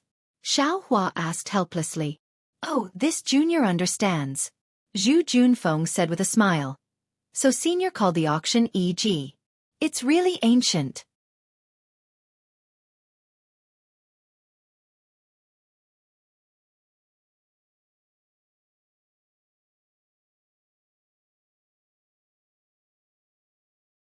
Chapter 32-27. Hee, it's the auction. Xiaohua laughed. But Mo Jianli shook his head and said, Senior, if you said that you got the news from somewhere else, I would believe you. But the auction is full of good and bad people. Especially those who come to help with the news. There are many groundless rumors and are not reliable. Especially the secret of the destruction of the 3 rivers. There are many rumors. Xiaohua nodded. If that's the case, the news that I heard without spending much primeval stones shouldn't be true? Yes, for this kind of thing, Senior should just listen to it. Please don't say too much. Mo Jianli said embarrassedly. I think Senior knows what to do. Junior doesn't dare to talk about it. I understand. Xiaohua smiled. What about the second thing? The second thing is Junior's little thought. Mo Jianli stretched out his hand and took out an inch-long flying sword from his sleeve. He respectfully handed it over to Xiaohua and said, Senior, this is Junior's sound-transmitting eye. Please accept it. Junior will definitely report the matter of Longevity Town to the sect. Senior helped Junior fight against the Water Tribe. Junior will think of giving Senior any rewards in the future. Of course, Senior Xiao is my teacher. Junior doesn't dare to talk about making friends. I only hope that if Senior passes by Xi again, Junior will come and pay Senior a visit. This old man understands. Xiaohua had a very good impression of Mo Jianli and immediately kept the small sword. If this old man has any problems in the future, I will definitely trouble you. Mo Jianli saw that Xiaohua was so straightforward and was very happy. He bowed and said, Thank you, Senior. What about the third thing? Xiaohua waved his hand and asked. The third thing. Mo Jianli looked at Zhu Junfeng and said, Junfeng, you say it. Yes, Mr. Mo. Zhu Junfeng agreed, then respectfully said to Xiaohua, Senior Xiao, Longevity Town has suffered a great calamity today. Tomorrow, the prefectural governor will definitely send someone to investigate. This matter will also have to be reported to the king of Xi Nation.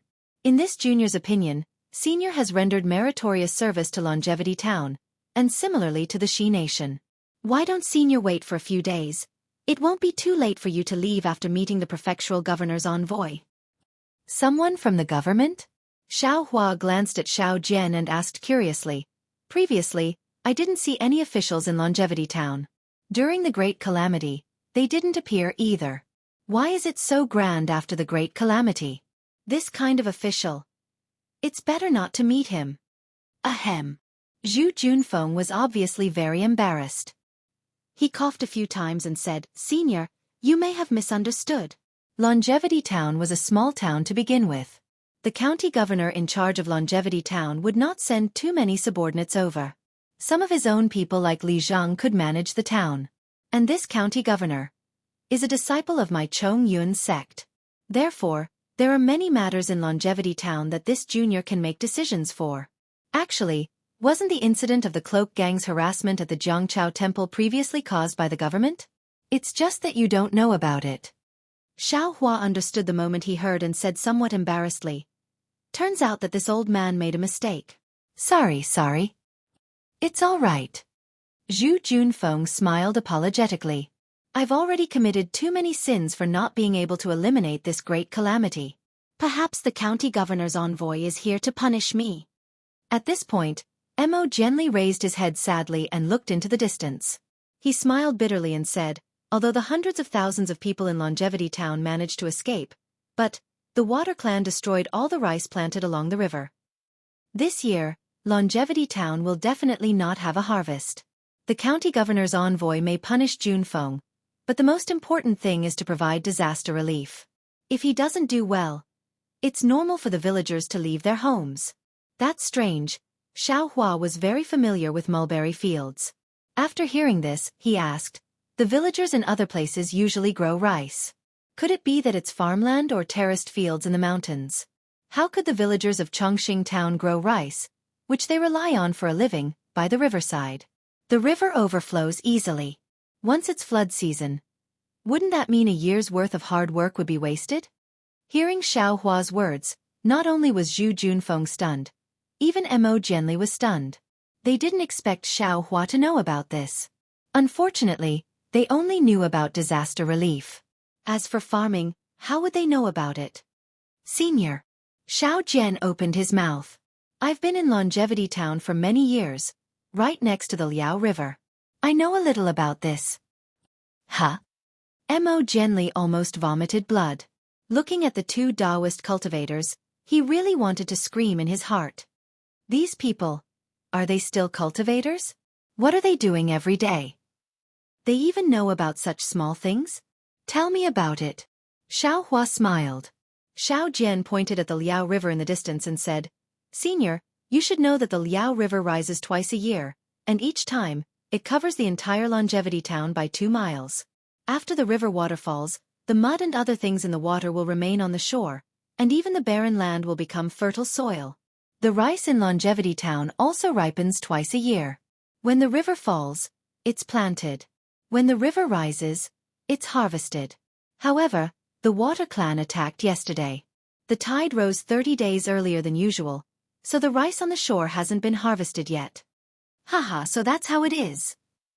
Xiao Hua clapped his hands and said, every place has its own people. I'm not from Longevity Town, so I really don't know about it. Well, I know a lot about it too. Zhu Junfeng said embarrassedly. In that case, the disaster that fellow immortal Zhu is worried about won't be too serious.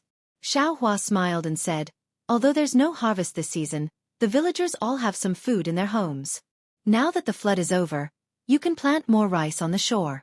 When the second season of rice ripens, Longevity Town will have no more hunger. Of course, the town will be a little tense during this period. When the county governor's messenger comes, you just need to get food from other places or buy it. I'm sorry. Mo Genli said in a low voice. We only know about cultivation. We really don't know about these things. Now that I think about it, I've taken it for granted. It's best to worry about the people. It's normal to take it for granted. Xiao Hua smiled and said, it's better than taking a position without doing anything. However, since fellow immortal Zhu is so worried, why don't I help you? Xiao Hua reached out his hand and said, fellow immortal Zhu, do you have a storage bag or storage ring? Haha, there's no need to trouble Xenia. Zhu Junfeng's face was slightly red. Longevity Academy still has some money. When I return, I'll immediately send some students to the neighboring town to buy food. Storage bag? Storage ring? Mo Genli was confused again. After a while, he reached out his hand and took out a small bag from his sleeve. He asked, Senior, are you talking about a small universal bag? Small universal bag? That's right. That's it. Xiao Hua almost wanted to slap his own face. He had already thought about it and didn't want to talk about things that he didn't know. Now that he blurted out something about a storage bag and a storage ring, it made people feel strange again. Senior, what do you mean? Mo Genli handed the small universal bag to Xiao Hua and was even more confused. Haha. Xiaohua chuckled and didn't dare to ask any more. He released his spiritual will. Luckily, this small universal bag was the same as a storage bag. He could open it with his spiritual will. Then he pretended to take out a storage bag from his chest and waved his hand. He returned the small universal bag to Mo Jianli and said, "I've been in Longevity Town for a few days. I'm fated with the people of Longevity Town. This little bit of food is my farewell gift to the people of Longevity Town." "Very good." Mo Jianli was overjoyed. He reached out to take it and carefully put it away. He said respectfully, "Senior is indeed worthy of being a Confucian cultivator. You care about the world and the people.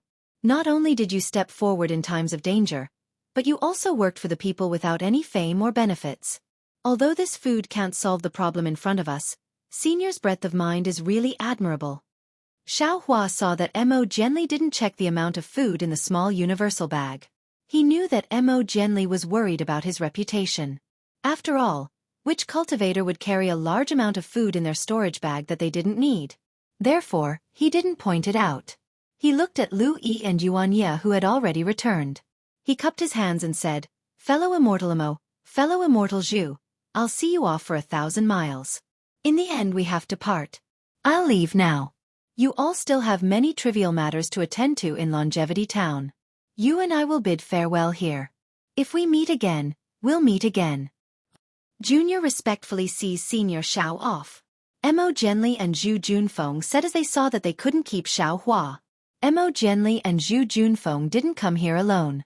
Behind them, there were several disciples of the academy on horseback. When Lu Yi was chased by the Cloak Gang's disciples, it was these academy disciples who attacked and killed the Cloak Gang's disciples.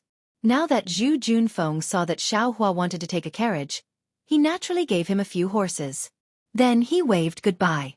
Xiaohua floated onto the carriage. Lu Yi drove the carriage while Xiao Jian and Yuan Ye rode the horses. Mo Jianli and Zhu Junfeng only turned around and returned to Longevity Town after the four of them had gone far away. The two of them didn't manage to keep Xiaohua. Although it was within their expectations, they still felt depressed. They thought that although Longevity Town was in a mess, the disaster had already passed. As long as the people slowly calmed down, they would be able to calm down. Therefore, they didn't fly on their swords. Instead, they walked on the main road with big strides. The remaining disciples also followed behind them with their horses. Seeing that the evening mist had already risen, Zhu Junfeng's face was illuminated by a layer of orange. He looked at the floating clouds in the sky and sighed. Today's scene is no different from yesterday. We only saw the sun rise and the moon set, and the stars moved. However, how can the things that happened today be described with a few words? How can anyone think of today's disaster at this moment yesterday? Mo Jianli nodded slowly. Junfeng is right. What we see now is ordinary. It is the future that the people who died today hoped for. What you feel now is the past that we can't go back to in the future. Zhu Junfeng raised his eyebrows, as if he had understood something. He almost turned his head to look at the figures of Xiaohua and the others who had already disappeared. He said, perhaps only someone like Senior Xiao, who turns around and leaves, leaving behind the same worries, can truly understand.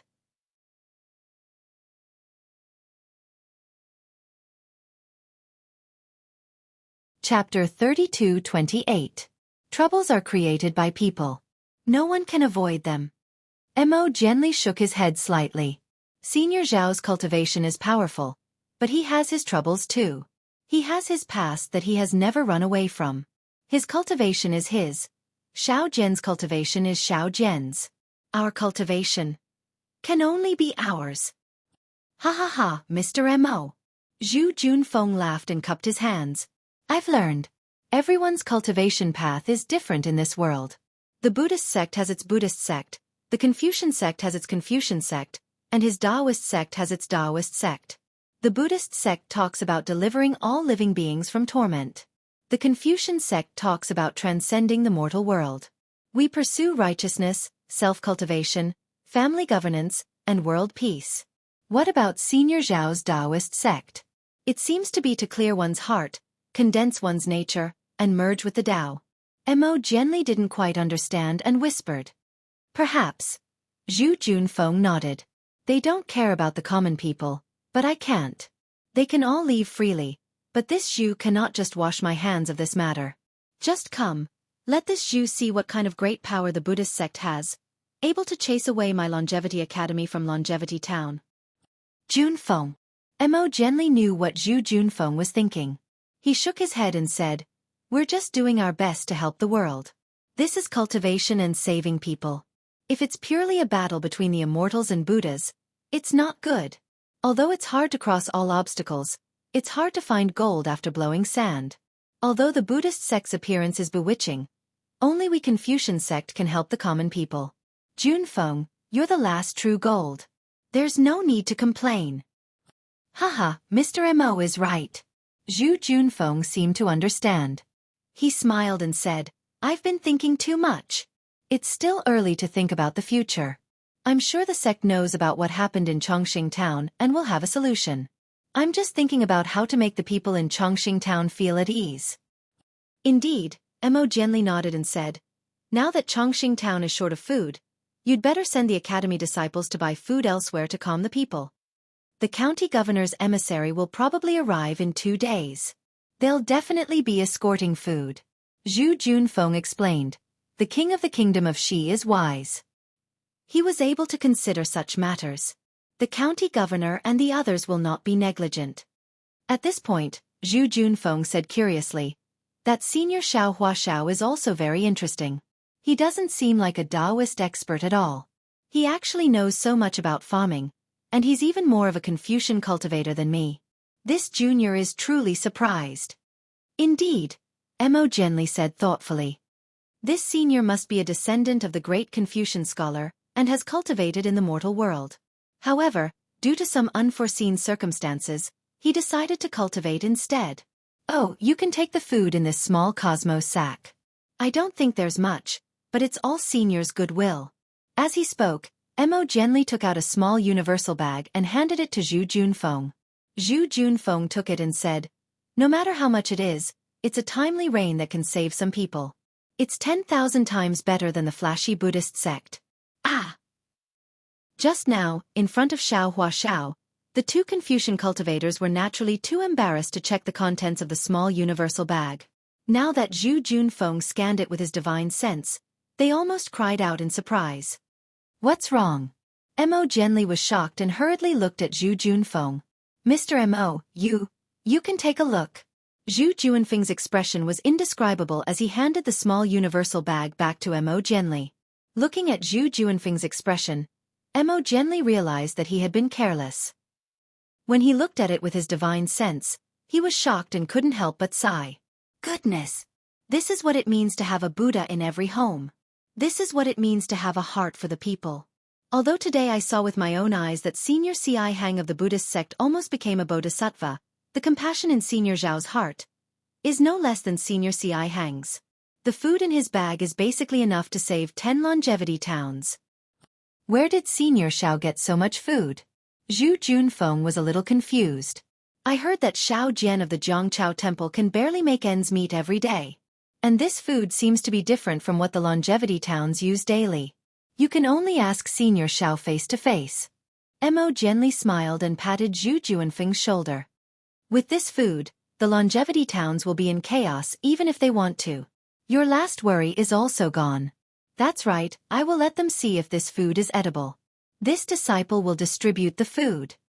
Zhu Junfeng made a decision. Of course, this name should belong to the Zhongchao Temple. Zhongchao Temple? The Zhongchao Temple has already been taken over by the Shaojin Temple, right? Mo gently shook his head. Using the name of the Zhongchao Temple, won't the Buddhist sect benefit from it? Then, it's not suitable to use the name of the Taoist sect directly, right? Zhu Junfeng hesitated for a moment, then smiled and said, "Then use the name of Spiritual Master Xiao." Before today, this name was also very famous. Xiao Hua's space originally had rice and millet seeds, but in these 100 years, not only did Xiao Hua not worry about it, even the green-robed Xiao Hua did not care about the rice and millet seeds. On the other hand, that white, fat and cute little fruit was very competent. Whether it was rice or millet seeds, they were all planted in time and harvested in time. On the vast plains in the space, there were a lot of food piled up. 100 years of harvest. Xiao Hua was stunned when he saw it. But he did not expect that these seemingly useless food would now start the first flame of spiritual Master Zhao's miracle on the hidden immortal continent. At this time, Xiao Hua was naturally sitting comfortably in the carriage and chatting with Lu Yi. Lu Yi was very clever. Although he was young, his fate was full of misfortune. His mother died early, leaving only Lu Yi and his father to rely on each other. His father's character was not good. He was addicted to drinking and gambling. Especially because of the departure of his beloved wife, he blamed this crime on Lu Yi. Not to mention the love that a child wanted, he didn't even take care of him. Lu Yi had suffered a lot since he was young. It was normal for him to be hungry and not have a meal. Those beatings and insults were also common. It was more than what he ate. And when he was a little older, everywhere he went, he was kicked to the street by his father and begged from house to house. In the beginning, Lu Yi was too young and didn't know how to beg. He would often return empty-handed. At that time, Lu Yi's father would kick and punch him, teaching him a harsh lesson. Lu Yi would starve and cry at night. After a long time, the smart Lu Yi gradually learned how to beg, so that he would not be hungry. He even used the leftovers to feed his father. Just like that, Lu Yi followed his father through city after city, town after town, and finally arrived at Longevity Town. At this time, Lu Yi's father's body had been hollowed out by the wine. Not only could he no longer punch or kick Lu Yi, he was also paralyzed on the straw on the ground, unable to move. Thus, Lu Yi stayed in the Longevity Town and waited on his father until he passed away. Lu Yi did not have the money to prepare for his father's funeral, but he was also unwilling to let his only relative be wrapped in a straw mat and hurriedly abandoned in the wilderness. After thinking about it, he finally made a decision, which was to enter the Longevity Town's cloak gang. In the entire Longevity Town, this was the only place that could accept Lu Yi and provide him with enough money. Shaojin Temple and Longevity Academy could not accept. Do you know? Immortal Master. It was already late at night, the sky was dotted with stars. There were no people or carriages on the main road. Only the sound of a few horses' hooves was particularly loud in the silence. Lu Yi's eyes were even brighter than the stars in the sky. His voice also spread further and further in the night sky.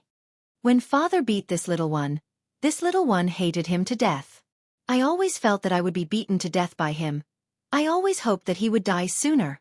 But when he could not move, seeing his pitiful appearance, this little one could not bear it. After all, he was this little one's only relative, and also this little one's biological father.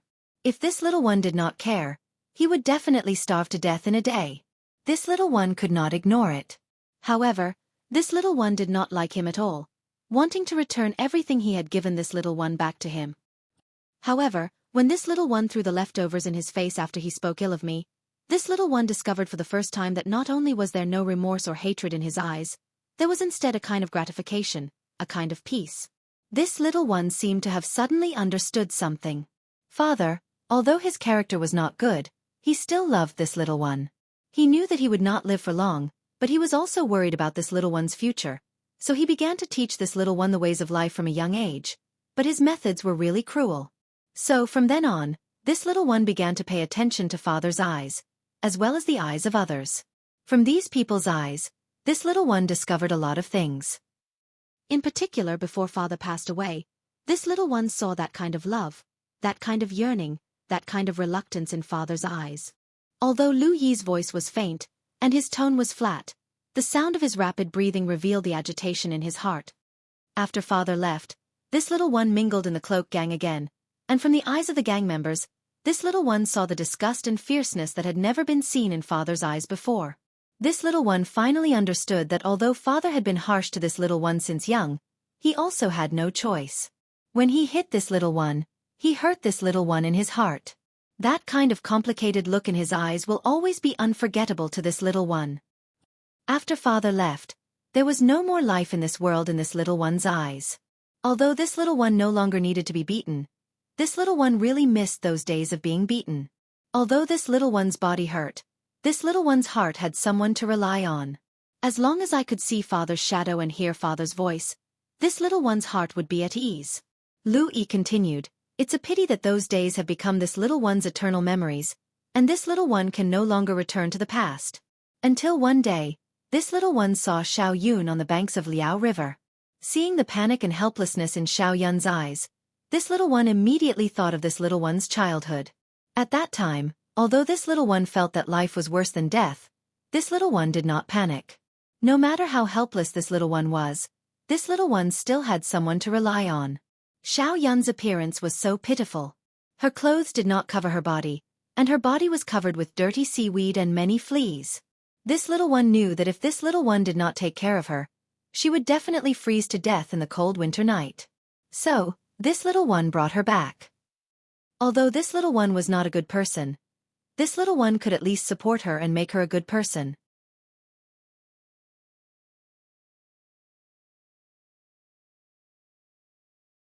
Chapter 32-29. When I first met Master Immortal, I thought that Master Immortal was just an ordinary youth. From top to bottom, Master Immortal didn't have any otherworldly appearance. Taoist Xiao and the old monk Ming, you were both older than you. However, although you saw me stealing money, you didn't catch me.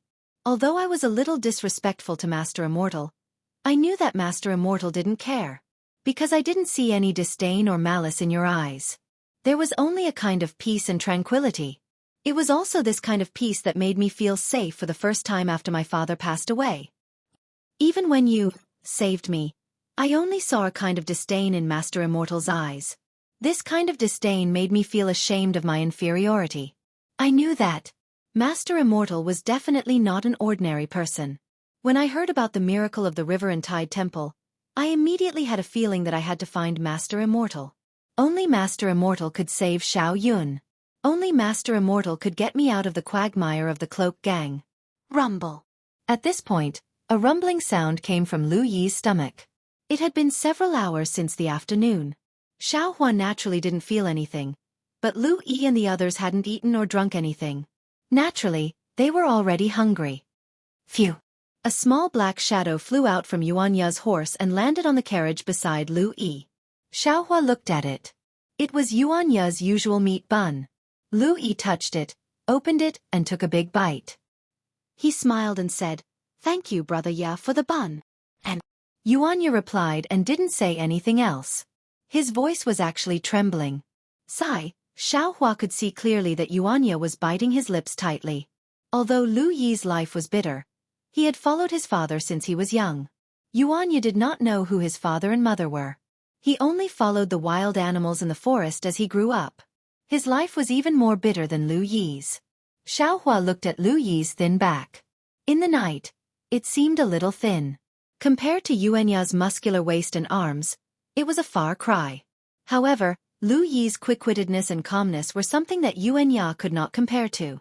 In particular, Xiao Hua had casually killed the two villains from the Cloak Gang in the small courtyard of the Longevity Town. Xiao Hua had only instructed Lu Yi to keep it a secret, but Lu Yi seemed to have completely forgotten about it. Even when Lu Yi mentioned it to Xiao Hua a few times, he only skimmed over it, not revealing the slightest bit of information. This made Xiao Hua very satisfied. As for Xiao Yun's matter, Xiao Hua told him not to ask about it, so he didn't ask about it. If it was Xiao Hua himself, he probably would have asked the moment he left Longevity Town, right? After thinking for a moment, Xiao Hua said, "Lu Yi, your experience is a kind of tempering for you. It's the best life gift your father has given you. It's a pity that you met this old man too late. This old man couldn't meet your father who had such foresight. However, since you met this old man now, this is your fate. Everything that you were afraid of in the past. From today onwards, you don't have to be afraid anymore." Actually, in Xiao Hua's opinion, Lu Yi's father might not be as good as Lu Yi said. Even the so-called tempering and the like were all Lu Yi's own ideas. However, was the nature of Su Liuyi's father important right now?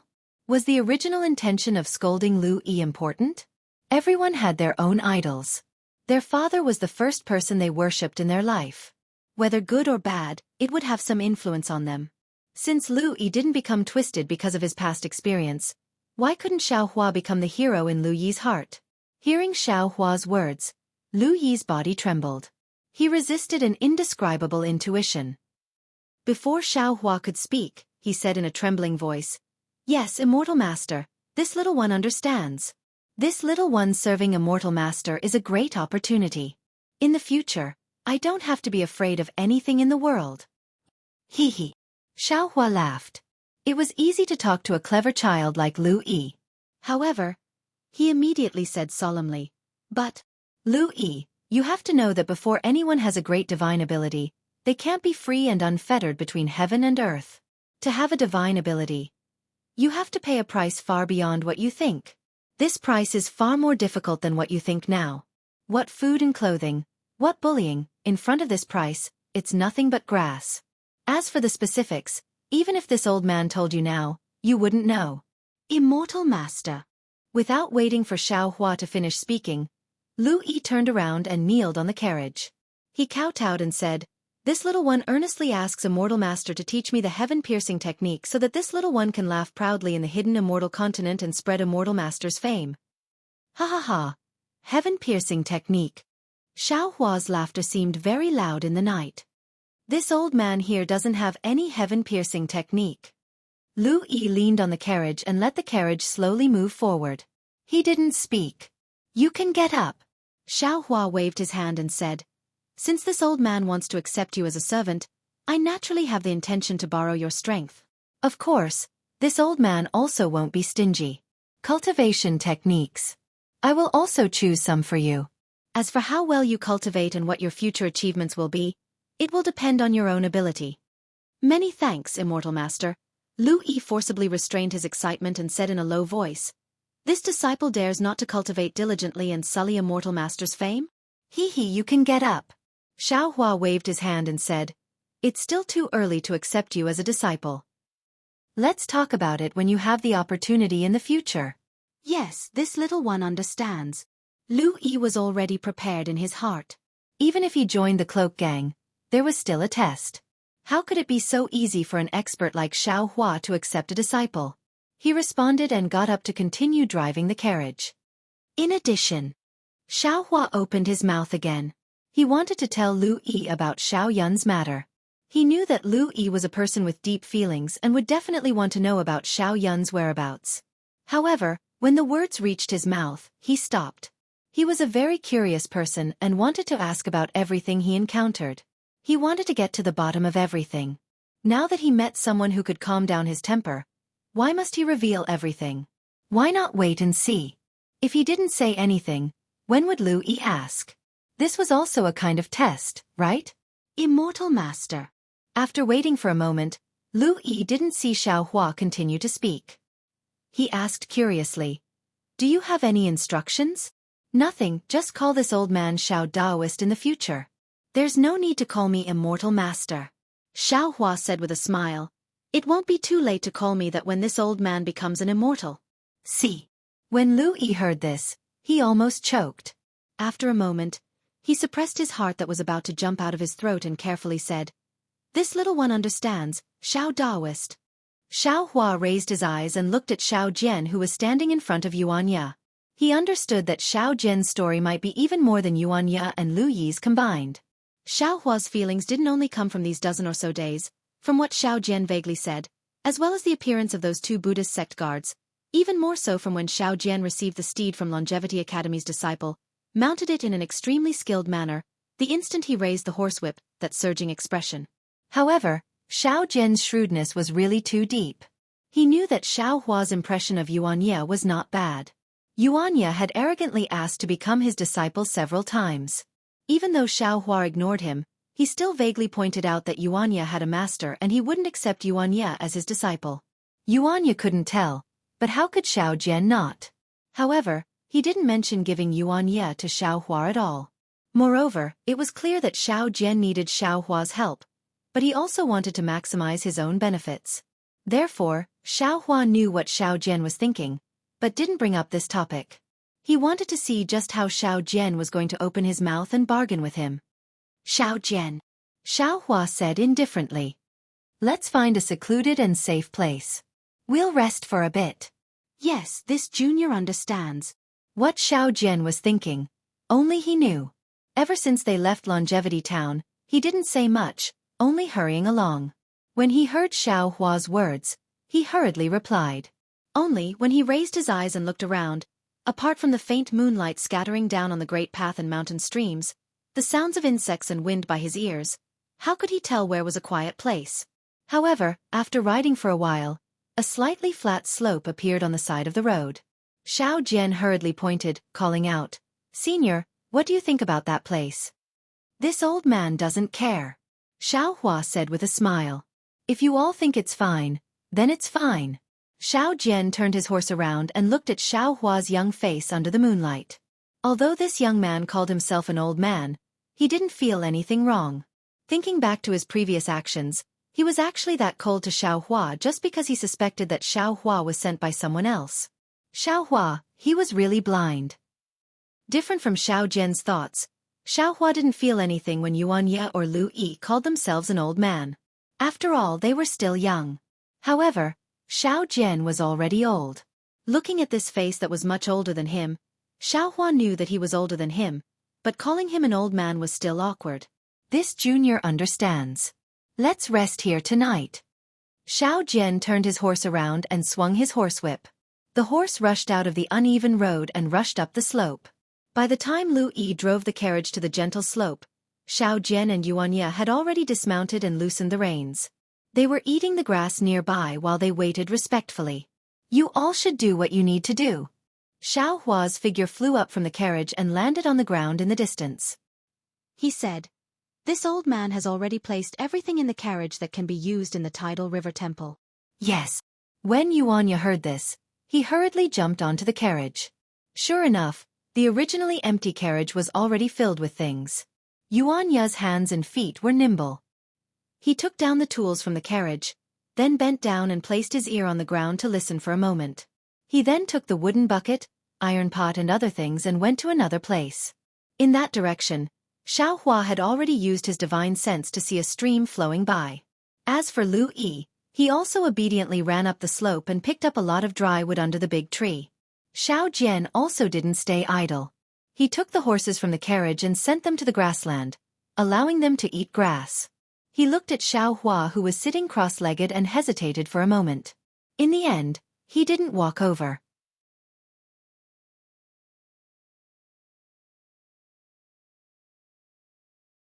Chapter 32:30. Not long after, Lu Yi started a fire on the slope. Yuan Ye also washed the iron pot and brought back some water. After taking the food from the carriage, he started to cook over the fire. Oh! It sounded like a wolf's howl from afar. Yuan Ye looked up and whispered a few words to Lu Yi. Then, he quickly ran towards the sound of the wolf's howl. His figure jumped on the slope at an extremely fast speed. After half an hour, Yuan Ye came back. There were some bloodstains on his body and he carried a black thing on his shoulder. Lu Yi saw that it was actually half a wild boar. Then, Yuan Ye took out a short knife and skillfully cut up the wild boar. He skewered it on a branch and roasted it over the fire. Seeing the wild boar meat sizzling in the firelight and the rich fragrance coming out, Lu Yi's saliva almost flowed out. He was waiting for the boar meat to be ready so that he could eat it. "Lu Yi." At this moment Xiao Hua said, "Come here." "Yes, Taoist Xiao." Lu Yi heard and stood up without hesitation. He quickly walked over to Xiao Hua. Xiao Hua clapped his hands and took out a fasting pill. He handed it to Lu Yi and said, "This is my Taoist fasting pill. After taking it, you won't be hungry or thirsty for 7 days. Are you willing to take it? This is an immortal pill. Taoist Xiao should keep it for yourself." Lu Yi was shocked. He thought of the rumors he heard and hurriedly waved his hand. Xiao Hua said indifferently, "I only want to ask you, are you willing to take it?" "I am willing." Lu Yi said honestly, "I used to be afraid of hunger. I even dreamed of taking this immortal pill." "Eat it." Xiao Hua flicked his finger and the fasting pill fell into Lu Yi's hand. Lu Yi immediately put it in his mouth and closed his eyes. After a moment, he smiled and said, "Thank you, Taoist Xiao. I am not hungry anymore." "Do you want to eat Yuan Ye's roasted meat?" "Yes." Lu Yi didn't hide it. "I have a secret technique here. It will allow you to use the essence of heaven and earth to temper your meridians and bones. It will become the foundation for you to be free in the future. Are you willing to practice it?" Xiao Hua said with a smile. Lu Yi was shocked. He looked at Xiao Hua in disbelief. Then, he realized that this happiness came too quickly. He hurriedly bowed down and said, "Disciple, you don't have to call yourself my disciple." Xiao Hua hurriedly stopped him. It's just a simple qi refinement technique. If you succeed in cultivating it, then this old man can accept you as his disciple. Otherwise, you're still you. Even if you can enter the ranks, you can't call this old man master. Yes, yes. Lu Yi's voice was trembling. He could tell that this cultivation method could allow him to enter the ranks. Even if he entered the ranks, he might not be able to call Xiaohua master. Then, with Xiaohua's cultivation, the importance of this cultivation method was self-evident. After qi refining, the world's grains and meat might not be edible anymore. Xiaohua smelled the fragrance of meat in the distance and said, "Are you willing?" This disciple is willing. Hearing Xiaohua's somewhat shoddy test method, Lu Yi's expression turned respectful. Without the slightest neglect, he hurriedly replied, "Okay." As Xiaohua spoke, he waved his hand and threw out several yellow talismans. With a flash of light, a silencing spell was cast. Then Xiaohua said, "Come here. Close your eyes and sit in front of this old man. This old man wants to see how your aptitude is." "Yes, immortal master." The excited Lu Yi couldn't help but call Xiaohua immortal master. Lu Yi naturally understood that Xiaohua wanted to teach him the cultivation method. This was something he had never dreamed of. Xiaohua smiled faintly and still waved his hand, saying, "This old man hasn't agreed to accept you as a disciple. Don't be so excited." "Yes, Taoist priest. This little one understands." Seeing Xiaohua repeatedly deny accepting him as a disciple, Lu Yi also felt a little strange. Could it be that he was really too shoddy? Actually, it was quite funny. Xiaohua had achieved success in his cultivation, and his cultivation was also profound, but all of his mystical powers had been developed by himself. Xiao Hongyue of Shanghua Ming had never given him any pointers, and neither had Helplessness of the Imperial Thunder Sect. On the contrary, it was Xiang Yang who had taught him a lot. When he was on the Dawn Rain continent, Xiaohua also didn't accept any disciples. Whether it was giving cultivation methods to others or setting up the fortune gate, he just threw out the jade slips and other things and didn't care about them anymore. At this moment, he felt really awkward to be teaching an aura refining technique to a secular person who had never practiced Taoist magic. He felt that it was inappropriate for Lu Yi to be his disciple. After all, he was already a late gold core stage cultivator. How could he accept a secular person who had no foundation in cultivation as his disciple? Moreover, it was his first disciple. However, Lu Yi's luck was very good. First, he was clever. Second, he was kind. Third, some of Xiaohua's merit in the longevity town was related to Lu Yi. If Xiaohua didn't give Lu Yi some benefits, there would be some karma. The most important thing was that Xiaohua now had to find a way to refine the earth crystal Yao milk in his body. It wasn't suitable for him to fly around the hidden immortal continent. He had a lot of time to guide Lu Yi's cultivation. Therefore, Xiaohua had the idea of teaching Taoist cultivation methods to Lu Yi. Seeing Lu Yi sit down cross-legged, Xiaohua stretched out a finger and pointed at the back of Lu Yi's head. Then, a strand of true essence entered Lu Yi's body. Just now on the carriage, Xiaohua had already taken a look at the qi-refining jade slips sent by Zhang Qingxiao. Inside them, there were methods and spells to check the attributes of the body. Oh! After a moment, Xiaohua was slightly surprised and his brows wrinkled. Xiaohua actually couldn't check the attributes of Lu Yi's body. Could it be that something went wrong when I used it for the first time? Xiaohua thought for a moment and slightly closed his eyes. He pondered over the method in his mind and once again pointed his finger at the back of Lu Yi's head. This method was very simple. For a cultivator like Xiaohua, it wasn't very difficult. However, after a few breaths of time, the doubt on Xiaohua's face became even stronger. Could it be that Lu Yi's physique is heterogeneous and unsuitable for cultivation? Xiaohua's heart turned cold. He immediately understood the root of the problem. Then, Xiaohua rubbed his hands and several rays of brilliance entered Lu Yi's body. After Xiaohua withdrew his magic power, ripples began to appear on the surface of Lu Yi's body. These ripples surged out layer by layer. Red, orange, yellow, green, and other colors flowed out like fireworks.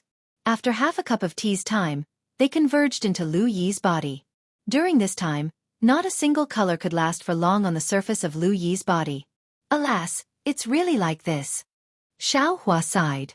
Although he didn't have a magic tool that specialized in screening one's physique and could truly determine whether Lu Yi could cultivate, This method and spell were no different from magic tools in the hands of a late nascent soul cultivator like him, whose strength was comparable to a late nascent soul cultivator. Since this spell already showed that Lu Yi's physique was heterogeneous and none of the 5 elements were obvious, then he was a pure secular person and unsuitable to cultivate Taoist spells. Lu Yi naturally didn't know that his fate had been determined. He was still sitting cross-legged. Although his eyes were closed, his face was brimming with excitement. Alas! Xiaohua sighed and said, "Lu Yi, get up." "Yes, Taoist Elder Xiao."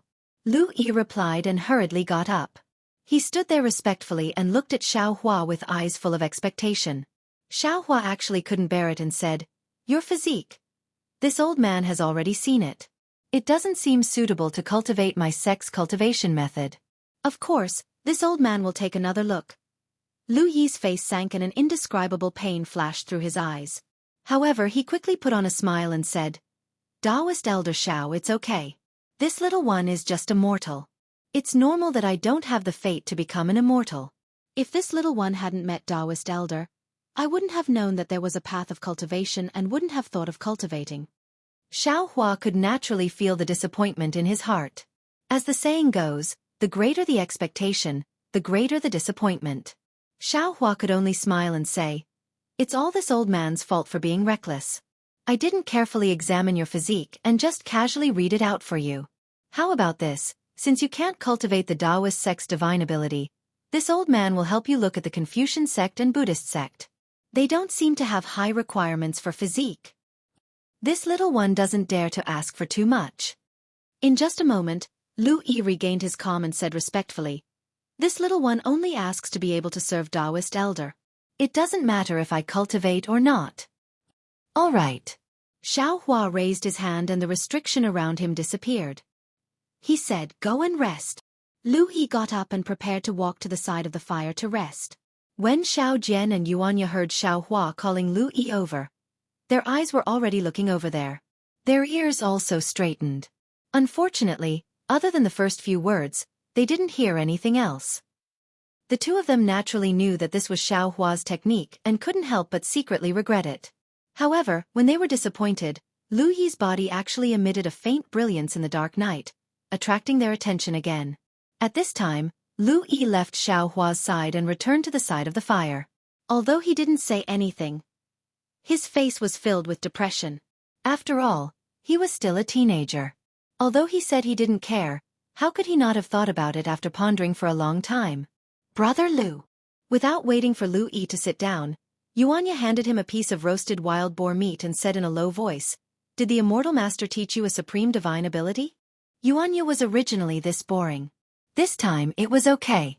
He actually handed over a piece of meat before speaking. Lu Yi looked at Yuanya unhappily. He bit his lip, waved his hand and said with a forced smile, "Brother Ya, Taoist Elder gave me a medicinal pill. I'm not hungry now. You can eat this wild boar meat yourself." An immortal pill? Yuanya's eyes flashed with fanaticism. He looked at the roasted meat that he was drooling over just a moment ago. Now, he seemed to feel that it didn't have the same fragrance as before. Then he asked again, "Brother Lu, your luck is really good. The Immortal Master actually gave you an immortal pill. Also then, what did the Immortal Master teach you? Can you tell me?" Hearing Yuanya's repeated questions, Lu Yi almost wanted to cry. It wasn't easy to encounter an immortal opportunity, but he actually couldn't cultivate. That kind of disappointment was really unbearable.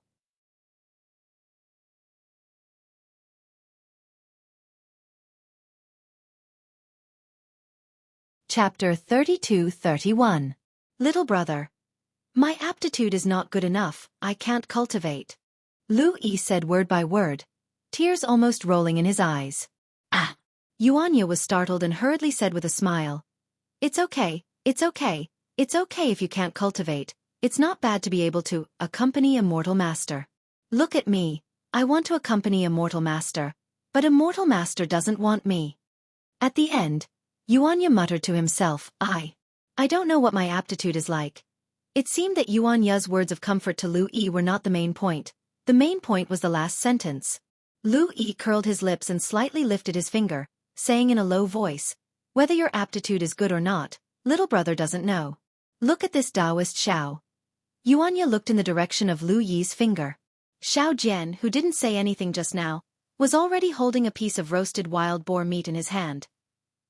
He had already run in front of Xiao Hua. Master. Yuanya was startled.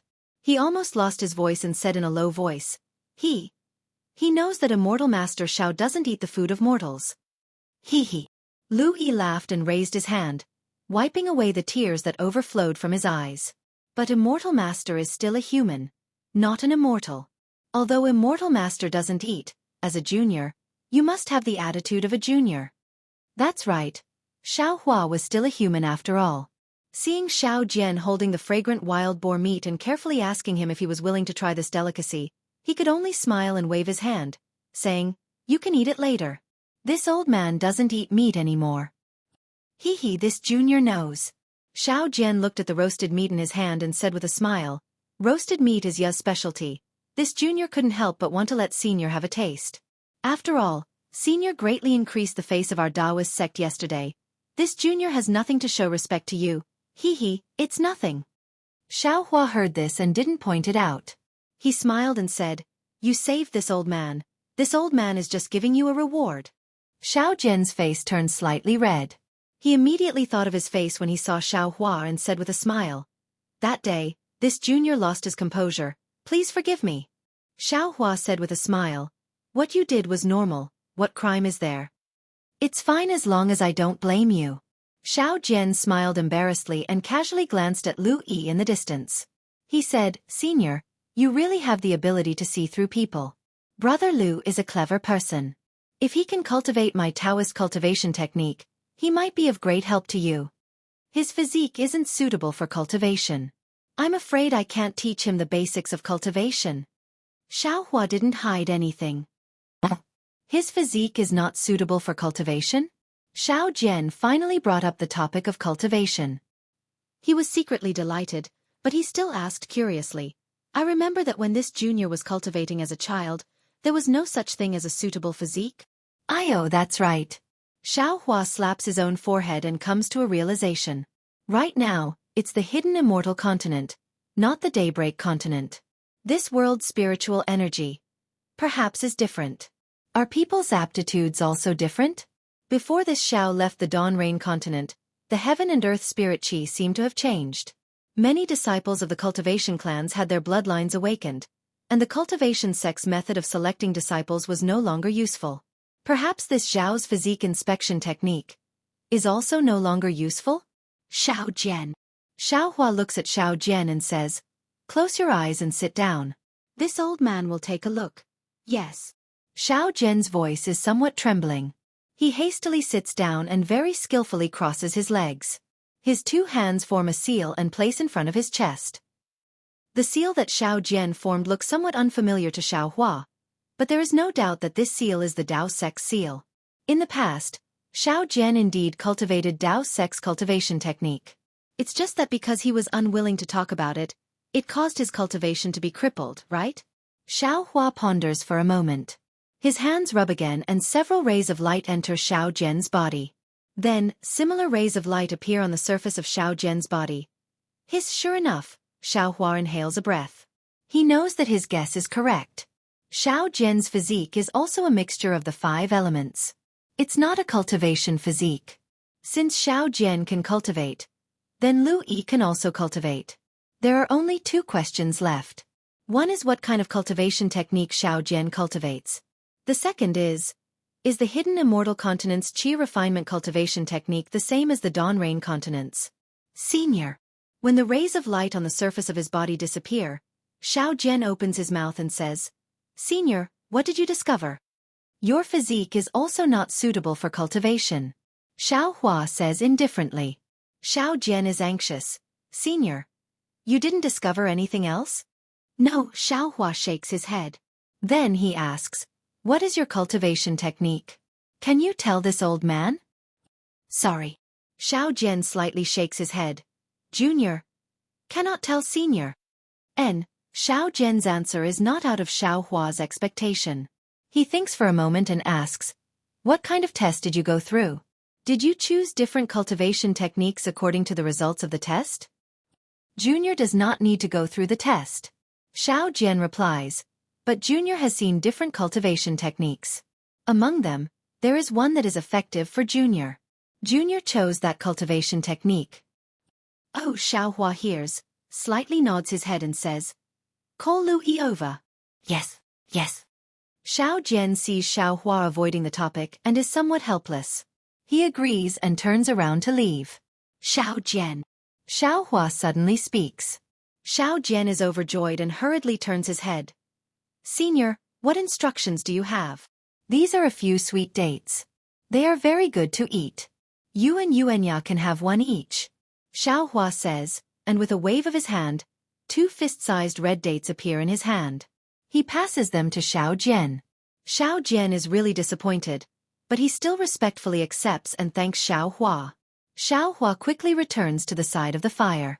Lu Yi was originally a bit sleepy, but when he hears Xiao Hua's call, he immediately becomes spirited again. He jogs in front of Xiao Hua and says, "Taoist, what is the matter?" He, I was a bit impatient. Seeing that Lu Yi's eyes are somewhat unable to open, Xiao Hua says with a smile, "You go and rest. We will talk about it tomorrow morning."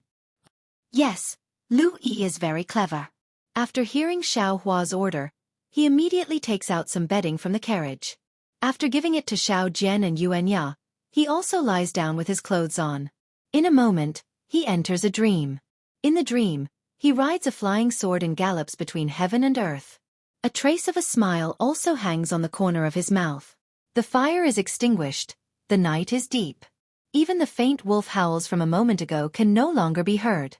Only the snoring sound of Xiao Jian and the other 2 echoes in the darkness. This day is really too long. The experience of this day is enough for them to use a lifetime to recollect. They are indeed too tired. In the night, 2 eyes that are as bright as the stars in the sky are looking at the distance with great spirit. Xiao Hua does not seem to be sleepy. Instead, he mutters in a low voice, "It's a bit strange.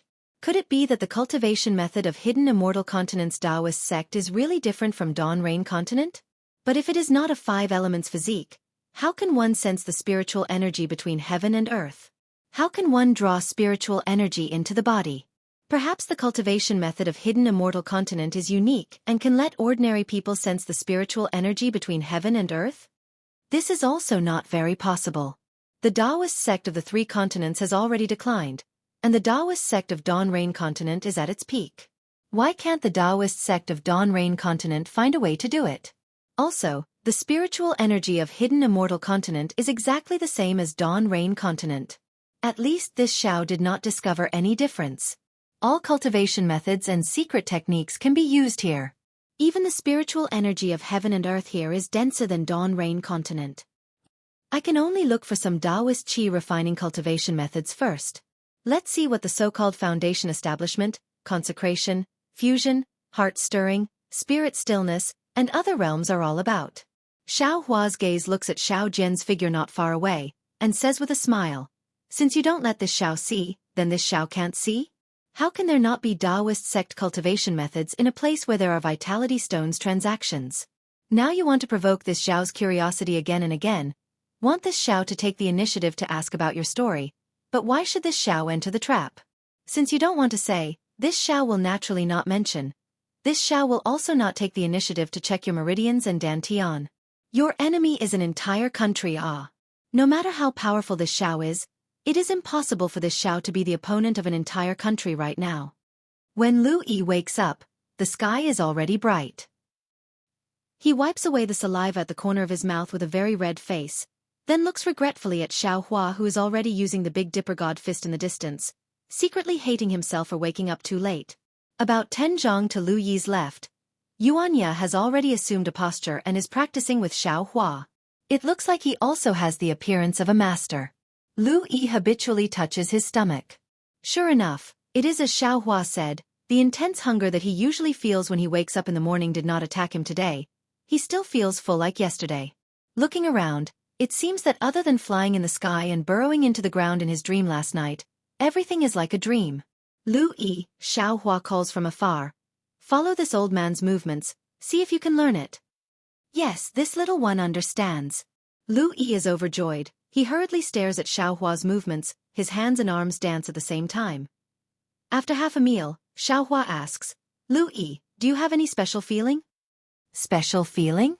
Lu Yi is slightly dazed. He does not know what Xiaohua is talking about. Oh, that means there is no special feeling.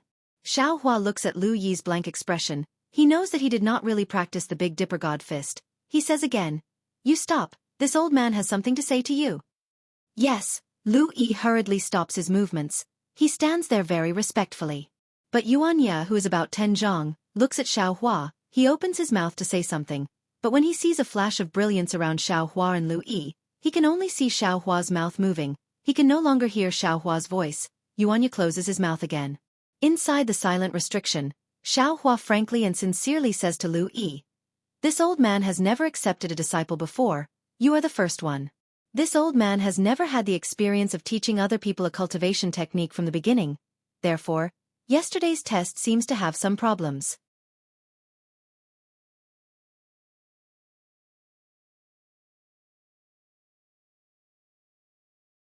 Chapter 32-32. Seeing the joy in Lu Yi's eyes, Xiaohua hurriedly waves his hand and says, Of course, this doesn't mean that you will definitely be able to cultivate. Don't be happy too early. I thought about it last night. Now I have several different cultivation methods. If you are willing, I can teach you one by one. You can see for yourself. Which one is useful? Immortal Master. Lu Yi's gratitude in his heart is incomparable. He really couldn't imagine that he would be able to obtain several different cultivation methods. He can't help but call out Immortal Master and kneels on the ground. He is so excited that tears flow down, as if he wants to turn last night's depression into sobs. You don't have to be like this. Xiaohua says with a smile. I am only giving you some insignificant things. Whether you can step on this road in the future will depend on yourself. In particular, I am also doing an experiment on your body to see if my idea is correct. Daoist Xiao. Lu Yi calms down and kneels on the ground and says, I know that I am not worthy to be Daoist Xiao's disciple. However, I have regarded Daoist Xiao as my senior since yesterday, the person closest to me in this world. Not to mention doing an experiment for Daoist Xiao. Even if I have to sacrifice my life, so what? And get up. Xiaohua looks at this clever child and says with a smile, Just like yesterday, I will recite the cultivation method to you. Yes, Daoist Xiao. Lu Yi suppresses the excitement in his heart and simply doesn't get up. He directly uses his hands to support himself and sits down cross-legged. Then Xiaohua recites an earth attribute cultivation method to Lu Yi's ear 3 times. As expected by Xiaohua, Lu Yi is indeed smart. Xiaohua only needs to recite it once and Lu Yi already remembers it clearly. However, although this cultivation method is simple and crude, it is after all the real cultivation method of the Taoist sect. Lu Yi doesn't understand the meaning of it. Although he repeats it several times and remembers it without missing a word, he doesn't know when he will be able to draw in qi into his body. Lu Yi, you must remember this. This cultivation method cannot be easily revealed. You can only cultivate it by yourself. Xiaohua says again. Now you must comprehend it yourself. First you must be able to sense the qi of heaven and earth. When you reach this step, only then will you know if you can cultivate it or not. If there is anything you don't understand, just ask me. Yes, I understand. Lu Yi was completely baffled by what he heard, but he didn't dare to say anything. His mind was only filled with the first layer of qi refining cultivation technique, and he silently recited it over and over again for fear of forgetting even half a word. Looking at Lu Yi's serious expression, Xiaohua couldn't help but think of himself back then. He thought to himself, this qi refinement technique was originally recorded in the language of Dawn Rain Continent. I wonder if it's suitable for me to use the language of Hidden Immortal Continent to speak about it. However, this Xiao has already used this cultivation method once last night, so it should be feasible. As for the rest, we'll talk about it at the auction. Lu Yi wanted to comprehend an aura refining technique, so the task of driving the carriage naturally fell on Yuanya's shoulders. Although the carriage wasn't small, it wasn't big either. It was filled with all sorts of things, so Xiaohua naturally didn't want to sit in it. Thus, he rode on Yuanya's horse and walked in front of the carriage. After leaving Longevity Town, The main road gradually became uneven. Although it was still wide, there were fewer people walking on it. There were more people riding horses and carriages. After a few days, there were almost no pedestrians. Instead, there were only some carriages and horses. Hidden Immortal Continent's She Country wasn't as beautiful as Dawn Rain Continent's She Country. Beside the main road were low hills. On top of the hills were some wild trees that were about 1 zhang tall. They were sparse and couldn't form a forest. Under the wild trees, the grass was also yellowed. There wasn't any verdant green. Occasionally, there was a dense mountain forest between a few hills. If one looked carefully, they weren't lush at all. The sun was hanging in the sky, mercilessly shining on the ground. The dust brought up by the galloping horses was blown up by the wind. When it hit one's face, they would feel a burst of annoyance. Yuanya narrowed his eyes. The reins in his hand were very stable as he controlled the carriage. He let the dust fall on his face and his open chest. This dust was raised by Xiao Jian's horse. It was just 2 zhang away from Yuanya's right hand. Xiao Jian seemed to be in a sorry state. His forehead was already covered in sweat. His back was also soaked with sweat. A layer of white marks appeared on his Taoist robe. Yuanya looked at Xiao Hua on the horse in front of Xiao Jian. At this time, Xiao Hua wasn't riding a horse like Xiao Jian. He was holding the reins and using the whip to urge the horse. Instead, he was simply sitting cross-legged. He only put the reins on the horse's neck and let the horse move on its own. However, this kind of strange posture made Yuanya feel incomparably harmonious. It was as if Xiao Hua was a part of the horse and couldn't be separated. Therefore, not only did Xiao Hua's horse run easily, it also ran the fastest. Sigh. Yuanya looked. He couldn't help but feel as if he was looking at a high mountain. For someone like Yuanya who had grown up in the jungle, the divine abilities that Xiao Hua had displayed before were indeed shocking. However, it wasn't as profound as the unity of man and nature that Xiao Hua displayed while riding a horse. He couldn't help but sigh. He turned his head and looked at Lu Yi, who was comprehending the cultivation technique behind him. A kind of jealousy that he had never felt before spontaneously arose. In his heart, strength was supreme, whether it was in the jungle or in the arena. And Xiao Hua was the most direct method to raise his strength to a level that he had always dreamed of. That's right. In Yuanya's heart, Xiao Hua wasn't necessarily a teacher. He was just a method or path. Suddenly, a kind of vigilance arose in Yuanya's heart. It was as if there was an even more ferocious animal spying on him from behind. It immediately made all the hair on his body stand on end. Which immortal friend has come to visit? Please show yourself. Just as Yuanya was about to open his mouth to warn Xiao Hua stretched out his hand and grabbed the reins of the horse. He spoke in a very leisurely tone. Stop. Yuanya pulled the carriage with his arms and turned his head to look at the road they had come from. Immortal friend Xiao is indeed powerful. A voice that was full of praise but also a trace of disdain came from afar. At this time, Yuanya and the others were on a mountain ridge that wasn't very high. A winding mountain path extended from the bottom of the mountain ridge to the top of the mountain. At the end of the mountain ridge, a cloud of thick smoke was rapidly moving along the mountain path. When it reached the foot of the mountain, the faint sound of horses neighing could be heard. The thick smoke actually floated up from the mountain path and rushed towards Yuanya and the others. The sound of horses neighing could be heard. Yuanya felt a chill in his heart. His steel-like arms couldn't help but tremble. When he looked at the 4 fine horses, they were even more unbearable. Lie lie lie. The same neighing sound, but it was actually a sorrowful cry. The 4 horses' legs went soft and they collapsed on the ground, scared witless. Their 4 hooves trembled and they didn't dare to move. See. Yuanya jumped up and at the same time, he stretched out his hand and grabbed Lu Yi, who had his eyes closed, by the collar and easily landed on the ground. Xiao Hua and Xiao Jian naturally also easily floated down from the back of their horses. They looked back with some astonishment. When the black smoke flew closer, Yuanya's eyes narrowed and he coldly looked at it. It was a large and sturdy horse. It was about 10 feet tall and its entire body was pitch black. This large horse was very strange. Aside from a few extremely long manes, there were also strange scales covering its body. It looked like an ordinary armor. The black smoke came from the mouth and nose of this large horse. The black smoke rolled and brought with it countless sparks, enveloping the entire large horse. Looking at this strange black horse, there was a 10 feet tall strong man sitting upright. This strong man was as arrogant as the black horse. He was also covered in pitch black armor. Even the armor was emitting wisps of black smoke that enveloped his entire body. It was impossible to see this person's true appearance. The black horse fell from the sky without making a sound. Looking at the place where the black horse landed, the sparks from the black smoke had already melted the mountain rocks on the mountain path. The 4 hooves of the black horse seemed to be floating there. This one is Xueqi. Greetings, fellow immortal. Xueqi didn't release his divine sense. He calmly looked at the black horse and the person landing and cupped his hands. You are the Taoists, Xueqi? A loud and clear voice came from the black smoke, carrying a trace of surprise. That's right, it is this one.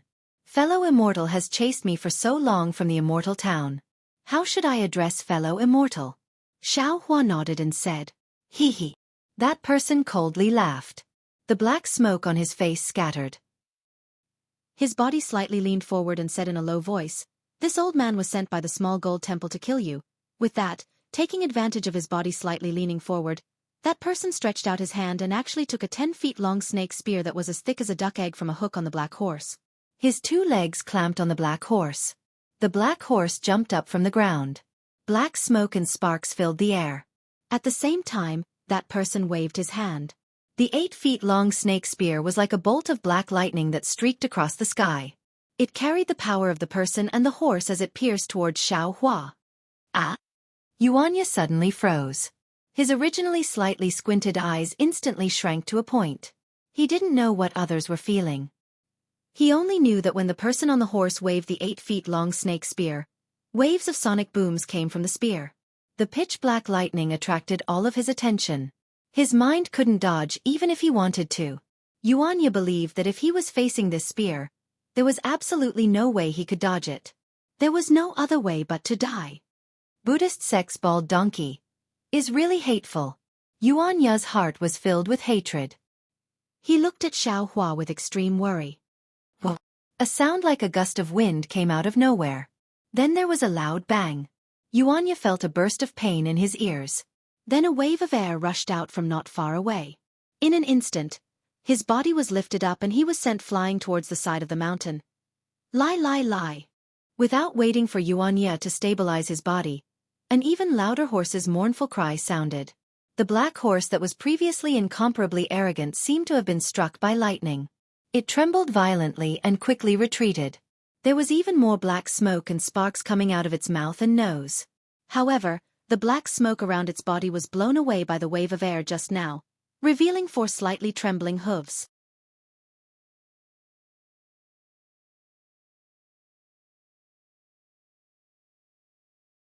This old man doesn't know the origin of that girl, so this matter has nothing to do with me. Oh! Xueqi raised his eyebrows and snorted coldly. 2 wisps of black smoke spewed out from his nostrils as he said loudly, is this true? If you dare to deceive this general can kill you right now. My lord. Although Lu Yi's eyes were filled with fear, he still gritted his teeth and said, Taoist Master Xiao is right. Little Yun was indeed brought to the Rivertide Temple by this lowly one. However, this lowly one doesn't know the origin of Little Yun. She was only picked up by this lowly one from Liao River. Lu Yi's voice was trembling as his teeth slightly chattered. Clearly, Xueqi's terrifying black flames had frightened him. All right then. Xueqi laughed sinisterly. Since you are the source, then follow this general back to Longevity Town. Hee hee. Seeing Lu Yi's footsteps moving towards the black horse despite his fear, Xueqi sneered. General Xue, if this Xiao hadn't left Jiangqing City, this Xiao wouldn't have cared how you treated Lu Yi. However, after leaving Jiangqing City, this Xiao has already taken Lu Yi in as a servant. His coming and going isn't up to him. You need to ask for this Xiao's opinion. Fellow immortal Xiao. Xueqi was stunned. He didn't expect Xueqi to stand up for Lu Yi. He asked curiously, is this true? Whatever this Xiao says is true. Xueqi replied proudly. Fellow immortal Xiao. Xueqi hesitated slightly as if he didn't want to fall out with Xueqi. He said faintly, Liao River's water tribe flooded Longevity Town. This is something that has never happened in Nanpu County in the past 50 years. The prefectural governor is furious. I believe that the monarch's imperial edict will arrive soon. Lu Yi is the person involved. This matter is of great importance. This general came to Longevity Town on the orders of the prefectural governor to investigate the truth of the matter. I must bring Lu Yi back to Nanpu County. Taoist. Lu Yi said timidly, please tell me where you are going. I will follow General Xue to Nanpu County and then look for Taoist. You are only my servant. You have no right to speak here. Xiaohua waved his hand and ignored Lu Yi. He looked at Xueqi and said, this old man has already told Mo Jianli the cause of this matter. Even if Lu Yi returns with you, the matter will still be the same. There won't be another word. This old man has a use for Lu Yi. I won't let you take him away. Hearing Xiaohua's words, Lu Yi silently lowered his head. He took a few steps back and stood beside Yuanya again. Fellow immortal Xiao. Xueqi was displeased. This general sees that you are also of the Taoist lineage. That's why I'm talking nicely with you. If it were anyone else, fellow immortal Xue. Xiaohua's tone was the same. This old man also sees that you are a Taoist itinerant cultivator. It's not easy for you to cultivate, so I won't argue with you. Lu Yi is my servant. How can he leave with you just because you say so? If fellow immortal insists on letting Lu Yi go with you, then there's no need to talk about the other two matters. You. Xueqing's eyes widened as he stared straight at Xiaohua. The black horse beneath him snorted and spewed out a lot of black smoke and sparks. Its front hooves kicked the mountain path and melted several deep marks into the ground. For a moment, the entire mountain path was silent. Even the wind had stopped. Xiaohua, you are making things difficult for this old man. Xueqi finally spoke. Xueqi, if something belongs to this old man, let alone a servant, even if it's a primordial stone, if this old man doesn't agree, no one can take it away. Xiaohua didn't back down and said indifferently, this old man isn't making things difficult for you. This old man. You call yourself this old man in front of me? Xueqi chuckled as if he was about to fly into a rage. Why would Xiaohua be afraid of him? He looked up and down. The wishful staff in his hand was still waving slowly. He looked completely lazy. General Xue. Xiao Jian hurriedly said from the side, from what I know, Longevity Academy's Principal Zhu Junfeng and the prefectural governor are old friends. Since Principal Zhu knew about this and didn't keep Lu Yi, then Mr. Zhu should be able to explain it to the prefectural governor. Moreover, Mr. Mo Jianli and the others from the Chongyun sect didn't mention this matter. General, there's no need to fuss over this matter. General, you came here for 3 matters. The first matter. I'm afraid it's not the most important, right? Let's talk about the 2 important matters first. Forget it. Xueqi thought for a moment after hearing Xiao Jian's words. He waved his hand and said, Longevity Academy is in charge of Longevity Town. The prefectural governor basically doesn't interfere. It's just that this matter is too terrible and the prefectural governor can't ignore it. Since Mr. Mo knows about this matter, this general can also report this matter to the prefectural governor. Xiaohua only smiled faintly and didn't even say a word of thanks.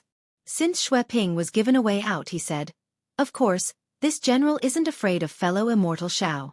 It's just that this general came to Longevity Town not only to investigate the truth of the matter, but also to take charge of the disaster relief of Longevity Town. When this general arrived, I heard from Principal Zhu that fellow immortal Xiao had donated 100,000 dan of rations. Not only did this solve the famine in Longevity Town, it also allowed this general to bring the remaining rations back and distribute them to other disaster areas. Therefore, this general chased after you to thank Taoist Xiao. As for the matter of your servant, this general won't pursue it on account of the rations. I'll have to trouble General Xue. Hearing that Xueqi chased after him to thank him, Xiaohua cupped his hands. This matter involves the people of Longevity Town.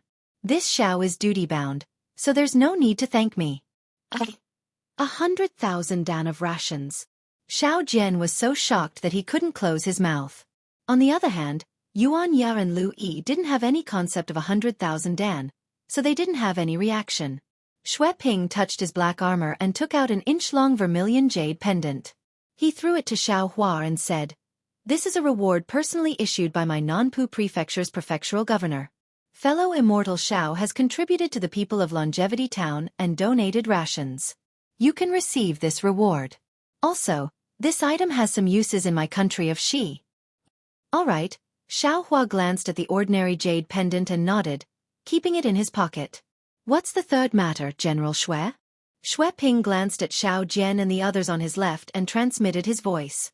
Fellow Immortal Xiao, this old man came here for official matters, but this last matter is a private matter. Fellow Immortal, please speak. Xiao Hua was slightly stunned and transmitted his voice back.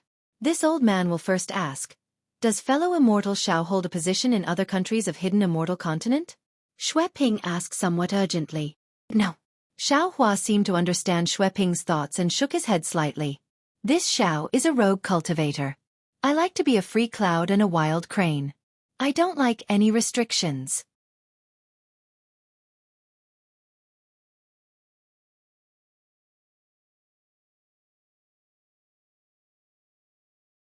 Chapter 32-34. Great, Xueqi was about to clap his hands as he exclaimed. It's great that fellow Immortal Xiao is a rogue cultivator. I wonder if fellow Immortal Xiao is interested in the position of Nanpu County's right general? Hee, Xiao Hua laughed as he waved his hand. This Xiao has already said that I am an idle cloud and wild crane. I am used to being free and do not like any restrictions. Sigh. Fellow Immortal Xiao. Xueqi laughed bitterly. 30 years ago, this old man had the same thoughts as you. I wanted to practice Tao techniques and refine my divine ability so that I could be free and unfettered between heaven and earth. However, reality is cruel. Our Taoist sect is already in the middle of the hidden immortal continent. Confucian cultivators and Buddhist sects are not fond of us. The primordial stones, spirit herbs, and elixirs that we need for cultivation are not easy to obtain. Especially Taoist cultivation techniques. Even if Confucian cultivators and Buddhist sects destroy them, they will not fall into our hands. This old man cultivated to the third stage of the first grade primordial energy back then, but was unable to advance any further. I thought of many methods but to no avail. Thus, I had no choice but to serve under Nanpu County's county governor. You see, in just 30 years, this old man has advanced from the third stage of the first grade primordial energy to the second stage of the second grade primordial energy. This is something that this old man did not even dare to think about in the past. This old man is unable to tell fellow immortal about the benefits within. However, fellow immortal can think about it. With the power of a county supporting your cultivation, how could you not advance by leaps and bounds? At least it is better than a rogue cultivator like you finding your own way, right? Xueqi advised again. Under Nanpu County's county governor, there is only this old man as the left general. The cultivation of the other Taoist cultivators are all shallow. This old man alone is unable to support them and is unable to contend against the other Buddhist sects and Confucian cultivators.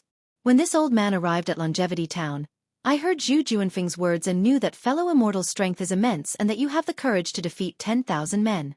I immediately rushed here to thank fellow immortal. If this benefit is not given to my Taoist fellow immortal, who else can it be given to? Secondly, I wish to ask fellow immortal to lend this old man a helping hand and become the right general of Nanpu County. With the two of us working together, we will definitely be able to make a name for ourselves in Nanpu County, and even request for the position of general from the king. Not only will it make a name for itself in the country of Xi, it will also be extremely beneficial to our cultivation. When he spoke up to hear, Xueqi sighed again. Actually, in the end, it's because I've seen too few Taoist disciples, and it's even rarer to see a disciple who can charge into battle like fellow Taoist. I can't let go of this opportunity. Hee. Xiao Hua doesn't know whether to laugh or cry. He only chuckles and says, "Many thanks for General Xue's good intentions. This Xiao really can't go back with you. This Xiao has more important things to do. General Xue, please pay more attention to the right general." Fellow Immortal Xiao, are you really not going to reconsider? Xueqi seemed to have the intention of recruiting him. That strike from the first time they met had left an extremely deep impression on him. No need. If General Xue has nothing else, then this Xiao will take his leave.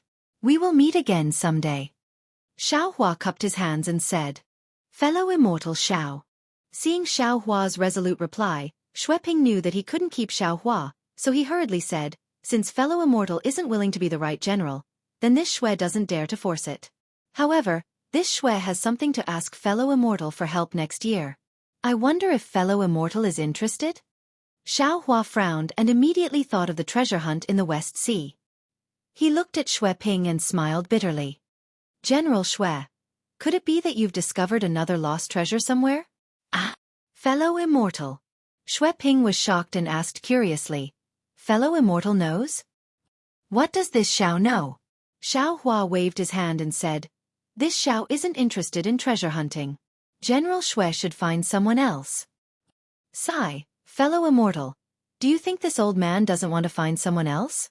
Xueqi smiled bitterly. This old man is familiar with some Taoist disciples, but they are all useless. The one with profound cultivation is a Confucian disciple, and that place happened to be a Taoist ruin. I heard that there are ancient elixirs hidden inside that are extremely beneficial for breaking through bottlenecks. This old man also needs to prepare for the bottleneck of the second grade of Essence Force. Second grade of Essence Force, ah. Xiaohua muttered to himself and thought, this hidden immortal continent is very strange. How could Taoist be exterminated by them? What is the truth behind it? If this Xiao wants to return to the Dawn Rain continent, these Taoist ruins are probably the same as the Buddhist ruins on the Dawn Rain continent. I have to take a look, right? If a mere second-grade Essence Force cultivator can take a look, then what's wrong with this Xiao going? After all, the Taoist sects in the hidden immortal continent have already declined. It's good to be able to help a Taoist disciple. All right. Xiaohua thought for a moment and nodded.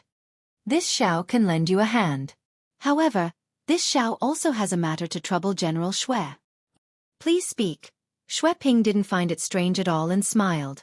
If fellow immortal Xiao has any conditions, feel free to state them. You and I are villains before gentlemen. Xiaohua waved his hand. It's not much of a condition. It's just that this Xiao is looking for a place called Lu Town. If General Xue can help this Xiao find a place called Lu Town in the hidden immortal continent, this Xiao will definitely help you. Hiss. Xueqi took a deep breath and looked at Xiaohua. His expression was strange, but he couldn't tell what he was thinking.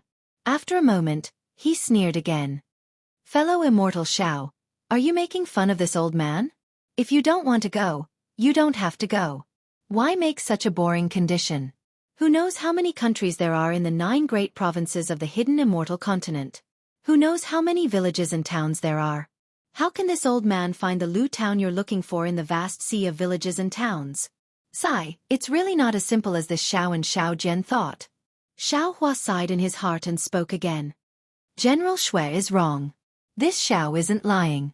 This Xiao is indeed looking for Lu town. Since General Xue is the left general of the country of Xi's Nanpu County, you must have some conveniences in this area. All right. Xueqi saw that Xiaohua wasn't speaking nonsense and nodded slightly. This Xue can help you search, but this old man is powerless. I'll search as much as I can, right? In that case, many thanks to General Xue. Xiaohua cupped his hands and added another sentence. How about this? If General Xue is only searching in Yuzhou, then how about adding a sect called Misty Sect? Misty Sect? What sect is that? Confucian or Taoist? Xueqi frowned again and asked patiently. This Xiao also doesn't know. Xiaohua spread his hands and smiled bitterly. This Xiao is also helping others search. Since you can help this Xiao can also help General. All right. Xueqi nodded.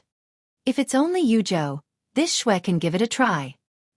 Since General Xue has promised this Xiao, then this Xiao will also promise General Xue. When this Xiao is free next year, this Xiao will go to Nanpu County to look for you. How about that? Xiaohua didn't dawdle and agreed very swiftly.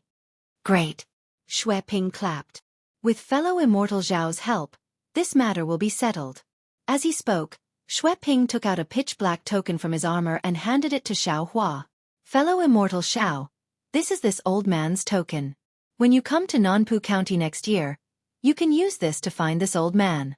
This old man will return today and make preparations. I will quietly await Immortal Senior's arrival in my residence. All right. Xiaohua grabbed the token and said, when this Xiao is free next year, this Xiao will go look for General. All right, This Xue will take his leave. Xueqi bowed on the horse and patted the back of the black horse's neck. The black horse raised its head and neighed. Black smoke and sparks spewed out from its nose and mouth. Black fog also appeared from its 4 hooves. It carried Xueqi and charged into the air towards Longevity Town. Hee. This Xueqi didn't dare to jump off the black horse from start to finish. Xiao Hua sneered as he watched the black fog fly away. It's not only because he's wary of this Xiao, but also because his cultivation is connected to this black horse. This kind of cultivation method seems to be somewhat similar to Huan country's beast cultivation method. Seeing Xueqi fly away with the black horse, Xiao Hua retracted his gaze. The 4 horses that had collapsed on the ground due to the black horse's arrival now stood up again. They all snorted and sweat dripped from their bodies. It was obvious that they were extremely frightened. Damn it, what kind of monster is this black horse Xueqi? Could it be a demon from the 1,000-beast sacred realm? With this horse, is there still a need to fight on the battlefield? As long as this horse neighed a few times, wouldn't the other horses collapse on the ground? His title of Left General is truly a waste. Xiao Hua didn't know whether to laugh or cry when he saw that the horse couldn't even pull the carriage. Yuanya, pack up. We'll rest here for a while. Xiao Hua saw that there was no way to leave and could only instruct. Yes. Yuanya's reply was always concise. Lu Yi walked over with a nervous expression and said in a low voice, Taoist priest, this little one thanks you. Go and comprehend it. Xiao Hua rolled his eyes at him. If you can't even comprehend such a simple incantation, you might as well have been taken away by that charcoal head. Being this old man's servant is truly shameful. Yes, this little one will continue to comprehend. Lu Yi's somewhat long face immediately smiled and hurriedly went to help Yuanya tidy up the horses. However, how could Yuanya allow him to do so? He was still chased to the side and sat there, closing his eyes to continue his interrupted comprehension. Senior Xiao. Xiao Jian walked over and said with a smile, although Xueqing's actions are somewhat reckless, what he said is extremely true. Senior Xiao should agree to head to Nanpu County. Xiao Hua raised his brows and said with a smile, if what fellow Taoist Xiao said is the same as Xueqing, then there's no need to say anything. This Xiao has his own plans. This Xiao doesn't care about the few conditions he mentioned. If you have other ideas, feel free to say them. Xiao Jian was somewhat embarrassed. He knew that Xiao Hua was very dissatisfied with him for pushing Lu Yi out. However, in reality, Xiao Yun was brought to the Tidal River Temple by Lu Yi. If he didn't hear Xiao Hua and the others mention it on the way, he wouldn't have known that Xiao Yun was the princess that the Water Tribe wanted.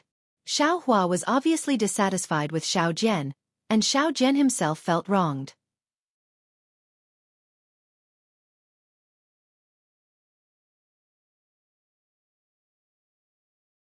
Chapter 32-35. Junior doesn't know about the 1,000 Demons Sacred Realm and the Pure Land. Xiao Jian smiled, but on the hidden immortal continent, if one wants to make a name for himself, whether it's a Confucian cultivator or a Taoist, one must have a strong backing. Otherwise, it's impossible to step into the ranks of cultivation. Especially my Taoist. Right now, you can teach Lu Yi the basic incantation and let him enter the foundation building stage. However, if he doesn't have the support of spiritual herbs and medicinal pills, I'm afraid it will be impossible for him to reach the enlightenment and fusion stages by himself. Senior has already cultivated to the 3rd level of origin energy, and is the target of recruitment for the prefectural governors and monarchs of various countries. Senior can take advantage of this. No need to say more. Xiao Hua waved his hand. This Xiao has no interest in this matter. Yes, Junior understands. Xiao Jian hurriedly shut his mouth, but after thinking for a moment, he couldn't help but say, actually, Senior can also hand over the matter of finding Lu Zhan to Xueqing. The country of Xi is neither big nor small in Yu province and has a good relationship with the nearby countries. It's hard to say about other provinces, but Yu province should be able to find out. This old man has already entrusted it to him. Xiao Hua said indifferently. Oh, by the way, it seems like you're very familiar with the situation in Yu province.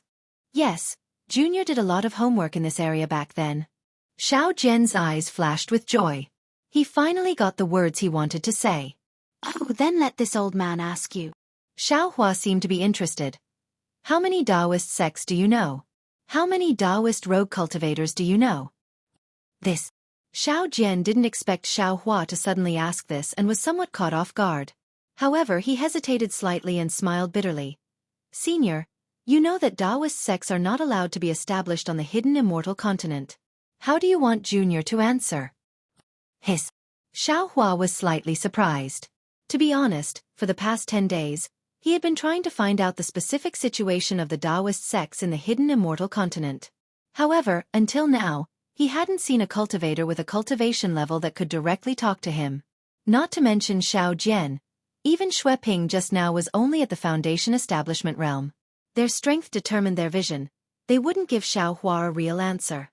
However, Xiao Hua still did not expect that on the hidden immortal continent, the situation of the Taoists was so bad.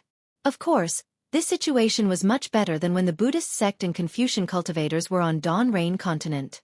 Xiao Hua's eyes turned again, and he said with a smile. Not on the surface but in the dark? This. I don't know. Xiao Jian smiled bitterly. When I stepped into Taoist cultivation, I was already warned. He could cultivate, but he absolutely could not establish a sect. If he did, the Confucian cultivators would definitely send people to exterminate him. This was the iron law of the hidden immortal continent. Is that bullshit immortal Buddha grand ceremony supposed to be like this? Then why do you still want to cultivate Tao techniques? Why didn't he choose Confucian cultivation? Even the Buddhist sect is better than the Taoist sect. Xiao Hua asked with a smile that was not a smile. I'll let Senior know. Xiao Jian smiled bitterly. This isn't something that Junior can choose. My single Yang kingdom was founded on Taoism, and I was chosen to be the crown prince since young. Of course I have to cultivate Qi and cultivate Taoism. Ah? Xiao Hua stared blankly and asked curiously, what? Taoism is not allowed to establish a sect, but if you establish a country with Taoism, you can? That means, there are many countries supported by Taoism in the hidden immortal continent? Indeed. Xiao Jian nodded. But Senior is too optimistic. In the hidden immortal continent, most of the countries are established by Confucian cultivators, and there are very few Taoists. And now, there are a few, replaced by the Buddhist sect. That's really strange. Xiao Hua was especially puzzled. This was somewhat illogical. Could it be that it's okay for this old man to support a country? Of course you can. There is no doubt. Xiao Jian's eyes lit up, and he said with certainty, with Senior's current cultivation, you can barely be the state teacher of a country. If your cultivation is a bit higher, you can naturally control a country with your own will. Hee hee. Xiao Hua smiled. I'm afraid it's not that simple, right? Is the king willing? Xiao Jian showed some awkwardness and said with a smile. Of course it has to be mutually willing. Moreover, being the state teacher is different from being the left general. You have to contend with the nearby countries, and you have to help the king expand his territory. Forget it. It's not tiring enough. Xiao Hua waved his hand, seeming very dull. But if you stop the state teacher and control a country, you can easily get all the things you need for cultivation. Xiao Jian was a bit anxious and quickly explained. My cultivation is still shallow, so I don't dare to think too much. Xiao Hua raised his head and said, Yuanya has already prepared the carriage, let's hurry. Yes. Xiao Jian was a little dejected. It was not easy for him to say some of his thoughts in the conversation just now, but he was mercilessly interrupted by Xiao Hua again. He really did not know why Xiao Hua, who looked very approachable, was so good to the ruffian Lu Yi and was equally good to the uneducated Yuan Ya. Why didn't he want to listen to his thoughts? In the following few days, the number of carriages decreased, as if they had entered a remote village. Xiao Hua thought that next, the main road would be replaced by a small road, and the small road would be replaced by a wasteland. He was afraid that he could only ride a horse and walk. However, in less than 2 days, the number of carriages increased again. The main road did not show any signs of narrowing, but instead became more spacious and flat.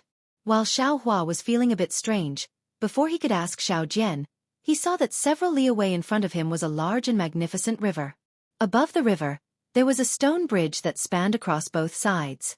Soldiers that had never been seen in the past 10 days were now standing on both sides of the bridge, wearing neat armor and holding bright weapons in their hands. They were valiant and high-spirited. Xiao Jian, Where is this? What kind of bridge is this? Why is it so important? Xiao Hua was a bit puzzled. When he got closer, he asked Xiao Jian, "You actually need to send so many soldiers to guard it?" "I'll let Senior know." Xiao Jian looked up. This is the border of the country of Xi. This river is called Fanli River, which is the border between the country of Xi and the country of Jiasa. The people of Xi call this bridge Fanji Bridge, while the country of Jiasa calls it Li Bei Bridge. This bridge connects the country of Xi and the country of Jiasa, so the two countries naturally have to send a large number of soldiers to guard it. As long as we cross this bridge, we will reach the border of the country of Jiasa. Ah? Xiao Hua almost cried out. This is the border of the country of Xi? Xiao Jian, tell this old man, this country of Xi. How big is it? At this moment, Xiao Hua finally realized that he was a country bumpkin. He always thought that the country of Xi was as big as the country of Xi in the cultivation world. Who would have thought that after walking for a few days, he actually walked? Yes, walked, not flew, and reached the border of the country of Xi. Thinking back to a few days ago when he casually brushed off Xueqi didn't suspect him at all. It turns out that Xueqi knew that he could rush back to the country of Xi next year, even if he had to walk. Xiao Jian clearly didn't understand Xiao Hua's astonishment and replied curiously, "Previously, this junior has already told Senior that the country of Xi is considered a medium-sized country in the Yu province. It should have a radius of 1,000 li. Nanpu County is also the county closest to the country of Jiasa. Although Longevity Town is also the closest town to the country of Jiasa, it is still about the same. As for the country of Jiasa, according to what this junior knows, its radius is only about 800 li, smaller than the country of Xi. And on the other side of the country of Jiasa is the country of Bronze Pillar. The country of Bronze Pillar is rich in bronze and its territory is twice the size of the country of Xi. It should be about 2,000 li. It is said that the country of Bronze Pillar is currently fighting with its neighbor country of Jiang. If there are no accidents, the country of Bronze Pillar should be able to win. Then, after the country of Bronze Pillar annexes the country of Jiang, it will expand to about 3,000 li. Damn it, this Xiao understands. Xiao Hua almost roared from the bottom of his heart. No wonder this hidden immortal continent has provinces as the boundary. It is within these provinces that the countries are divided. It turns out that these countries are all extremely small and can't be compared to the countries of Xi, Meng and Lian on the Xiaoyu continent. If this is the case, not to mention one country, even if this Xiao supports 5 or 10 countries, so what? It's just a territory of 10,000 li. Looking at Xiao Hua's green and red face, Xiao Jian didn't know what Xiao Hua was thinking. Xiao Hua didn't say anything and he didn't dare to ask. However, when he saw the side of the bridge, the line of carriages waiting for the soldiers to inspect and pay, he immediately understood. He hurriedly explained, "Senior, although we need to pay taxes to cross the border between the two countries, we are Taoist disciples. Yuan Ya and Lu Yi are considered our servants. There is no need to pay for them. Senior, you don't need to worry." "Am I that stingy?" Xiao Hua unhappily glared at Xiao Jian, but he was still very surprised. It was just a short period of 10 days. How could Xiao Jian know that he was stingy? Yes, Xiao Jian hurriedly replied. "Oh, that's right. This Jiasa country is only 800 li. It's a small country. Then why is the Copper Pillar country giving up so much?" Xiao Hua asked, puzzled. Xiao Jian understood something and said with a smile, "Didn't this junior already say it before? Every country has an imperial advisor and the others, and even has the support of various Confucian sections. Although this Jiasa country is small, it should have the support of the Chongyun sect and other Confucian sects, so the Copper Pillar country does not dare to invade. As for the country of Jiang, if nothing unexpected happens, it should be supported by a Taoist senior." At this point, Xiao Jian's eyes flashed with a hint of sternness, and he added, "Of course in the past few decades, the Buddhist sect has infiltrated the hidden immortal continent too quickly. Perhaps the situation in the country of Xi has long exceeded this junior's knowledge, and there is a high possibility that there is an expert from the Buddhist sect secretly presiding over the country of Jiang. No matter where you go, power, benefits, and strength cannot be separated." Xiao Hua sighed and did not ask any more questions.